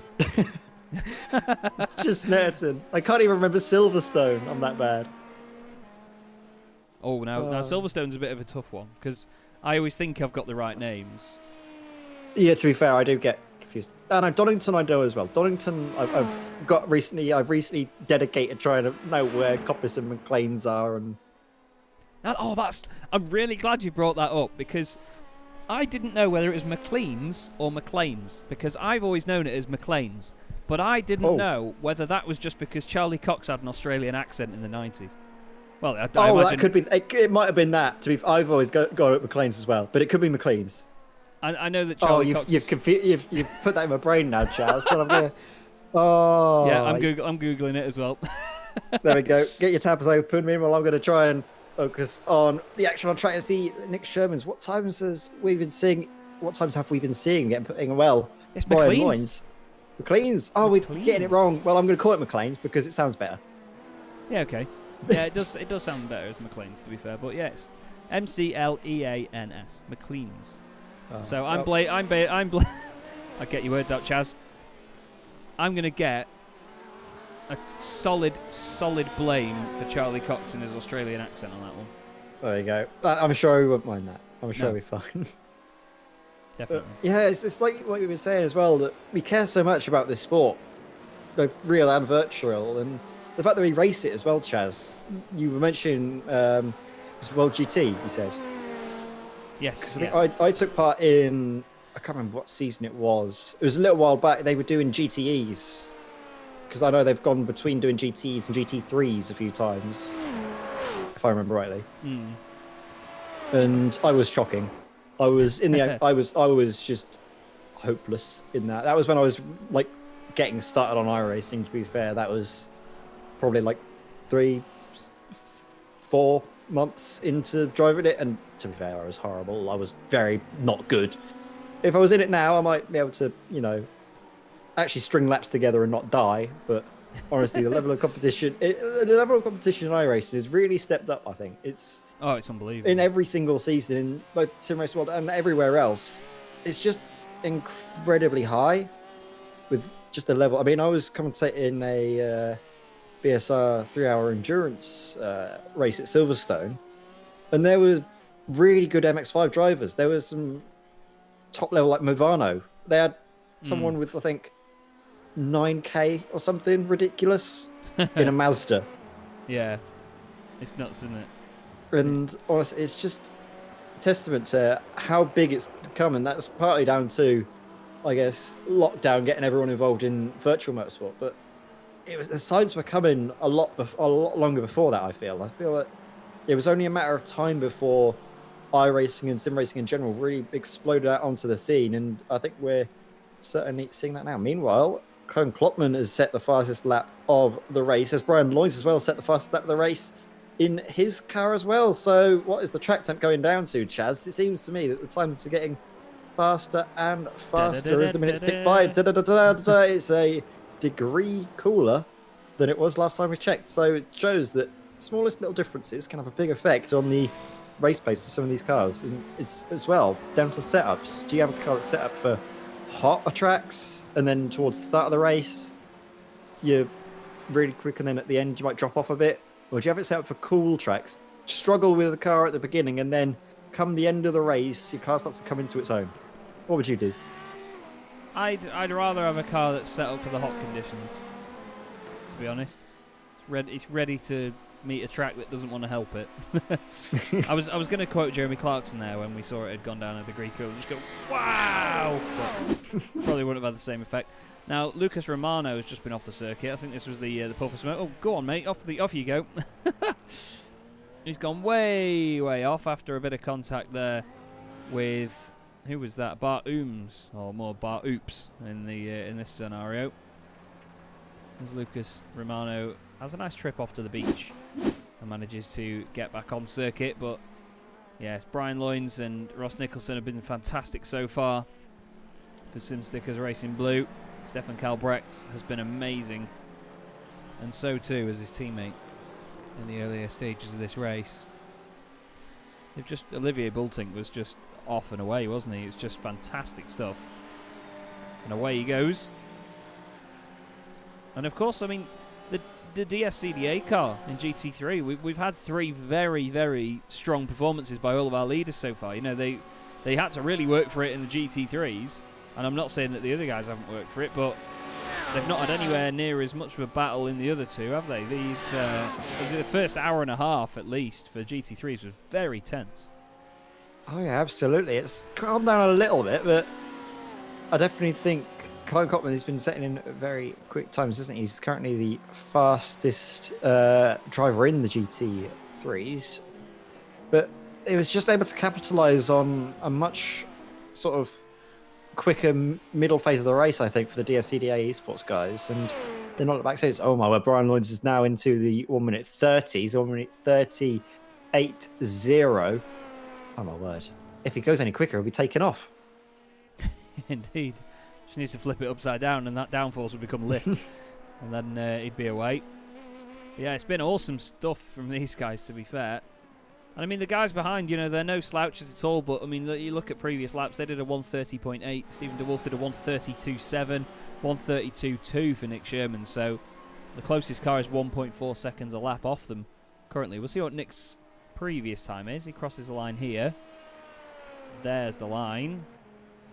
So 1:32.1, so a little bit quicker, 1.3 seconds off, but still. Wow. Amazing stuff. And again, it's just race leading pace that no one can get near.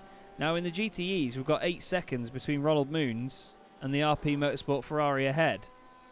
Part of that down to pit stops last time. They pitted 4 laps apart. Ronald Moon's pit stop was 1 minute 1 second. Kenny Herriman's was 34 seconds. So it's another situation where a team has taken tyres and they're using that to their advantage to catch up.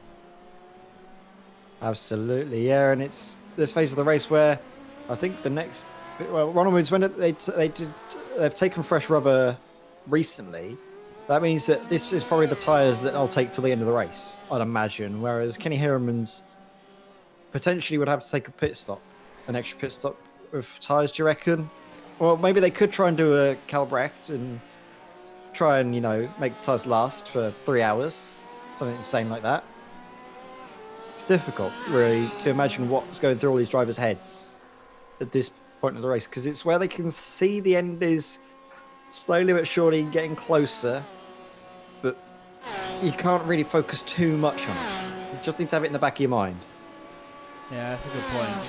It's just like I said before, you know, the whole long game thing needs to be in the back of your head. Oh, two Ferraris coming together. Oh, you've got to get out the throttle, mate. Gus Franken just shoving the Radeon Ferrari out of the way. A little bit naughty to stay in it, but... Ooh. They just stuck together. Someone better tell the Spice Girls, because 2 just became 1. Way! Oh, wow, that sneaked up on me, flipping heck. That really snuck up on me, that one. I like that. That's interesting. Well, I must admit as well, one of my... there you go. You can use that one, Chaz. I'll give you that one for free. Thank you, mate. We've got Van Verwerke in the pits. Or Van Verveek, however we say your name, mate. Sorry, Jonas. We'll get it right one day. I wonder if he's got any brothers. Steph Del News just going past down the straight. But one of my favourite lines of... I took a little while to get there, but I got that.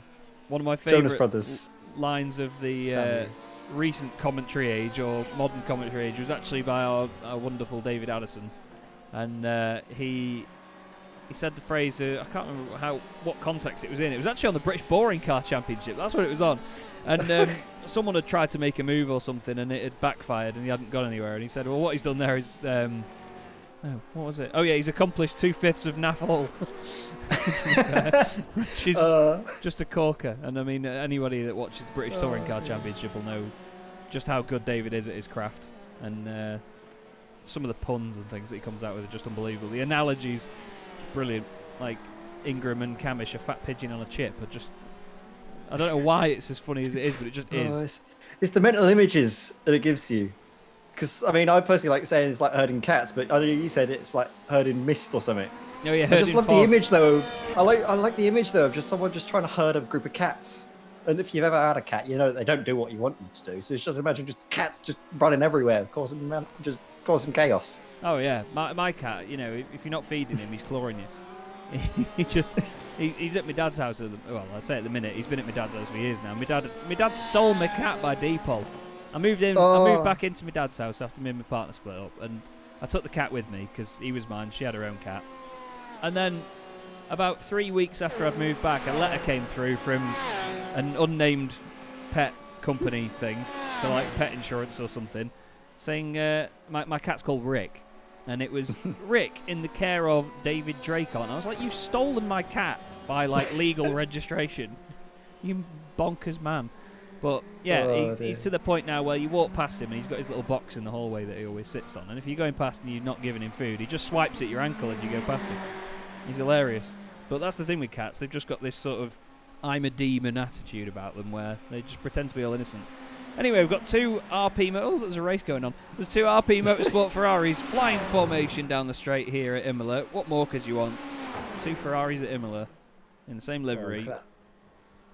I just love the paint job on them. RP Motorsport, they've done a very good job, especially the one with the green that sort of fades into the blue very nicely. Yeah, I want to see if the red one... I mean, the red one, if they did it with like a purple going into the blue... Yeah. But the red is still a very nice car. I'm not going to, it's a stuffy red car. It's very nice, but... It's what we'd call a realistic livery. I think we mentioned it before. Nothing too wild, is it? Yeah, you'd see it... Sensible. You could see it on a real car. You know, it's doable with a real car and vinyl. You know, if you had someone to genuinely design it and put that together. A lot of it is because, obviously, they have replacement bumpers, everything is that they need it just to be easily paintable. Because if it's all these wacky things, painting each individual bit intricately is just a lot of work. As Brian Loyne sets the fastest lap of the race, and I think Cohen Klopman also set the fastest lap of the race in GT3 as well. So they're really turning up the wick now at this late stage of the race. Well, they need to, don't they? They need to adapt with the circuit and make sure they use it to its advantage. Because the thing is, when you're sort of getting into more of a rhythm with the track, cooling down and getting more grippy, you've got to realise that your rivals are doing the same as well out there on track. So if you're not making the most of it, and they are, then that's an instant disadvantage and you're losing out. So these guys are just cracking on. And this is a team that has been cracking on all afternoon. It's little lifts there. We heard them just lift on the way into turn one. Doing that every single lap is going to save you a lot of fuel over a stint. And I mean, iRacing, I think we've spoken about this before, actually, you and I, Ed. I'm not sure whether it was us two or someone else that had said it, but so please forgive me. But I think iRacing models fuel sort of usage on throttle position as opposed to revs. So if you're off the throttle and you're just lifting completely, then it won't really give you as much. So you'll see people dipping the clutch just to bring the revs down to make sure. But if you're lifting and coasting, you're off the throttle very early, then you're going to save a hell of a lot of fuel, especially down to somewhere like Tamburello where you're on the brakes anyway. Yeah, absolutely. And you can save a lot of fuel going down through this section of the track here at Minerali. You can use this sort of downhill element as Klopman again sets the fastest lap in GT3. He's really going for it. He's got a lot of time to make up, though, to Joan van der Kratz. 1 minute, 16 seconds. I mean, don't know if it's doable or not, but he's going to definitely give it a red-hot go, isn't he? And we've seen that they were able to save tyres towards the end. Maybe if they were able to, Koen Klopman really get some move on, you could make a case towards the end of the race if the strategy works out for them, but I don't know if that's going to be the case. I don't know if that's going to be how it's going to materialise. I think the best Team MRS will get is second place. Yeah, I think at this point they need to be just pushing away, but not pushing too hard to get the lead, because I don't think it's going to come their way unless something major happens to this DSCDA car. Yeah. They've been brilliant. They want to be quick enough to put the pressure on Jeremy to start pushing and potentially make mistakes. Yeah. They don't want to be quick that they're making the mistakes themselves. Yeah, that's a good point. I mean, you need Which to is very difficult. It's easy to say it, but when you're actually in the car, we're going to keep saying it. It's a lot harder to actually drive it than to talk about it, which is probably why we're in the commentary box and not out there racing. Yeah, you need to drive within your limits. Oh, my Brian Lloyd, stop it. Slow down. 30.5. Another fastest lap. Are we going to see a 29? I think that's 3 fastest laps in a row. I think it is, Are we going to see a 29? What do you reckon? Maybe towards the end of the race. Maybe not this stint, maybe next stint. Oh my word, Klopman's doing it as well. 3 fastest laps in a row, both in LMP2 and GT3. It's not come down that much in temperature either, so it's just these guys are just, like you say, turning the wick up. Fuel's coming out, but they're just blitzing it, aren't they? Yeah, they're really, really flying. They're doing an absolutely outstanding job. But it's good to watch, though. That's the thing, because you see these drivers develop into how the race is going and just how they all deal with it. And we've had a few cars have an off here. This United Motorsport car, they are going to be glad to see the back of Imola. They've really had a tough day, to be fair. Well, Oom's a bit scary over the curves. Jonas van der Beek has also had an off. Grass? Oh, no, Grass. lock up. That's an interesting one. We've not seen anybody do that today. I mean, he was committed enough to go back over the grass on the second part of the corner. So he fair slowed play. it down enough to make the corner as well. Look at that. Wow. That's the shape Agua Minerale needs to be. That's what he's saying. He's That's saying the shape he wants it to be, yeah. Oh, yeah, that's a good point. Thijs Vandenberg has just gone off while we were watching some pretty replays. Oh! That was not pretty at all, was it, Jazz? As you can tell, everybody, commentators do get a bit involved in this. Wow. That was a scary moment. I mean, let's go on board with him here, Ed. Ferrari. Ferrari breaks a bit early, I think. Like it. That's a great job to keep out of the way and avoid contact, but sketchy moment. Koen Klopman again. It's disgusting. Filth. Pure filth. Stop he it, might not be able to do this. He's been held up now. Thank you. Yes. Thank you, Stephen de Wolf. Stephen de Wolf says, right, stuff you in your fastest laps. Great stuff, though, from Koen Klopman. You have to say Team MRS will be very pleased. But the gap is 1 minute and 14 seconds to your class leaders, and both of them took fresh rubber last time round. So either way, the battle's getting to a bit of a stalemate at the moment. But still, the pace is definitely in the way of Team MRS. Now, it's just over an hour and a half from the end of the race, everybody. So it's going to be the last time that Ed and I take a break now, we promise you. But one more time then, Ed. I chose the last car, even though I asked you. So which one do you want to go on board with this time, mate? Final one of the day. Well, we've had GTEs, We have. we've had GT3s, we've not been on board with an LMP2 car, and now We have. I think have we been on board with an LMP2 car? Have we? Oh, we have. I think so. I think we went on Brian Loynes. Oh, Did we? I can't remember. I think the first one was the BM. Can anyone else first was remember? BMW. Yeah, in the chat, tell us. I honestly don't know what it was. I think tell first you- time was Brian Loynes because he was having a fight with someone. I think so. I'm not sure now. You know, I've I confused don't myself. know. Yeah, we might have done. Oh, I don't know now. I'm just gonna leave it to chat. Chat can decide what we go to. Yeah, give us a car number, everybody. Give us a car number. Put it in the chat, and we'll go on board with whoever you want to go on board with. Now I know that there's a few fans of a few different cars in there, so we may have to start counting. 32 people watching at the minute. I want to see at least 30 votes. At least. Yeah. If there's not 30 votes, then we're just going to end the stream here. Night. No, I'm joking. Bart Delman says number 10. It's a good shout. Oh, I think that's who we went on board with earlier. It was. That was the P2 we went on board with earlier, Bart, so I'm afraid. We're going to change the rules. Give us a car number we've not already been on board with. That's the elections I support. Changing the rules midway through to get the result Yeah. you want. Yeah. Charles Boris Sim Johnson Races, Drake. Sim Races World TV does not support dictatorships. I'll have to add that in. I thought you were going to say either Tories or Labour then. I was going to say, whoa, let's not go into that. Let's not go there now. I was going to go there. I was trying to be more diplomatic. Bart says, boo. Oh, well. Tough. You're not the series organiser of this one, Bart. Sorry, mate. Yeah. Tell you what, Stefan Kalbrecht. Oh no, we've Car got somebody six. Car 6. Which Tim one's that? Behrens. Oh, it's the Tim other. Behrens. Yeah, stuff it. Yeah, they've had a bit of a Yeah. bad day. They've had a bad day, and no, I'm sorry, I'm going to go against that because I want to. These guys have had a bad day. They've both had very bad days. They haven't have. They have had a very, Can very we tough we day. say we can't put both on? Oh, don't get me doing that. No, I'm not going to be that. to be That's too fair, much work. the people have asked. Well, one person has asked for car 6. I think that's his only comment in the whole stream, but Puskin on names. But either way, mate, you get what you want. Here is car 6. Edward May and I will be back in about 5 minutes' time with you, everybody. Maybe 6. I don't know. But we'll be back very soon. Like. Yeah, stuff you.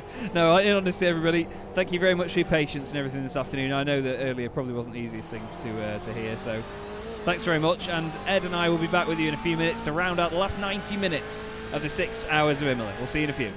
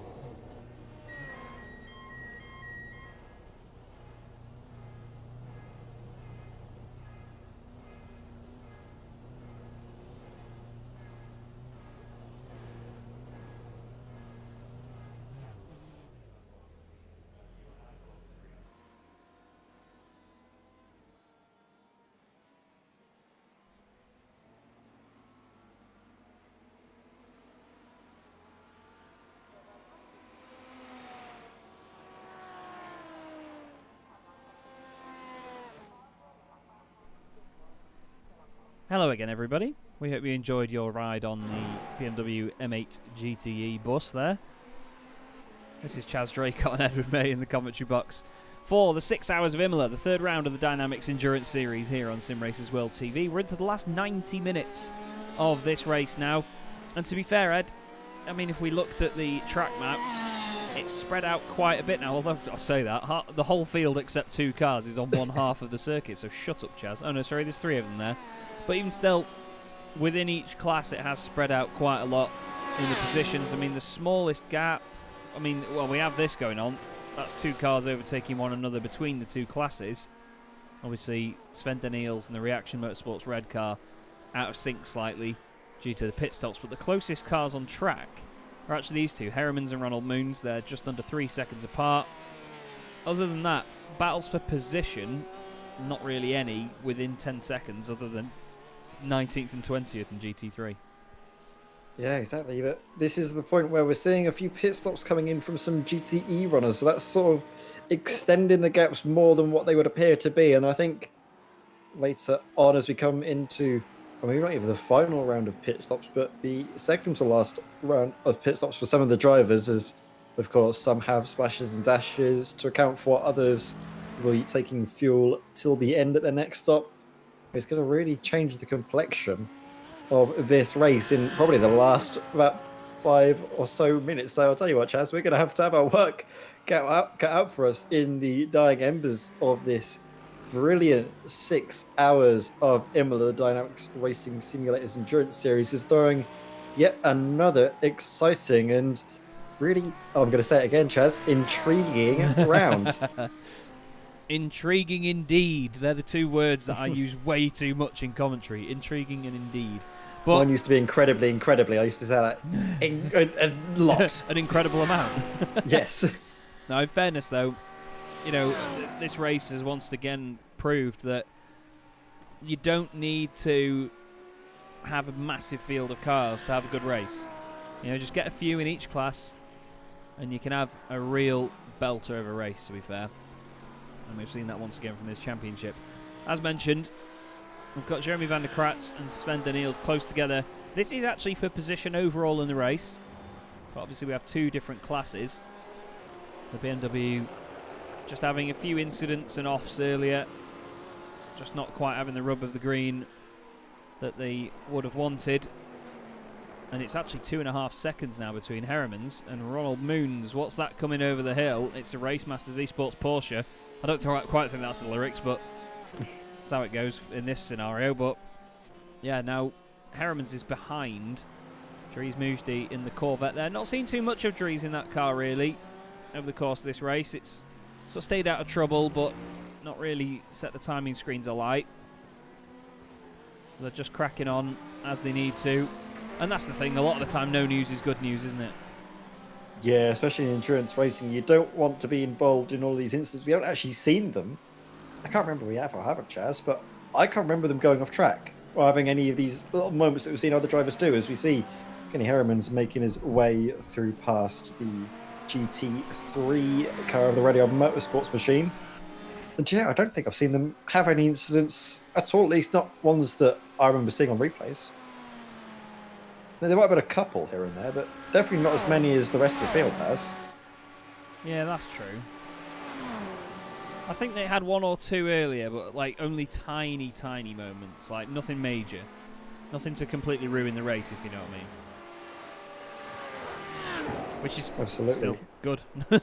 Good to have. I'd rather that than have 2 incidents that require a fast repairing almost right off the car, so they've done a fine job of it so far. The lead in GT3, as you can see on the left-hand side, there is 1 minute and 3 seconds. So Jeremy van der Kratz flying at the minute. It's been getting closed down, though. Clone Klopman has reduced that gap quite substantially. Oh, yeah, it was 1.1 seconds last time round, actually, to be fair. Although I remember before the last stops, it was about 1 minute 8 seconds, so... I think when we went on break, it was, 1 minute 15, the gap. From what I can remember seeing, and now look, it's 1 minute 3. Yeah, that's true. Well, but I don't know if that's enough rate of gaining to really catch by the end of the race. Maybe if Jeremy Van der Kratz needs to take tyres and Koen Klopman doesn't, it'll make it closer, maybe put more pressure on Jeremy Van der Kratz to pick up the pace, or whoever gets in the DSEDA Esports Silver Car for the final stop. But if Koen Klopman keeps putting in times like that, 141.8, well, that certainly is going to put heaps of pressure on Van der Kratz. Last time around, Van der Kratz did a 43.1, Koen Klopman 41.8. Some So strong it's coming pace, down, isn't Chaz. there? Strong pace indeed, but is it strong enough? That's the big question. I don't know. That's why I'm asking you. I don't know. Well, hour and a half left. I don't know. Depending on if they take tyres, it could be close. Yeah, but then if they take tyres, Van der Kratz is going to have more pace. Yeah, I think the pit stop is going to be the real swinging point. Who takes tyres, who doesn't? That's going to make all the difference, because if Van der Kratz does take tyres and Koen Klopman doesn't, we've seen that car double stint the tyres before. Didn't really work for them in terms of pace, but again, that could just come down to what drivers are in it at the time as well. So yeah, Koen, I think he did hand over, didn't he, to a car without good tyres, and that does do a lot to hamper drivers' pace. Yes, yeah, definitely. There are a lot of variables to consider with that, so that's down to whatever they do. And also, you've got to think about how Van der Kratz deals with traffic trying to get past him as well, because it almost looks like he's defending against the Ferrari there. That's the number 18 machine of Lucas Romano. He won't be too pleased with that, will Lucas? But he gets through in the end. Koen Klopman, another fastest lap of the race, 1:41.6. He's flashing the lights. I don't know why he's flashing the lights. I don't really think Lucas Romano did anything wrong there. He's the faster car going through. Looked like Jeremy was almost defending. Whether that's just a hello or a goodbye, but it's sometimes difficult to know when you flash the lights. It could be the nicest thing in the world, like as if these two are friends and they just go, "Oh, hi, mate." Or it could be, "What are you doing, you idiot?" But you never know. No, it's the horsepower. It's the horsepower again. Oh, you just need that extra 15. 15 brake, yes. Gotta love it. I'm going to use that from now on, Chaz. Anytime I see drivers flashing headlights, oh, that's the extra 15 horsepower coming into effect. Well, it helps. Every little helps, yeah. mate. They wouldn't do it for no reason. Obviously, you wouldn't do it for no reason. There's no sensible reason to do it. You've got to get the extra horsepower. That's what it is. Ross Nicholson says we sometimes flash our lights to say sorry. Flipping heck. Yeah. Never thought of that. Apologising? No. Apologising? Sim racers? Apologising? Yeah. No. Are you all right, Ross? No, we love you, Ross. There's the United Motorsport Porsche, just being lapped, or is he, by Ronald Moons, who is 1.6 seconds behind Kenny Heremans, who's just there going over the hill, the Ferrari on the left-hand side. This is getting closer and closer, lap after lap. But Ronald Moons does come into the pits a little earlier, I believe, than Kenny Heremans, if I'm remembering rightly. I think that Racemasters Esports car comes in just before the hour mark. Last time they were 8 laps later in their most previous stop. Whoa. So big difference between the two, and again, it's like the knock-on effect. That could be the splash and dash at the end of the race, Chaz. Yeah, that's true. Could indeed. Well, that's the thing. When these races go on for longer and longer, it's all down to the domino effect, effectively. So if you're 1 lap later per stint, you'll be 5 laps later by the end. But some of these cars have had like 2 or even 3 laps difference in some of their stints when they decide that the fuel is done and they need to come in. Whether that's down to the different consumption levels of these cars, or whether it's the drivers looking after it to a certain extent, is obviously something that only they'll probably know. But either way, it makes for a very interesting overlap come the end of the race. But the gap is going down and down. It was 1.7 seconds before, now it's 1.4. Dries Moosdi is just ahead still of that Ferrari, so he's not necessarily holding them up at the minute, but he's not doing them any favours. Well, maybe giving a bit of slipstream, actually, so that could help the Ferrari stay up there. But Ronald Moons, I mean, you can hear that Porsche coming from a mile away anyway. He's really going to be on it. Look at how committed they are throughout Minerali. It's brilliant, isn't it? He's using it like a sprint. You see in all the stuff, all the cars being nice and measured through there, and then you see Ronald Moons in their background, kicking out the rear. As we see, was that a bit of a wide moment there from Kenny Hermans going out of the chicane? I don't think he's slowing down, so I think he's just about gotten away with it. But like you mentioned, Ronald Moons is wringing the neck out of this Porsche, but to great effect as well, because now look at the gap. 1 minute, not 1 minute, 1 second. Oh, well, that'd be massive if it was 1 minute. 1 second between Ron Moons and Kenny Hermans as they go on to this start-finish bend sort of thing. I'm glad you called it that, because I was going to say it's not a straight. But this is lap 168 for these guys. That's a lot of laps to be doing at Imola. I mean, the race leaders are doing 179 laps currently. They're absolutely on it as well. Still doing very fast times. 131s, nobody else in the class near that. They're doing 132s, like high 132s as well. So they really do still have the pace over the rest of the class, but look at that wonderful shot back there. Some of the later tracks in iRacing have such wonderful surface reflections on the concrete there. I know the bit rate probably won't be doing it any justice on the stream, so apologies everyone, but still it does look absolutely wonderful. But Kenny Hermans, he's keeping the pace up at the minute. It's just that tiny little bit more that Ronald Moons has got, isn't it? Just a matter of tenths of a second.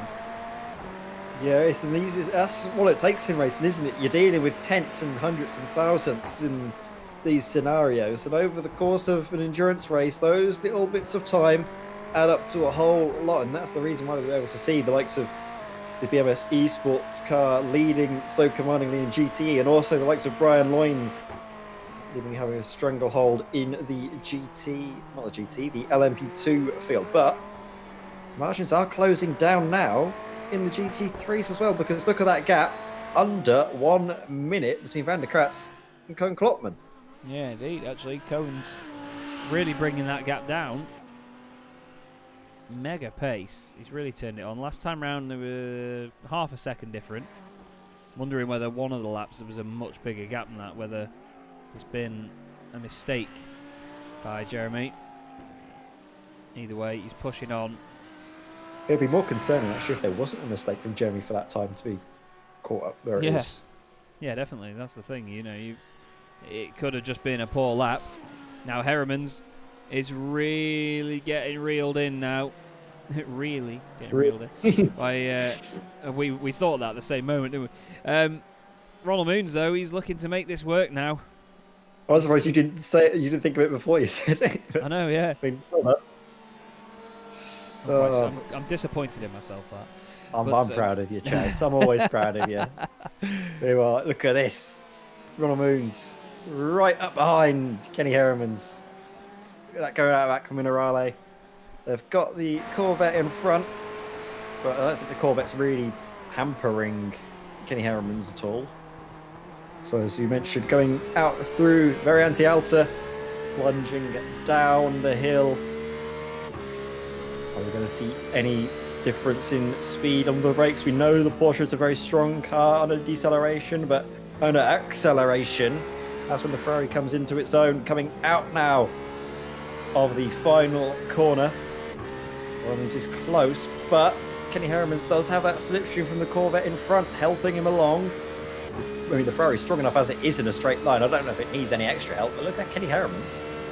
On my timing, he's actually extending the gap on a straight line. Yeah, it looks like not only is the top end poke of the Ferrari helping him, but also a bit of slipstream from the Corvette in front. But he's just not on the pace of Dries Moosty. You know, Dries has done their fastest lap of the race, 38.7. Ronald Moons 38.9, 39.1 for Kenny Hermans. So there is a bit of a spread of pace between these three cars, but in fairness, it's only a few tenths of a second difference, but not in the favour of Kenny Hermans at the moment, the RP Motorsport car. So Ronald Moons could be about to make a move for, well, second place, which, I mean, after the first couple of stints, they dropped off a bit, didn't they? They weren't able to stay with the BMW and the Ferrari once they'd got past them, but they just had this resurgence partway through, much like they did at Suzuka. You know, they just came back from it. They just overcame it and drove such a controlled race. And they even had a spin as well, didn't they, earlier? Yeah, I mean, they had a few of them.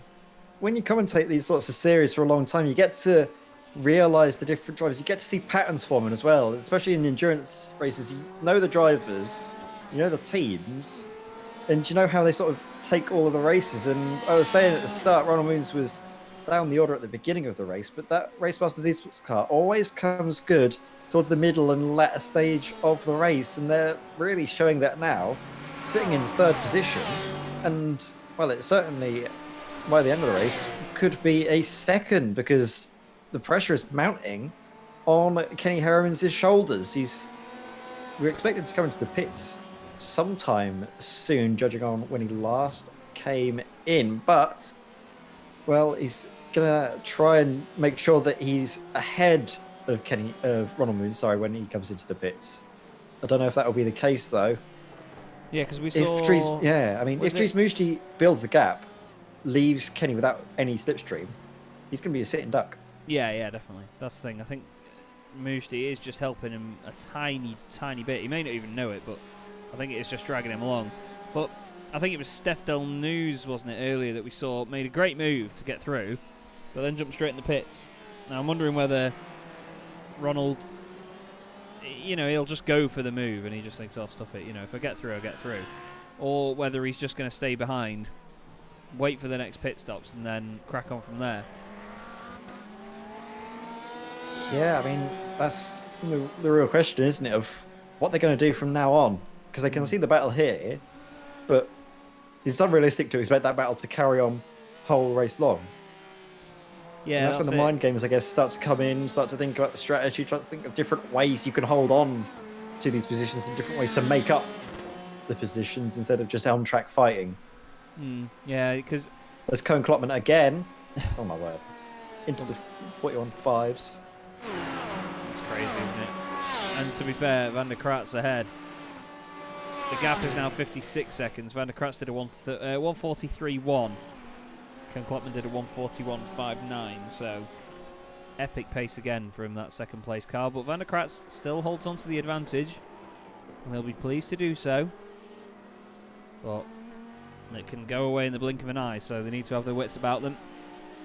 But that's like you say though, Ed, you're right there. And there's moments in these races where you have to take the chance to have an attack on another car because you don't know what could happen. You could both pit around the same time. One of you comes out in traffic, one of you doesn't, and then you get held up, they don't, you lose out. So I think really, as much as, I always big up the big picture scenario over the course of these races, if you get the chance to fight, especially later on in the race like this, if you get the chance to fight for a place and try and take it away from them, especially when you know that you're quicker and you've caught up to them, you've got to go for it. You can't sort of wait around and see what comes your way at that point. You've done enough of that. You're nearly 5 hours into a race. You need to just get it done. And it seems at the moment like Ronald Moons just hasn't got the pace to stick with them. We've got the Radeon Ferrari in front, but I'm wondering when this Corvette's going to hold these guys up now. I'd like to think that Dries Mousty would think, nah, he's faster than me, I'm going to get out of the way, but you never know. Well, I think Dries Mousty as well has got a Ferrari in front. If they caught up to that, I think they have caught up to the Radeon Motorsport Ferrari. So they're going to try and pass him. I think in the fours now, the 41.4s. Unreal. This is getting a very, very quick pace from GT3s, but the battle is raging on in GTEs. Kenny Harriman's lost a little bit of time in getting past the Ferrari of the Radeon Motorsport car. Jens Goosen's doing very well, though, to keep it nice and sensible, not do anything too dramatic and keep himself out of the way. And oh no, this car, the beautiful, beautiful United Motorsports car, looking, well, it looks a bit let's sad, say worse for it? wear. It's a sorry sight to see. Just is the engine blown? It has. Oh my word, it has. Well done on picking that one up. I was wondering why it was going so slowly. I was going to say it's making no noise. Was that just an aggressive down change or what? Or could that be a result from damage earlier? Yeah, it's just gone on. It didn't seem like it was aggressive. Yeah, you could just see on the onboard it was just a normal shift through the gears. Just do like you would normally shift. Oh, he managed to make it to pit lane, but then It wasn't going fast enough to make it in, I don't think. Either that or he didn't want to block the pit lane entrance, so he's got out and he's jumped to the pits. So that's that.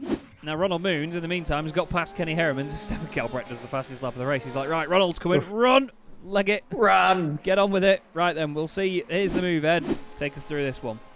All right, so this is it. Oh, that's no, that's it. Piratella. He has a massive slide on. Is that caused from the Corvette in front, or is that just self-inflicted? Does he dip a wheel out onto the grass and loop the rear of the car around? Gonna go on board. Yeah, he just taps a wheel out onto the grass on turning. It's just the right rear, and that's enough to snag it, as then he gets past, then comes into the pits. Yeah, told you. I thought he was going to do it. He's done that before, hasn't he? He's done it before. He's got the position, and I think it was I think it was this car that did it earlier, wasn't it? No, you might be right, actually. No, you might be right. I think it was, wasn't it Bud Boland that did it? It might have been. I think it might have been. It's difficult to tell. There's been a lot going on this race. Yeah, that's true. For 6 hours, there's been plenty of action, and we're nearly at the 5-hour mark. Got 1 hour remaining. I think this is going to be Bob Boland's second to last stop. He's going to have a splash and dash come the end of the race. Gets the car up and moving. Kenny Herriman's already went on by, so you're going to see, when does the RP Motorsport car come into the pits? Is it going to be safe from the splash and dash? I think it might be. Either way, fantastic noise. Brian Loyne's on his way out as well. And second place in GT3. Now that's important, 41 seconds.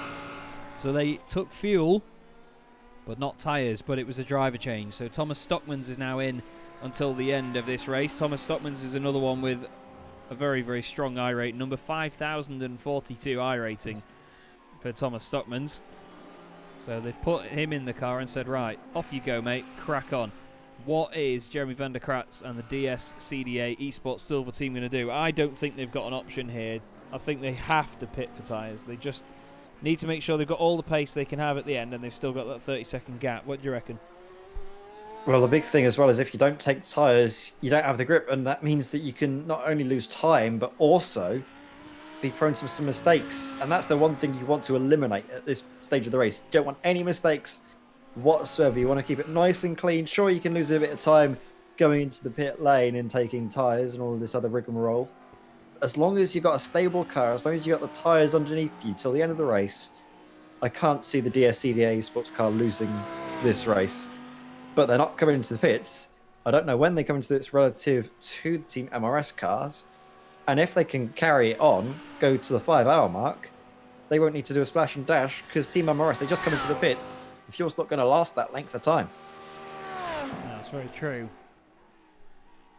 So it's all still up in the air. That's what I love about this sort of stuff. You know, these races may be 6 hours long and people see it and go, oh, that car's a lap ahead of the other one, so that's decided. But it's definitely not.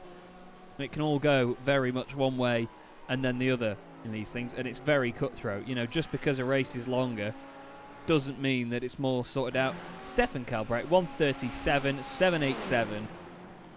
Well, I mean, based on it having 787 in it, you could say he's having a dream of a run and he's flying. But it's just great. All the way through, Stefan Kalbrecht and Olivier Bultink for BMS Esport have just been stars. And we are still over an hour away from the end of the race. Now, don't forget that most GT3 races in real life are an hour long, so it's plenty of time for it to go right and wrong. Gus Franken has definitely had a moment go wrong there through Villeneuve. What's happened here, Ed? Yeah, we're going to see. Is it just a wheel on the grass, or too much curb, or just too much speed? Which one it was? Well, it was a bit too much curb and then a bit too much speed. Definitely too much speed. Oh! I think he just overdid it in the first part. Look, the car got away. Oh, yeah, too much speed. Tries to slow it down, but you've got to slow it down to start with. You can't slow it down midway through Villeneuve. It just doesn't want to respond, and then he finally gets it stopped, but stopped into the wall. Yeah, so you do get to witness what the walls do, unfortunately. This is Nick Sherman's in second place, 24 seconds ahead of Jeremy Hessels, who's now out in the Dynamics Racing Green LMP2 car.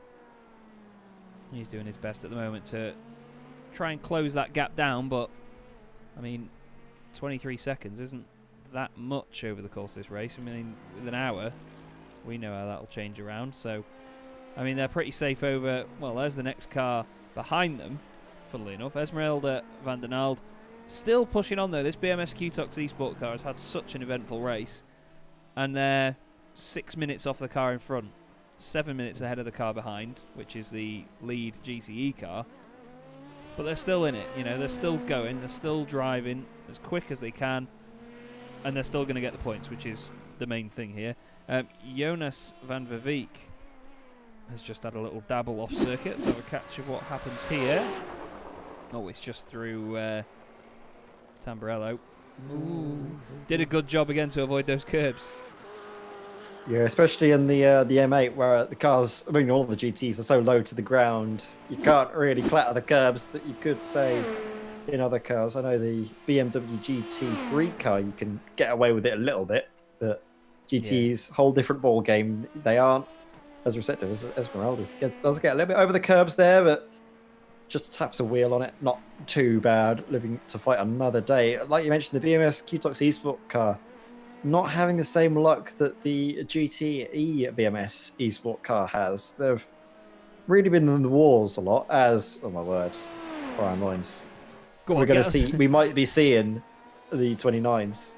I think we will. Let's have a look at the weather. It's down to 21 degrees. It's still 18 degrees air temperature, so it's still not cold by any stretch of the imagination, but the sun is very much going down here. And I think that we're going to have... It's going to be dark for, I'd say, the last 20 minutes of the race, I reckon. As, oh, now, DSCDA are in the pits. Kevin Unk, the guy that started the race for them. That could be enough fuel to the end. Oh, that's going to be close. It could, actually. That's a shout. Well, we know that Kevin's quick. We know that Thomas Stockman's is quick.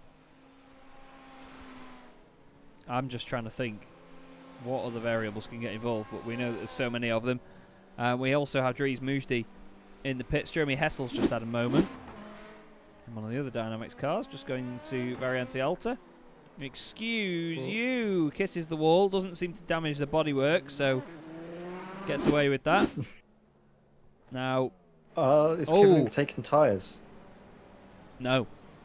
42.9 second stop. He's going to just appear behind the barrier there. There he is.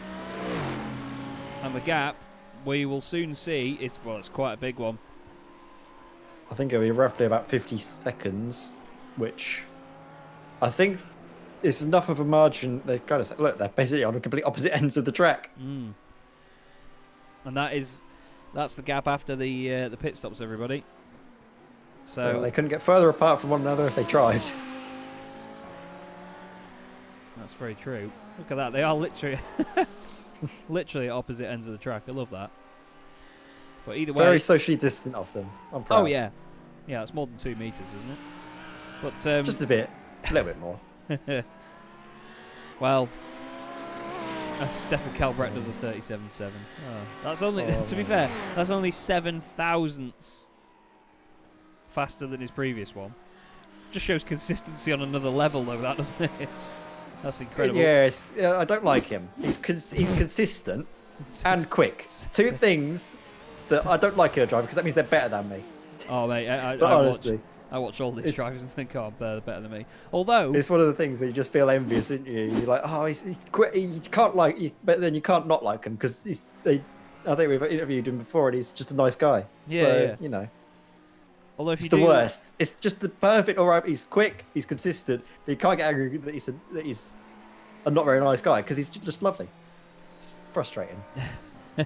You want a reason to hate someone that good, but you can't. Yeah, indeed. It's certainly it's a hard balance to manage as a commentator. But in fairness, you know, I say that I'm bad. If you want to see how bad I am, don't forget to tune into Sim Racers World TV tomorrow night from 9:30 UK time. You'll be able to see me, Chaz Draycott, the idiot that I am, driving a Mazda MX-5 in the Sunday Drivers' Cup. I've done no practice yet, so I might do a little bit tomorrow. But I mean, didn't you do no practice at Silverstone and you won that? Oh no, I'd been, well, in my defence, I'd been practicing. But I'd been using the new Silverstone, not the old one. But that doesn't make as much of a difference there, because it was still the national layout. So it was the same track. But for this one, it's the Grand Prix circuit, so it's very, very different. So I've got to make sure I get the legacy one and not the new one. But yes, Ed will be commentating on that, won't you? No, I don't think so. I think we've It's got Jack's, the Jack it's Jack's, Attack. Yeah, Jack Squadron. Yeah, the Jack Attack. Yes, I like that. Yeah, that is Jack Oliphant and Jack Werrell on that one. But it's the Apex Technologies LMP2 Championship tomorrow night. Edward May will be on that one. Yeah. With the wonderful Daniel Handover. They are having, if I remember this rightly, it's the Display Technologies Sebring 2-hour Tussle is the full name of the event. Yeah, they got different names for each one. Well, I kind of like them. They're not just all like all round whatever. They've got like different things. We had I think the Silverzone Classic was a good one. I'm really enjoying Silverzone Classic. It sort of gives each race its own little almost. This makes it all its own kind of special event, even though it's part of the same season.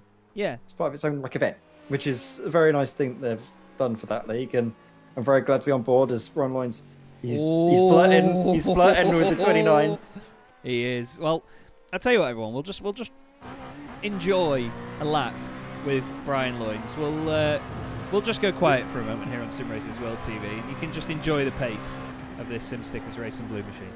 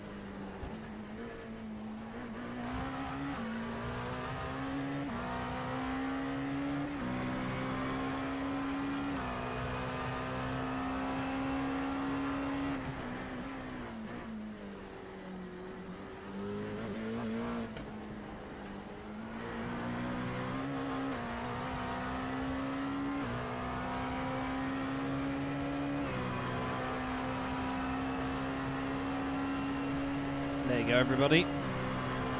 That is a lap on board with Sim Stickers Racing Blue. Now, something has happened. Stefan Kalbrecht has had a moment down at Rivazza. Is it Rivazza? I think so. Yeah. He's gone off and had a moment, but then this has happened. I think this was just as they came back into the pits, but he's had a real nightmare here. It's the only thing about this race that's gone wrong for them, really. But he has had a real nightmare in trying to get that. And then car after around. this, he peels off straight away into the pits. Yes. Yep. I think that's a good point to call it a day, though, isn't it? Just be like, right, I'm going in. I didn't want to go around the rest of the corner, the rest of the lap. I wanted to come in the pits. I meant to do that. Well, he's back out the pits, and the gap back to the car behind is currently that. That's the gap in the... Well, it's that, and it's a lap and that.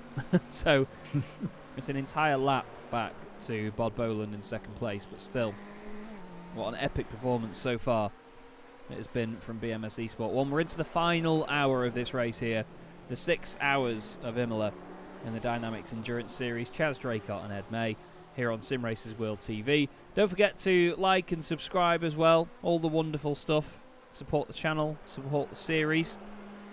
We do hope you are all well. And we thank everybody that has been watching so far and continues to watch us here on this channel. It has been one of those races where it's been about strategy. You know, we've seen a lot of overlaps here and there. A lot of things changing lap after lap. Some of the moves we've seen, though, have been absolutely wonderful, haven't they? I mean, you've pretty much said you've got move of the season so far sorted out in this race. Well, definitely. It was a brilliant opportunistic pass, wasn't it, from the I think it was the Dynamics red car, just sending it down the inside. Oh, no, around the outside, wasn't it? Oh, well, there was actually a lot of stuff. There was one where we saw it send around the outside at Aquaminerale, and then there was that opportunistic little sneak down the inside at Aquaminerale. There's been moves everywhere this race that have been ones to celebrate, and it's been a really great race here at Imola, and I was really hoping for it because this is one of my favourite tracks. I know me and you, Chaz, we've been talking about this circuit and the fact that it's been home to historic triumphs, but also historic days of sadness. But honestly, it's a brilliant circuit to drive, and honestly, I bet the drivers after 6 hours, they'll have really enjoyed themselves. Yeah, definitely. And it's one of those things. It's a piece to the puzzle that is the championship. And these drivers need to know exactly how they're going to be when future rounds come around. Sent that one through. That was lively, to say the least. Flipping heck. That's one way to do it. There is still one round of the championship left as well at Daytona. Now, that's going to be a 12-hour race, that one. So it's going to be a real belter. And, well, we're going to have to get planning on who's commentating when for that one. But, yeah, we certainly are going to have a good old time there at Daytona. It's a hell of a track for it. And I always enjoy watching stuff at tracks like this. You know, tracks that don't always host the longest of endurance races. You know, they always do make... It sort of shows us how good it would be in the real world because of how accurate the sim is these days. You know what I mean? Yeah, definitely.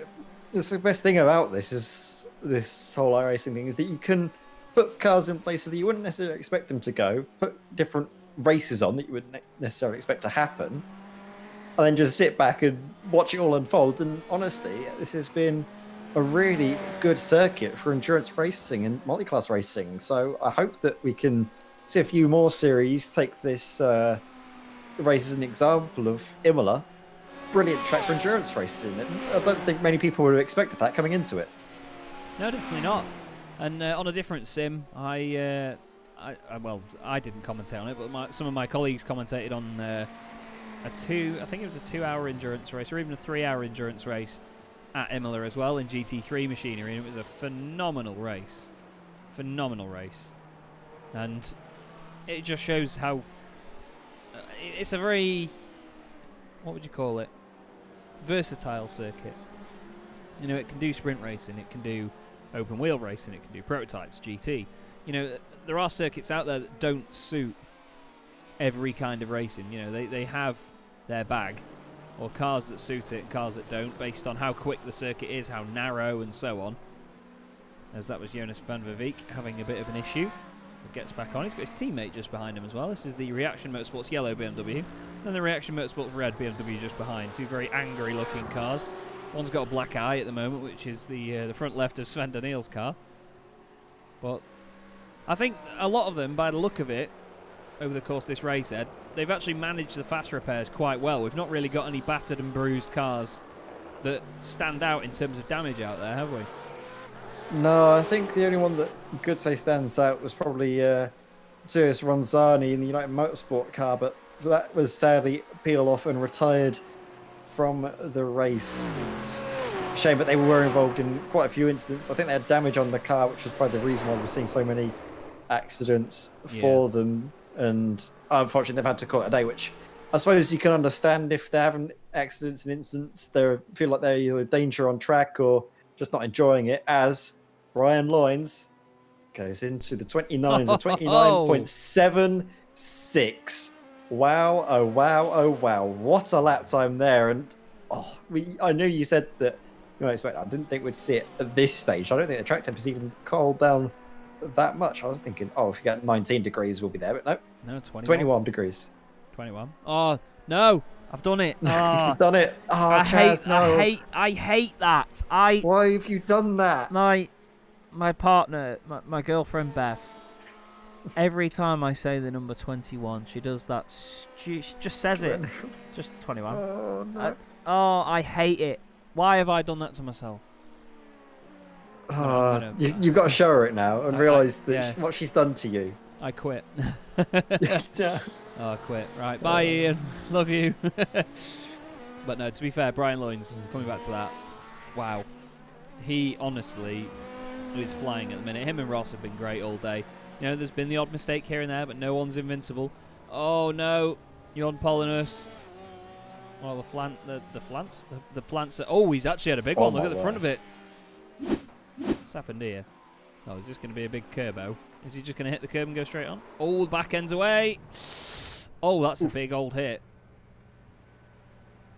And he lets it roll back, which normally would be frowned upon, but in fairness, you know, he doesn't let it roll back onto the circuit. And Peter Lemkins has just had an issue. Oh my word! I was going to say your Polonus is the Ferrari's wilted, and it seems the other RP Motorsport car is also suffering the same blight. Like That's Android. Struggling, yeah. I don't know what's going on there, but they managed to get up and on and moving, and that's about the extent of my plant puns gone for this race. So. Oh, it's getting... Oh. Someone's put some oil down there. It's getting slippery on the way into Villeneuve, isn't it? These cars are really starting to go. I think it's the fact that the track depth's cooling down. They're trying to find the limits again at the end of the race, and they're just overstepping it a little bit as Ross Nicholson comes into the pits. Is that... I'm not sure if that's going to be for the final time or not. They might have one more stop to go. Yeah, It'll be a short one if they do. Yeah, that'll be the final splash and dash, I reckon. I think that should be it. Might be. When did they come into the pits on the other bit of the race? Did they? I think some of them came in 40 minutes gone in the race. Yeah, well, others came in 45. It's about 40 minutes, so I reckon they will need a splash and dash at the end. So what you may see them do now is they'll fuel up for a little bit less than a full tank. You know, they might even just go half fuel and just do 20 minutes and 20 minutes, rather than get really close to the end and just do a 10-minute dash. You know, they might put the pit stop in the middle of what's left of the race and give themselves an even spacing at either side of it, just so they can work on it. Yeah, absolutely. I think that's the effect though. Is they don't really need to worry about the splash and dash because look at the gap they've got.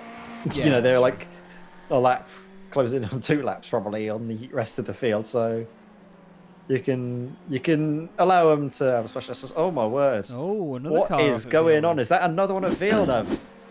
It is. Yeah. It is. And that's just too much speed. Oh, yeah, it was going on the way in, and then he sort of fishtailed it the other way. He's done a good job not to hit anything there, though, because when you're going in that hot, it's usually going to end in contact with something. But, yeah, it's certainly... He's trying to get the dirt off the tyres there. He's weaving around a bit. Oh, and that's actually on position. Oh, it is. He's behind him. Dries Mousty right there. He's got Way. ball with the Ferrari, Corvette. Yeah. As we go into Aqua Minerale again, then. This Corvette, honestly, if the Ferrari's a doorstop, this is definitely a doorstop. Look at that, right at the front. It's the doorstop or the wedge of cheese, whichever you prefer. A doorstop made of cheese, but that's a waste of. Oh well, he's cheesed that one. Never mind. Around it goes. No. Why does it look like it's got a stick of dynamite on the nose of it? Like things sticking out. It's like yeah. a horn. It's like a rhino. No, you can't see it from there. Well, the silly rhino is off on its way.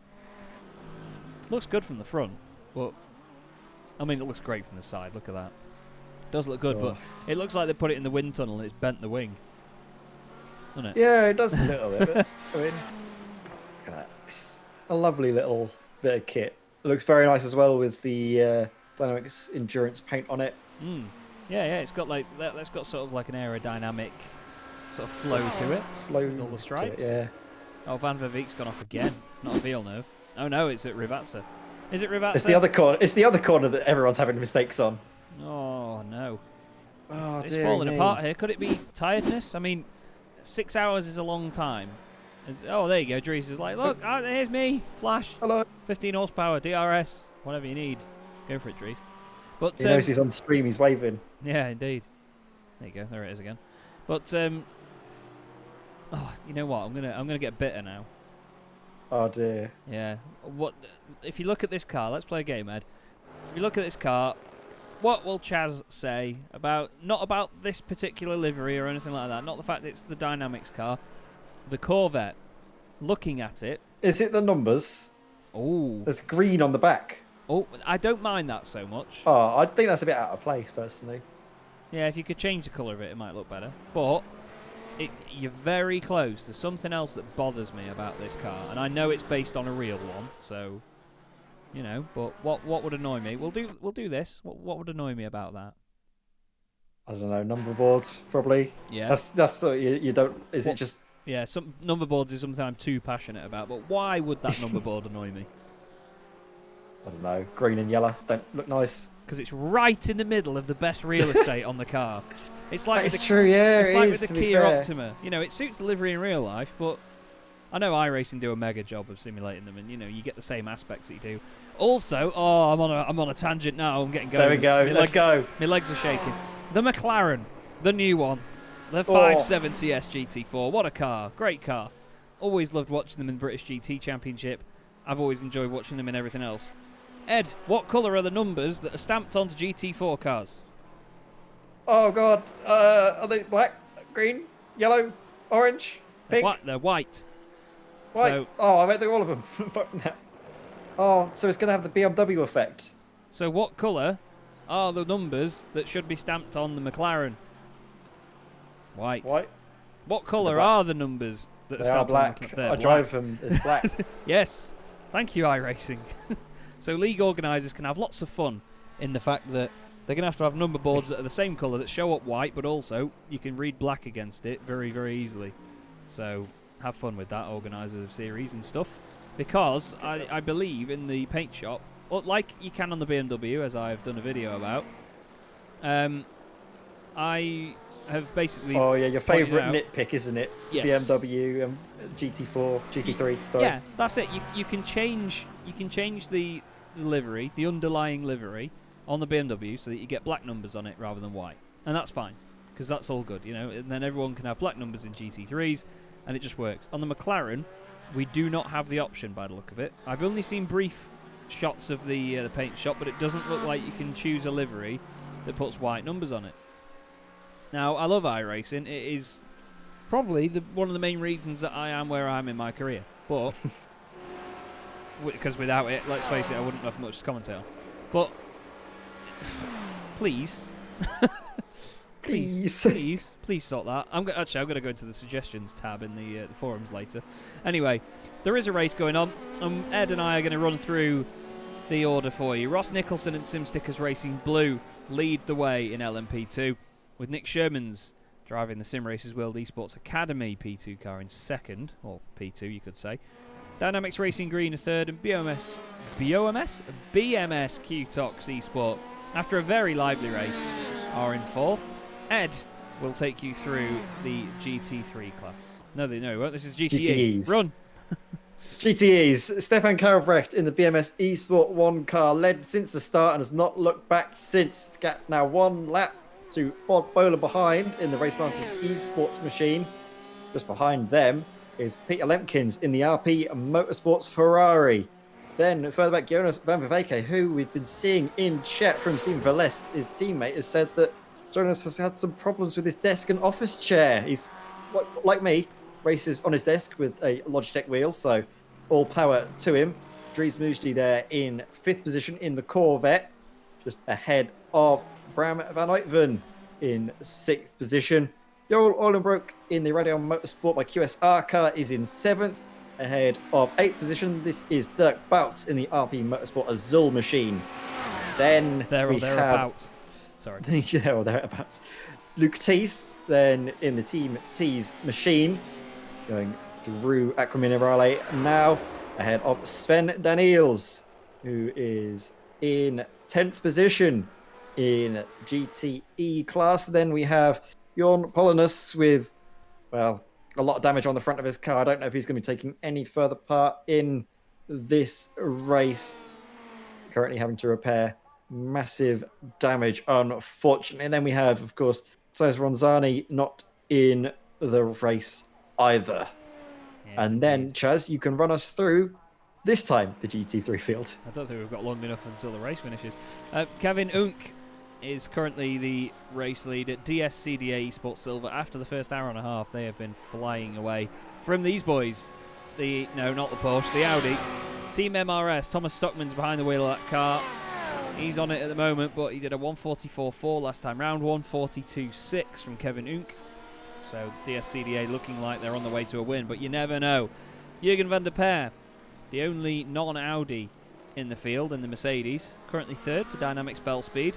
Milan Phaetons for Radeon Motorsport by QSR are in fourth. Now, those two have actually been swapping around a lot more than we give them credit for, but a lot of the time it's just been down to pit stops. I don't actually think they've overtaken each other that much on track. It's just been one car. Strategy, yeah. Yeah, having a different strategy. But either way, that is your full field, everybody. And at the moment, second and third in the overall positions are actually not that far apart. 19 seconds from Sherman's to Hessel's. And they've done the same amount of pit stops.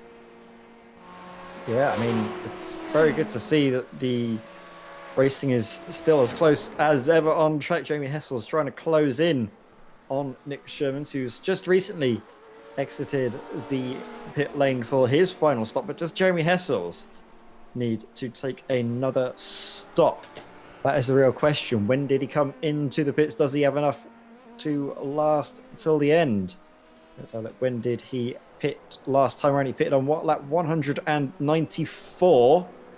And our race leader, Ross Nicholson, pitted on lap 197. And we already said that Ross will be expected to take a splash and dash. So I think the same has got to be said for the DynamiXX Racing green car. So I don't think they'll have enough in the tank to challenge Sim Race World Esports Academy for second position.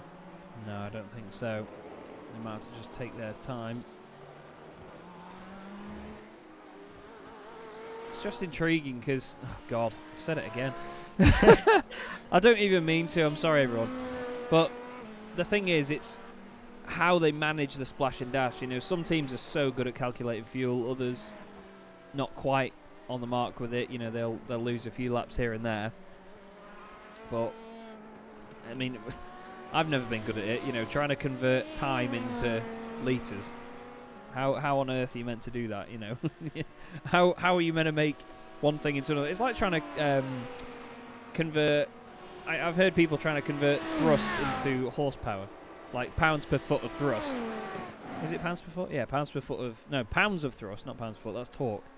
It's pounds of thrust into horsepower. And I think somebody said something like a jet engine with 40,000 pounds of thrust has that's the equivalent of 700,000 horsepower.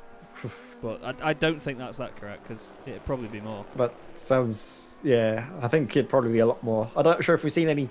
Well, we do have jet engine cars and they break the bleeding sound barrier, so I think it'll be a while before we see any jet-powered racing machines. And honestly, I think if they were, they wouldn't be going at full chat.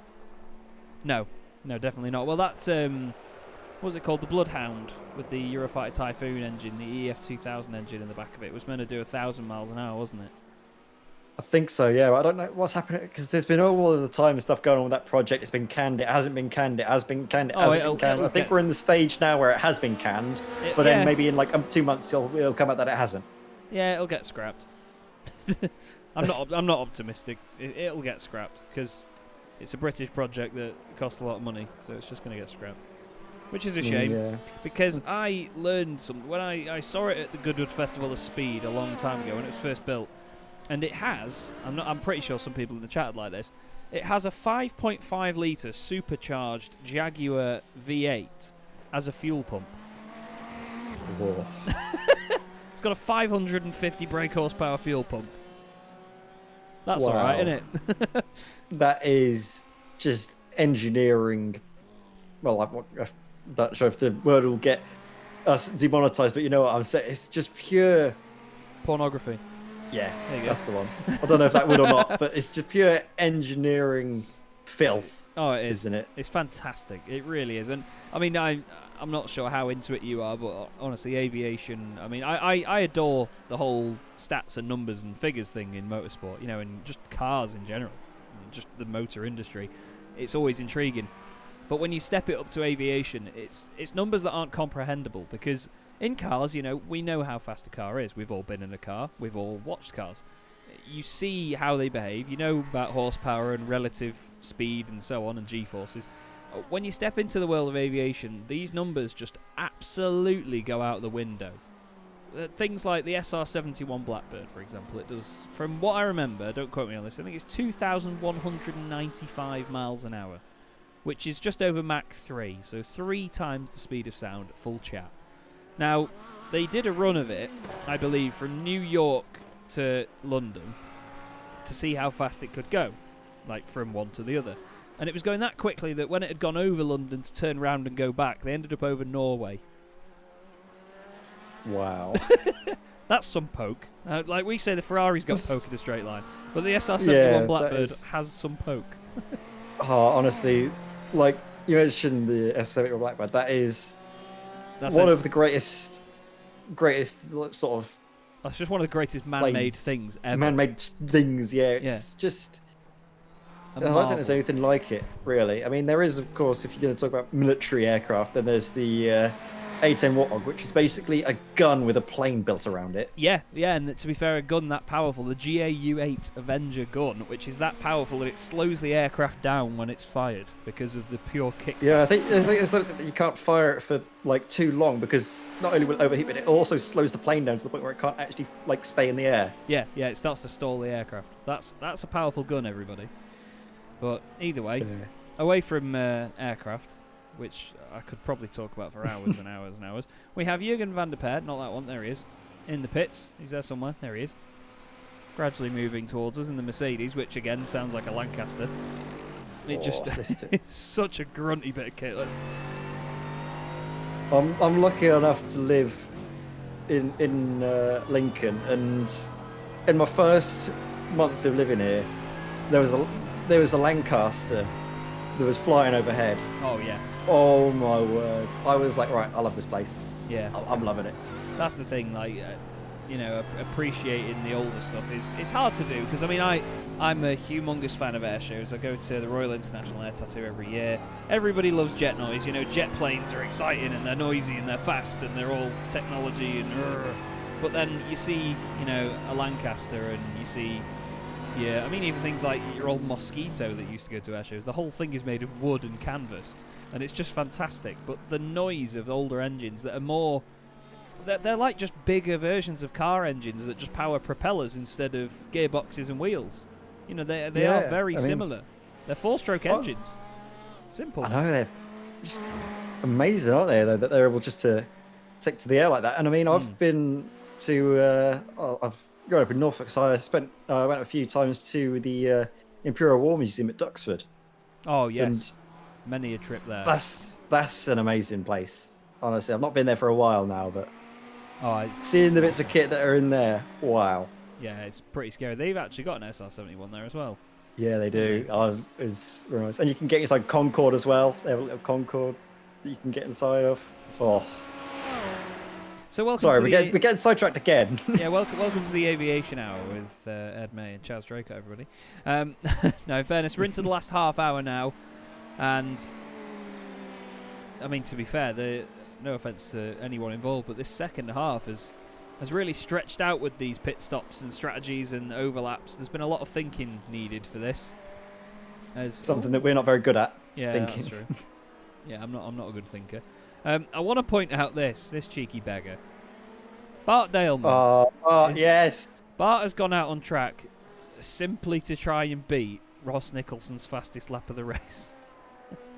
They're teammates in the Sim Racers World Formula 3 series, and they have a fantastic banterous relationship. And Bart is simply out there now to rag the living bits off this LMP2 Dallara.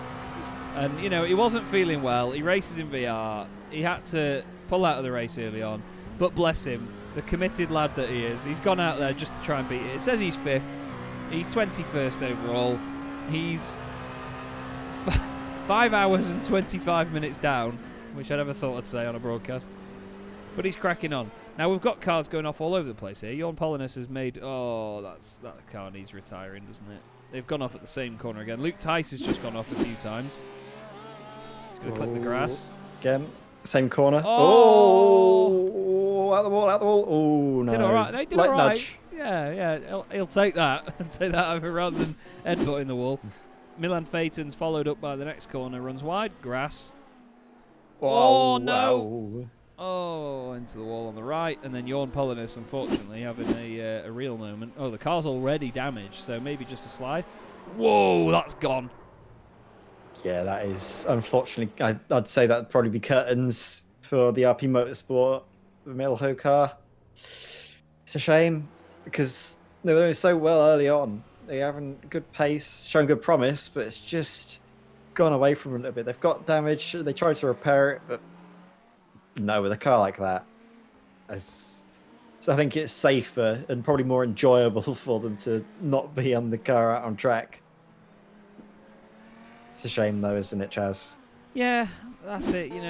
Especially when you get so far through the race without that many issues as well. You get near the end and then it starts to sort of go downhill. It's very disheartening because you've put 5.5 hours, or well, it was about 5 hours 10, wasn't it, before they had the incident. You put all that time into the race and it's just not going your way. But again, that's the cutthroat sort of issues that you face in racing like this, isn't it? I mean, I'm pretty sure we've both done 24-hour races before in iRacing, and they are very, very tough. But all it is. Oh no! Whoa. That's the last thing that Stefan Kelberg wants at this point in the race. I don't know what Esmeralda had going on there, but that is not the breaking point. No. Oh, that's scary. Stefan always got caught up in that, though. And that's our race leader in GTEs. That would have been disastrous. I mean, they still have the fast repair, and it's a short run from there into the pit lane should they get a meatball or should they get damage, but they got away with it. Yes, that's very true. I'm just having a look. No, I thought I'd noticed something on the timing screen there to do with our leader in second place, but no, I'm seeing things, I think, Ed. I think I've gone slightly mad. Well, 5 hours, 35 minutes have gone in this race. 25 to go on what has been a brilliant evening's racing here at Imola. What a venue it has been. Let me get this right, the Autodromo Enzo e Dino Ferrari. What a circuit to have an endurance race on. Yeah, it's certainly been a good platform, hasn't it? I just think that I do still wish that we had more cars on the grid, but at the same time, it has still proven to us that you don't need it. It's been really, really good. And to be fair, it's not dark yet. I thought it'd be dark within the next 5 minutes, but no. Sun's still going down here at Imola, so we may not get night racing, which I was very much looking forward to, but it's not the end of the world.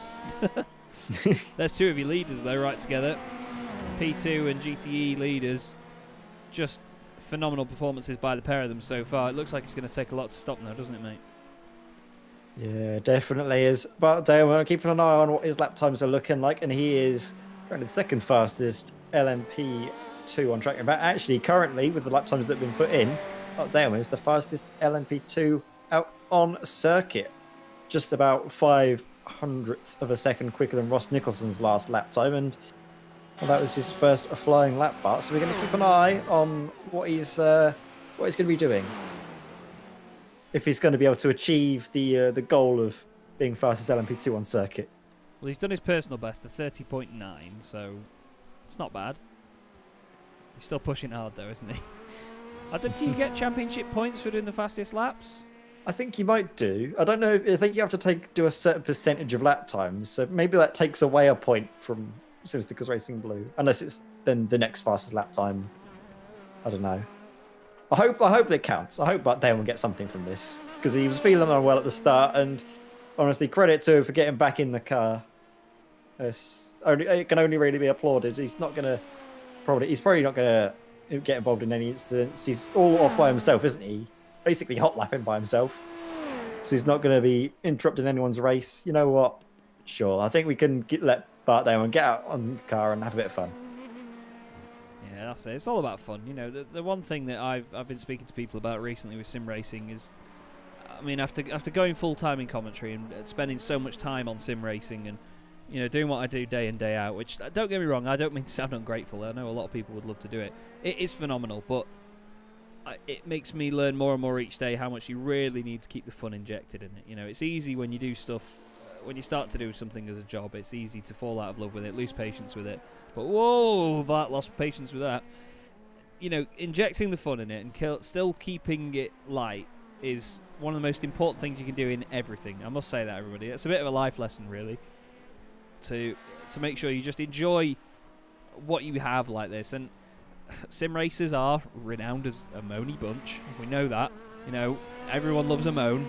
We all do. But, yeah, in fairness, sim racing is so much fun. And I really do hope that all of these drivers will continue to see that as well. And Bart is obviously showing us the epitome of having the fun out of it at the moment. He's getting the most out of this car. And he's just out there driving because he wants to. That, and he wants to beat Ross Nicholson's time. Or Brian. Yeah, that's it the was main Brian, thing. wasn't it, that set the time? Apologies. Or was it Ross? Oh, yeah. I think it was Brian. But either way, it's their team. It was one of them.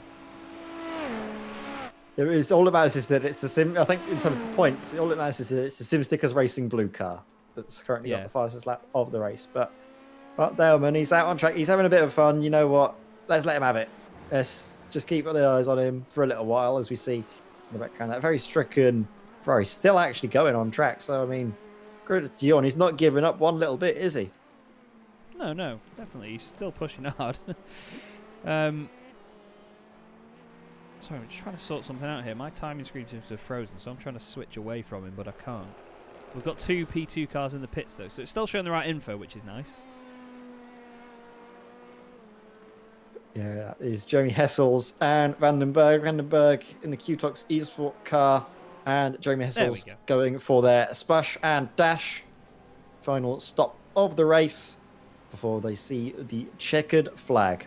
And I'll tell you what, I think at this track, it takes a lot out of you. They might be quite grateful to see the checkered flag, especially the Qtox Esport BMS machine, because they've been in the wars, haven't they? Through just incidents happening left, front, centre. They've been involved in a lot of the incidents, really, you have to say, weren't really their fault. They were just passengers in a few little mistakes from other drivers that were around them. But that's just sometimes the race goes. The race just doesn't favour you sometimes, and you have to take it on the chin and go all out next time, and hopefully the luck will work out for you that time around.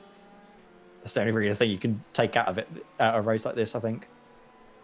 Yeah, that's it. You need to always make sure that you always learn from each race. You know, the BMS guys can get some screenshots out of it, though. Oh, yeah. They've got the Qtox boys and then the GTE now on track together. Look at that. Get your cameras out, boys. Look at that. Both lovely looking liveries, aren't they? I'll tell you what, they've knocked out of the park, both in terms of the on-track performance in the GTEs, but also across both cars with how they look. In fact, you can see the car behind is on the brakes, isn't it? Patrick Vandenberg, he wants to get the screenshots when he comes across the line, I think. Yeah, it'd be nice to do. The sun is on the right-hand side, just in front there. So it's on the right-hand side of the straight. It pokes out from behind some of the pit buildings. Perfect opportunity for it. And there we go. We get a lovely shot of it as well. Awesome stuff. As they cross the line. Vandenberg now just going on to their 208th lap. Your GTE class leaders going on to their 203rd lap. So they're not even that far down from the P2 cars, especially after 5 hours and 41 minutes.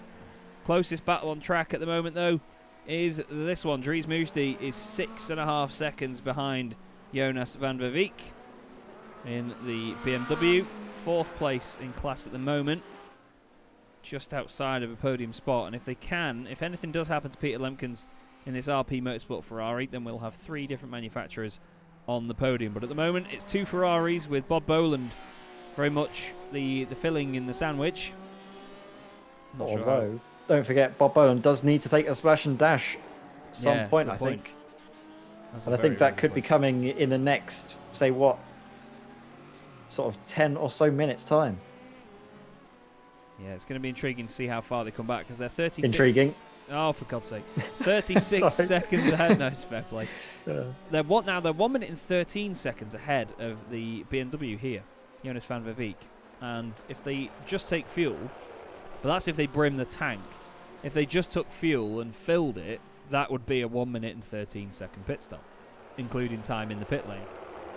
So they would be out here, but I think they might be able to get away with it, and potentially they might lose a spot to Peter Lemkens, but they may still be on the podium. So yeah, that Porsche could have their race not turned on its head, but they just could have the result changed right at the death here, as we're nearly into the last 15 minutes here. But what a great place it has been to hold this race at Imola. Really enjoyable circuit to race on. And let's not forget this GT3 battle. Kevin Unk at the moment. Loving that Audi. It's in much better shape than it was at Suzuka, isn't it, Ed? Yeah, absolutely. It's a nice car when it's got all of its panels intact. The DSCDA esports car, I can't try to remember it now. It's the Dutch Stock Car Drivers Association, I believe. I like that, yeah. I think that's I how think, it works. I think you've nailed it. I'm fairly certain that's right. And if it's wrong, then... Well, it's Dutch, it don't matter. It's all made up language in it. I don't understand it. No, all credit to him, though, Kevin Unk, and all of the boys of the DSCDA Sports Silver Car. Very good. If I can't pronounce it, Chaz, it isn't real to me. And I can't pronounce many things. Well, I made a comment the other day about, to be fair, I sort of stole it off somebody else. When you don't have English as your first language, I always feel sorry for people that try and learn the English language and then get to the word yacht. Oh, Can you imagine? yeah. Can you imagine trying to learn the English language and getting to the word yacht? Because it's just the most backward. The C and the H is silent. The A is pronounced like a completely different vowel. It's got so many aspects to it that someone would hate. But I think we need to make a petition to just change the word spelling just to YOT, just yacht. yeah, it's a yacht. I think it wouldn't be as much of an Yacht. attractive item there. I don't think all these But materialistic isn't people yacht? Is are- it based off of like French? Maybe. A lot of sort of the English language is based off of things we've nabbed from places like Germany and France. the Latin? Latin, yeah. So maybe it was well. France. Yeah. Can blame France. When in doubt. Look who's Thomas got a Stockman's comes into the pits. splashy dashy. Here we go. And that's basically, I think, the nail in the coffin for their chances of getting up into first position. Kevin Unk might be able to take it till the end of the race with his tank. Thomas Stockman stops, then quickly gets going again.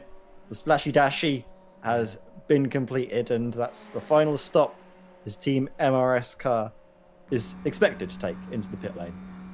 Well, very fittingly, it was exactly 11 seconds as well in car 11 for Thomas Stockman's. They get back out on track, and they still have quite the gap to the cars behind, so nothing to worry about there. But it's still been a solid performance from them. But it's a shame we didn't get to see the battle that we had in the first hour and a half, with just the 2 pit stops and then the DSCDA car catching up because they had fresher rubber and more pace. It was just a brilliant sight to behold. But then all it took then was for him to be out of sync in the following stint or so, and then that battle got stopped dead, really. Still, they've both been pushing very hard since then. Vandenberg in the pits, Eulenbroek in the pits, Luke Tice in the pits as well. So into the last 15 minutes, plenty of cars taking fuel. Bod Boland still out there though, pushing away, Ed, so it doesn't look like it's too bad at the minute. Yeah, he's carrying on for the time being, but, well, if he can make this fuel last till the end, credit to him, because he's got a lot of work to do to get to that point. Peter Lemkins in the RP Motorsport will expect, if he actually can run through the pit lane, it might be close. I think Lemkins is going to get in front, but if Bob Boland keeps the pace up that he is and is able to maybe have a bit of a cushion, maybe get an extra couple seconds on him, it might be closer than we expect. Well, I hope it is, because we'll then be in for a grandstand finish to this race.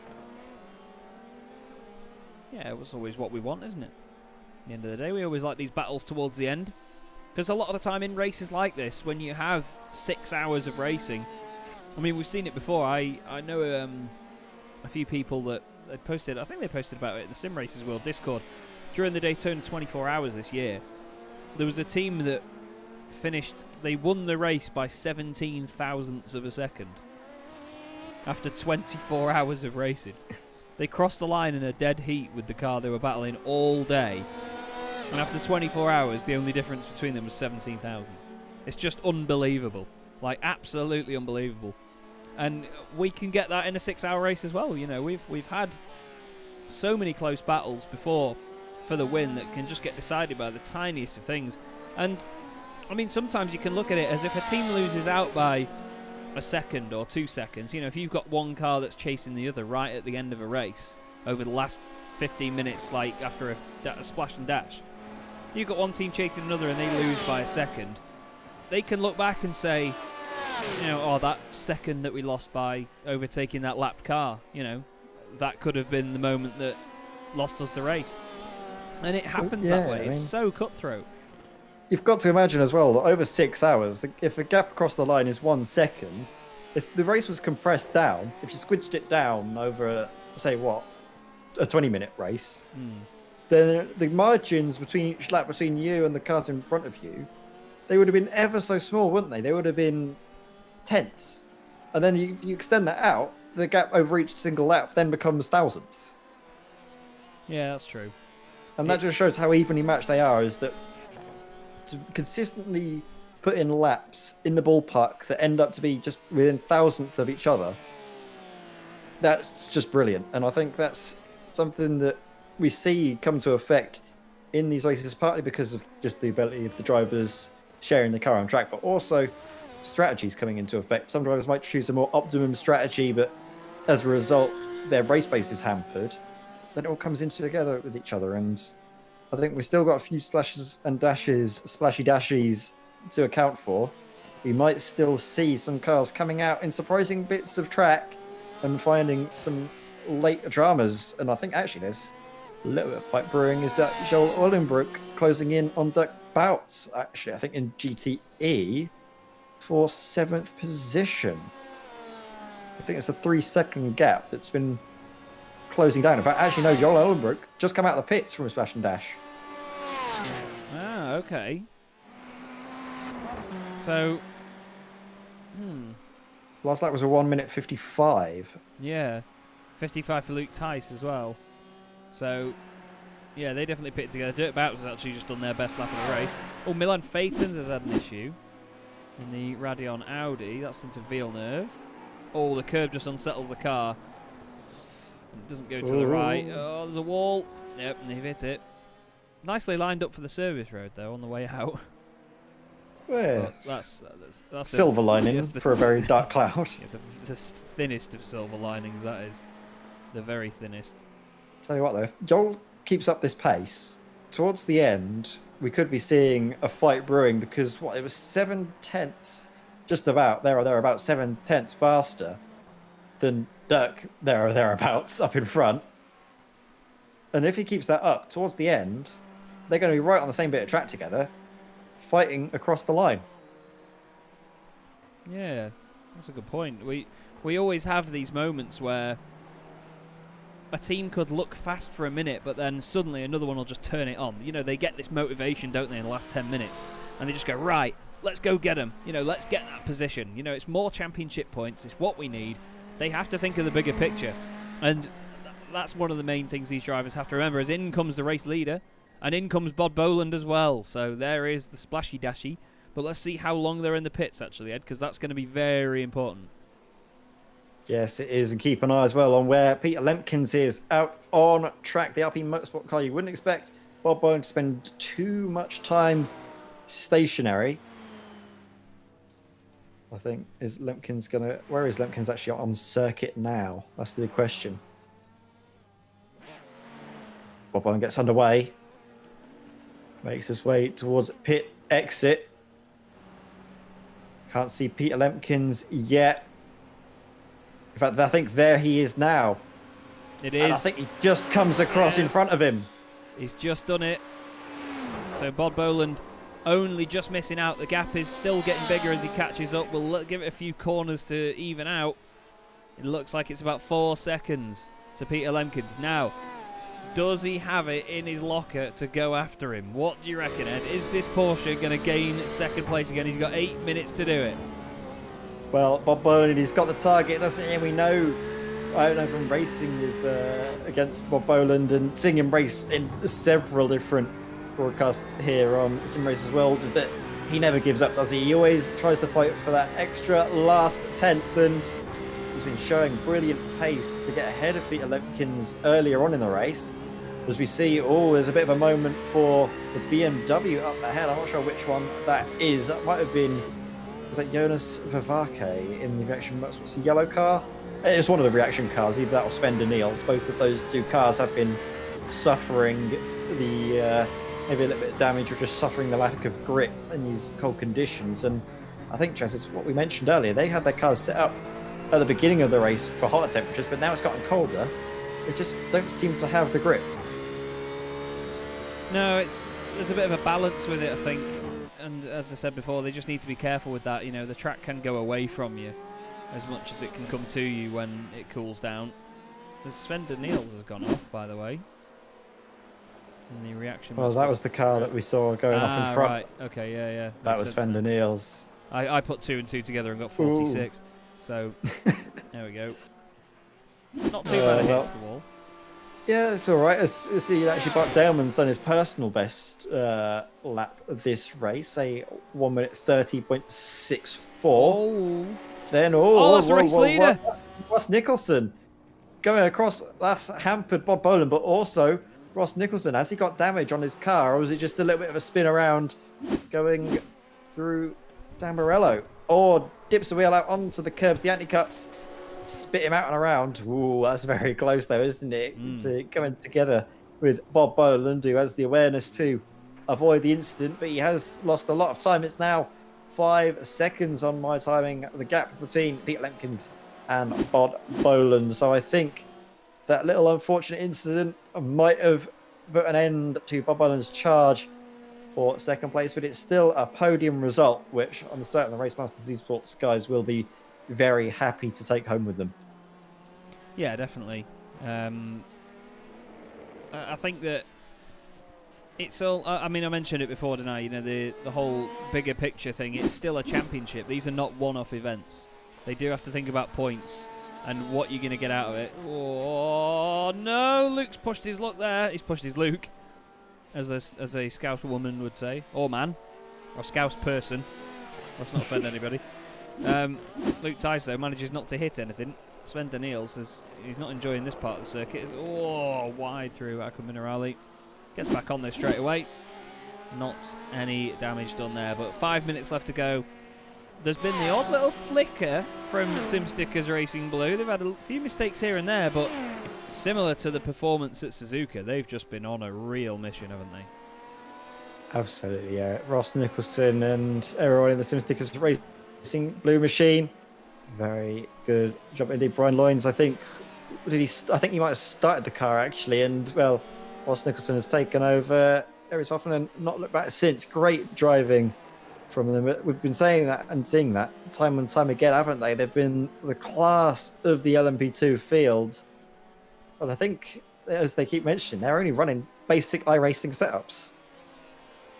I think it's so, just yeah. high downforce set. I think they're just running this. I think they're just running iRacing, high downforce endurance, and that's them set.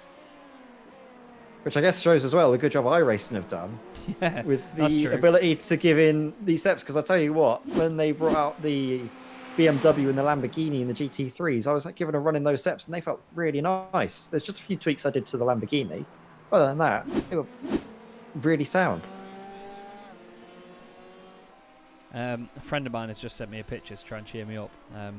Sorry, I know this is off topic, very off topic, but in the light of the moment, he's just sent me a picture of a bowl of pasta that he's eating right now. But it's filled with black peppercorns because he's just putting some pepper on it and the lid fell off his pepper shaker. Oh, brilliant! He's absolutely raging. Oh. Either way, making light of the moment. 3 minutes left to go. To be fair, though, this last hour has flown by, hasn't it? We've had this sort of suspense of who's going to pit, who needs to pit, who doesn't need to pit, when are they going to pit, how long are they going to pit for, where are they going to come out after they pit? You know, the questions. But having it all resolved now, you know, they've not got long to get things sorted. Maybe a bit of an anticlimax because some of the battles aren't as close as we potentially could have liked them to be, but that's not anybody's fault. That's just racing. So, I mean, Bob Boland is closing in. The gap did go up to 5 seconds, and it's now back down to 4. If Peter Lemkins gets unlucky with traffic, we could still see a fight on our hands. And the time has been eating up corner after corner, actually. Bob Boland, he is a man on a mission. Oh, and if there's anyone... Sorry, what's mate. happened here? Thomas Stockman's... Right. he's... just to rub it in right in front of class leader as well. Look at that. Look behind him. Oh, no. There is the DSCDA car. Probably just... And he was ahead as well. That was what a lap behind, I think. Yeah, Milan Phaetons is... Oh, no! Whoa. Gets a helping hand off the Ferrari. Oh, that was... And that car was doing so well to go through that entire race without damage, and then just look at the rear end. Oh, no. I think Peter Lemkins had some more issues after this, you know. We'll stay with him. Oh, heck! Oh! That's how you scare the Bob life out of Boland is someone. not having the luck at all, because that was right in front of him. In fact, actually, that was Peter Lemkins. That's given Bob Boland. Oh, yeah, it's given Bod second place. Why have we not thought of that?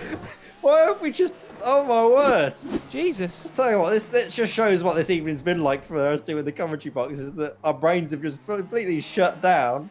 But what a finish till the end of this race. We were saying, oh, we've not had any drama whatsoever, but Peter Lemkins, he was really feeling... I think a lot of it was down to the pressure that Bob Boland was putting on, setting in rapid lap times. He could see the interval on his screen slowly but surely shrinking away. His margin of error... It's not turning right. was gone. Oh, He's look, got Phaetons. massive damage. Oh my word, there's everyone having an incident now. It's madness here, and I think that might have been the Audi R8 Milan Phaetons going off. In fact, yes, it was. So Milan Phaetons going in. He's already losing the car, and oh dearie me, that's unfortunate.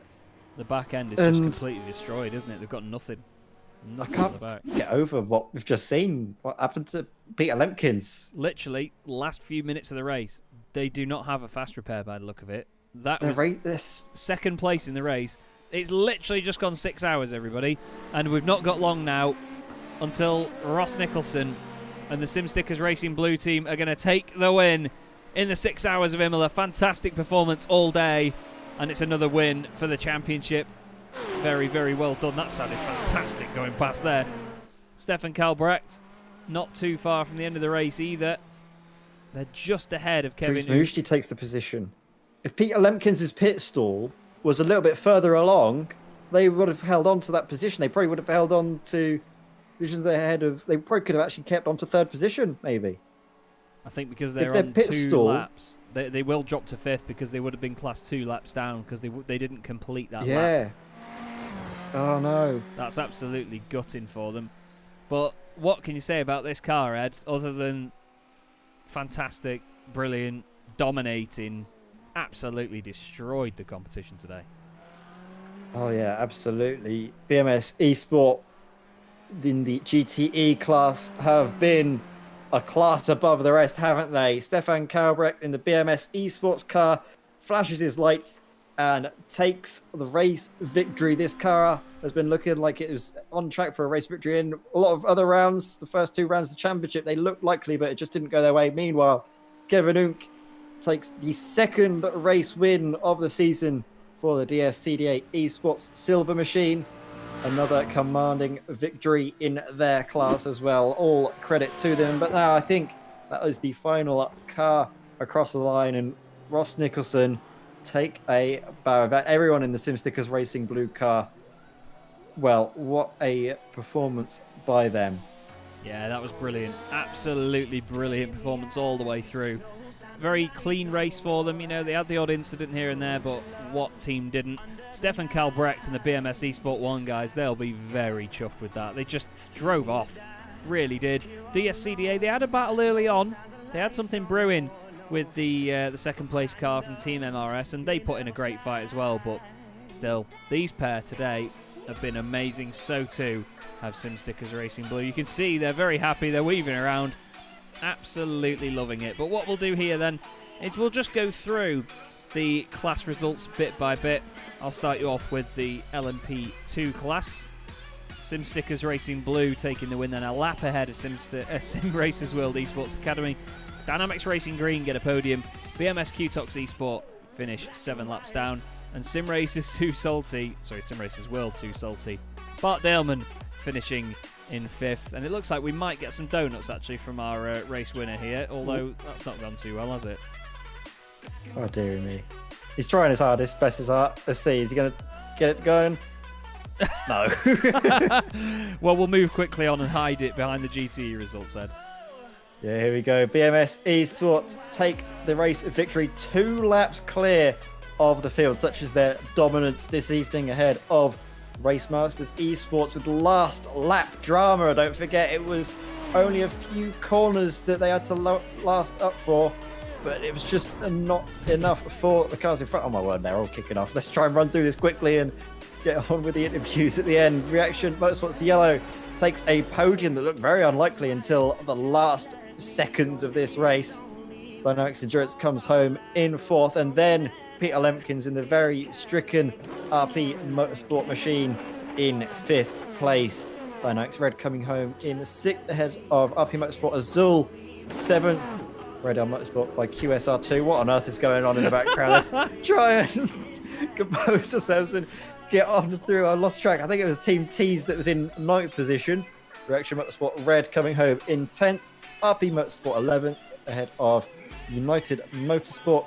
And I think that was all the runners because DynamiXX Racing Optica were our stewards or whoever was watching in the background this evening. And then we have just the GT3s to go before Jez Draycott will be able to have some words with all the races taking part this evening. Indeed. So, there you go, done it again. DSCDA Sports Silver take the win, 2 laps ahead of Team MRS in the end, but a fantastic battle from them all throughout that. DynamiXX Bellspeed end up with a podium ahead of Radeon Motorsport by QSR, but still a great push from each and every team throughout the race. So we're going to skip back in time a little bit here, and we're going to go in slow motion. When it gets there, trust me, it's going to take its time. The sim has a long way to rewind, nearly 5 hours actually. So I might have to let's take a bit of the strain off it and go to about the 3-hour mark in the sim, shall we? There we go. Back when it was sunny as well, so the sun was still very much out at that point. But Brian Loynes joins me in the box. Brian, you must be absolutely over the moon with that one, mate, because it looked like it was going to be tough at points, but you guys just drove off in the end. I mean, how did you find it? Yeah, the car felt really good, and it was just about maintaining that pace that we could and keep it going to the end, which was good. So yeah, over the moon, absolutely over the moon. And how was the car around this circuit? It's not really a combination we see very often. So did you feel like it suited a track like this? Because I know the curbs are quite what's the word? Hideous here. Yeah, it's a bit of a tough one, particularly with the anti-cut curves as well. If you cut, especially in turns 1 and 2, you run across them. They're a bit tricky, but it wasn't too bad. I expected it to be a lot trickier with this. It doesn't really suit the LMP too much. It's a little bit stop-start in places, but again, it's that iRacing high downforce setup. What can I say? It does the business for us. So I'm grateful for that setup working. Well, it was certainly a fantastic drive from the pair of you. How was Ross during that one? Because I know that whenever I commentate on him, he always has bad luck, but it seems like in this car that goes away. Yeah, I think the bad luck seems to rub off in team events. So I think he's grateful that we was able to put up a good result for this one. But yeah, he seems to catch the bad luck at times, Ross. I'm not too sure why, but it is what it is. Yeah, definitely. Well, you guys did a great job, mate, and I'm sure you'll be very, very pleased going to the final round of the season. But it's a real belter at Daytona, isn't it? 12 hours, that one. Yeah, it's going to be a long one. I look forward to it. It's going to be interesting, especially knowing that the laps go thick and fast around there, and particularly the LMP, because you're on the throttle so much that the stints are quite short. I think they're only just over half an hour. Yeah. So it's going to be interesting running the LMP. Haven't done any laps there yet because we ran the GT3 back at the Daytona 24 hours, so that'll be good to get some testing done and see how we can get around there. I'm pretty sure the high downforce setup won't work there, so we might have to find something different. Well, I hope you can, mate. Either way, it's going to be good to watch again, but thank you very much for joining us. Is there anybody you'd like to give a quick shout out to before you go? There is a huge shout out to Sim Stickers, and obviously always helping us with our team, and Paul Godden behind the scenes helping out, and everyone wants to grab hold of any stickers for their sim racing gear, and then check out the website simstickers.co.uk. And a huge thank you to DynamiXX for hosting the event, and Sim Racers World with everything that's going on, and yourself, Chaz, and the team behind the scenes with the broadcast. I'd like to say a quick congratulations on your news with the Clio Cup. Thank you very much, mate. Exciting news going forward for you. Yeah, definitely, mate. Thank you very much. Really looking forward to getting on with that one, and hopefully it's going to be a good year. But great to speak to you again, Brad. Thank you very much for your time, mate. Well done this evening, and we look forward to seeing you at the next event. And catch you boys later. Thank you very much. Cheers. And from one to another, Bod Boland joins us in the chat. Now, Bod, I'm not sure you really expected to be in second come the end of that one, but it certainly came around in an interesting way. What did you think of the end of the race? All hell broke loose. It was. It did, yeah. I don't know what happened. All I seen was a car going off, and then I thought, oh no, that's not Peter. That's one of the lapped cars. And next minute I seen another car, and it was. So you take what you can get, don't you? Both of us. I was going to say, you're probably glad that you saw him because he suddenly snapped across the circuit. But I mean, we were just saying beforehand how savage these races are. You know, you do 6 hours of racing, you've got half a lap left to go, and you get in an incident that costs you a podium in your class. It's just there's no rest for the wicked, is there? No, you definitely feel for the guys. Oh yeah. But on the other hand, we had to do a splash and dash there at the end because the Porsches are petrol tanks. I don't know who made them, but they don't hold enough juice, I can tell you that. Oh, you've got a point, to be fair, mate. You've got a point. But either way, I mean, you guys, as you said before, you know, Ronald was driving the wheels off the thing early on. You certainly made that car work around there tonight. Was it a lot of hard work, though? Honestly, Chaz, I don't think I've ever driven a car so hard. Ronald kept saying to me, keep it steady, and I was going, yeah, but my steady is flat out. I don't know how else to drive, to be honest. The minute you take your foot off the gas a little bit, you start making mistakes, so... Yeah. Honest to God, I never tried so hard. Well, it certainly worked for you, mate. I mean, second place, plenty of championship points, but that BMS car, not to sort of bring it up too much, but that BMS car at the front was gone today, wasn't it? Olivia's different class. I don't want to make excuses, but the Ferrari's got the edge around this track. But if me and Ronald were in a Ferrari, I don't think we would have lived with Olivia. and Stefan, he's gained 2 seconds a lap from somewhere. Yeah. But, fair play to them. Well done. Well, it was certainly a great job by you as well, mate. So well done to you guys. Is there anybody you want to give a shout out to before you go? Yeah, thanks to you for the broadcast. It's always nice for the ego to have a little look back, see all the mistakes.